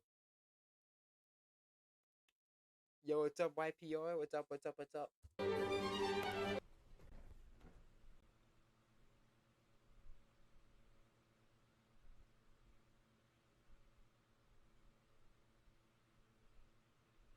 Here's the thing. I could easily put this at number 2 or number 1.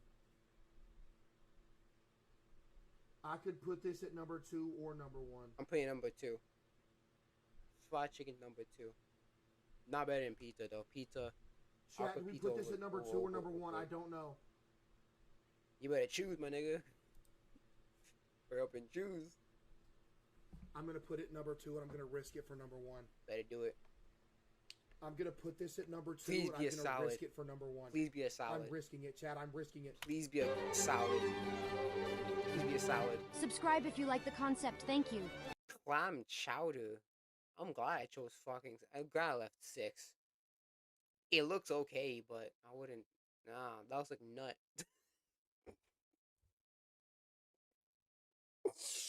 that looks like a seasoned nut, bro. That was like nut with some seasoning, bro. That looks so weird, bro. Oh my goodness, I made a beautiful decision. I actually made the best decision in the world. I don't care what nobody says. Clam chowder is actually goated. Don't you dare play with me. Clam chowder is a easy number 1.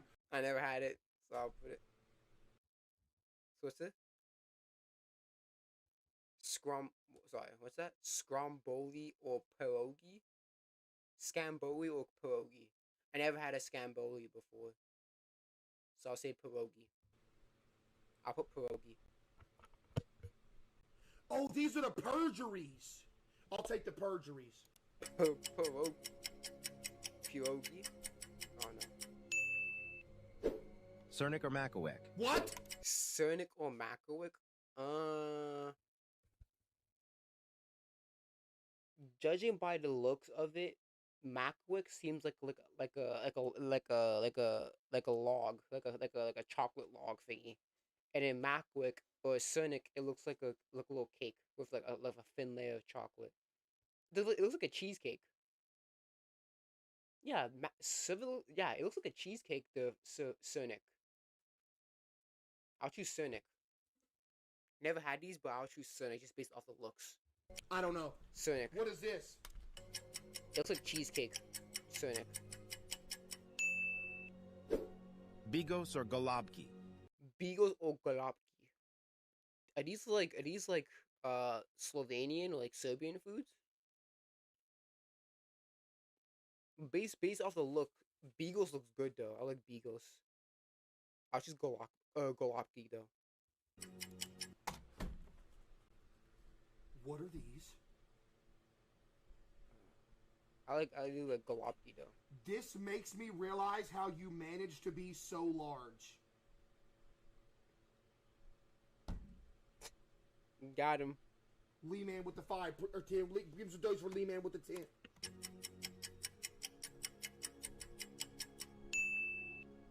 Zurich or Bar? Okay, yeah, nah. I don't know. What that McDonald's fries or KFC fries? McDonald's fries. McDonald's fries. McDonald's fries. KFC chicken or Popeyes chicken? And I haven't had Popeyes I don't think there's a Popeyes here, so I'll say I have the KFC by default. I already have my take on this. KFC chicken at its peak is better than Popeyes at its peak. Give me KF Sizzle. Live in this creepy mansion. What? Jeez. Went from food to this. I want to go there. Or kiss the first person. I'll live in this house all alone then.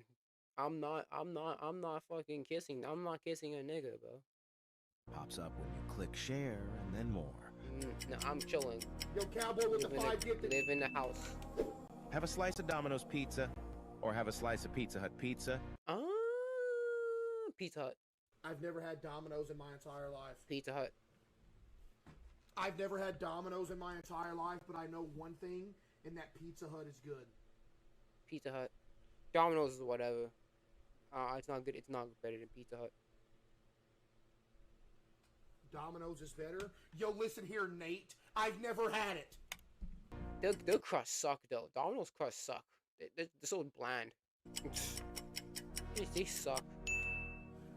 Comment your favorite food. Please, I'm dying to know. Or reject the offer. I'm good on that. No thanks. But thank you, though. Thanks for asking. Give up burger. No! Yes! Or give up mac and cheese. Oh, shit. That's gonna be a tough one. Give up burger or give up mac and cheese?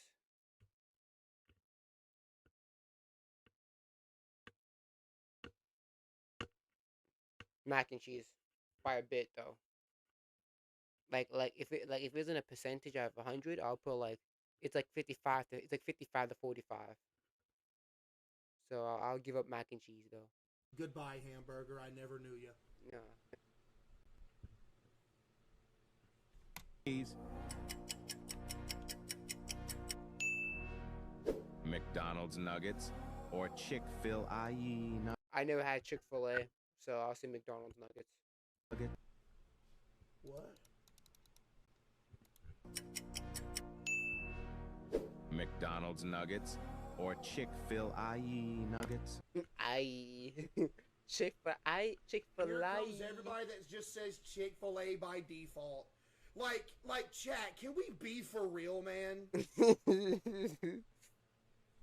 Chick-fil-A.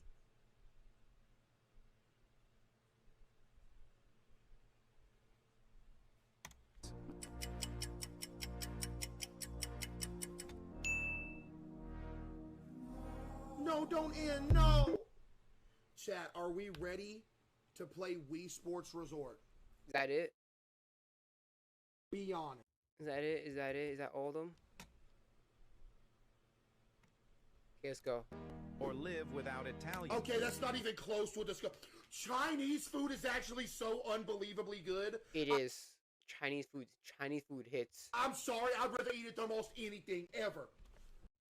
Satan shoes of Lil Nas X. The what? Wear the Satan shoes of Lil Nas X. or comment I love God. Blue. I don't really care about the shoes. I just like the color though. Nike or Adidas? Nike. Adidas are cool because as a person who has worn Nike and Adidas, I like a Nike better. Adidas. Me personally, I've worn more Adidas in my life. Understandable. Me personally, I've worn more Adidas merchandise. That's actually the slides. I actually wear Adidas slides. Me too, actually. Fun fact: the ones that I'm wearing right now are Adidas. I don't know. I have more Adidas stuff, but I like Nike better. Like the quality of the stuff is slightly better than Nike than Adidas. Like literally, my slippers are Adidas. Yeah, these I have these little like where's the signature again? Because I have the it's not in this shoe.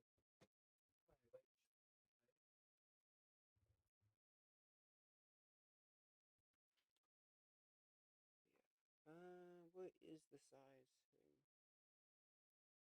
But yeah, I have like these Adidas like slides. I mean, yeah, the symbols there.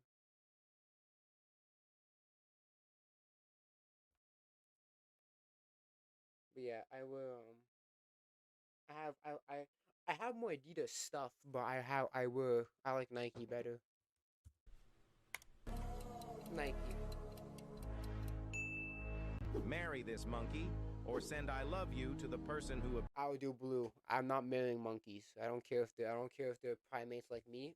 I would rather send I love you to whoever before I touch a monkey. Appears when you click on the plus. What is this? Lose your mother or lose the first person who... I guess I'm losing the first person. I'm sorry. Appears when you click share. Buddy, you're just farming impressions! Okay, I think that's good enough. Alright guys, I think I'm gonna end it right here. Phil Horn wanted me to check on thing. What's it called? AOT the Requiem? AOT the Requiem. Is that what it's called? AOT the Requiem? I don't know about this. You better send me the fucking shit, a link for the channel, but I don't know what you're talking about.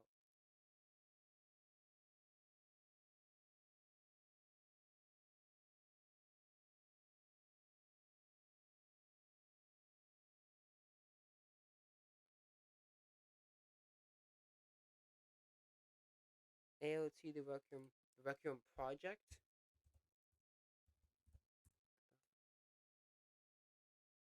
Ah, I think this is it. Ah. Ah, it's like a what if. Let's see. Yeah, it's like a what if.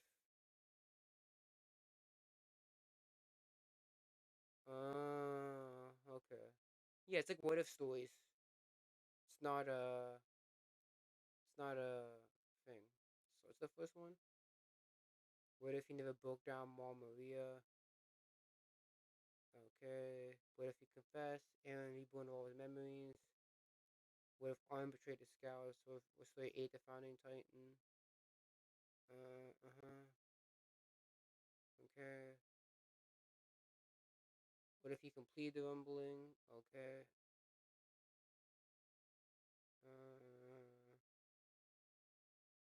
What if the 9 10 shifts is united against Marley? Okay. That's a 4MV. What if Aaron was the father? Obviously, it would make sense. It should have been dumbasses, but they didn't do that shit because they're retarded. Okay. What if Harness killed the Smiling Titan? Carla lives? Yeah, she lives, but she's crippled. Like you have to think about it. Her legs got crushed by her house. So, I mean, if she survived, she would be alive. Yeah, but she'd be crippled. So essentially, she'd just be a liability. What if Armin ate Aaron? Okay. What if Annie was never crystallized? What if her story take over the Beast Titan powers? Zeke never betrayed parody. Okay. Bears all portrayed wrong. Okay. What if Poco 8's okay? Okay, okay. What if Aaron had the Colossal Titan? I mean, he did have the Colossal Titan, right? He did. Chapter 138, trash. I mean, he did. He did have the Colossal Titan because he didn't need to eat the call. He didn't need to eat, right? I mean, he basically had the Colossal Titan, but he's just wrong. Yeah. What if Grisha failed the Founding Titan? Yeah. What if Ymir Fitz didn't protect? Okay. This is part two. What if Harness killed the Smiling Titan? Part two. Okay, yeah, that's true. And then, what if Astoria became the Cross Titan instead of Armin? I mean, what would the fuck happen there? What if Sasha Bloss survived? Okay. It seems like the most popular one is Zeke. Hold on, let me do the whole. Okay, it seems like the Zeke one is the most popular one. Oh no, it's the one he completed rumbling. That's the most popular one. Okay, I'll look into it. Um,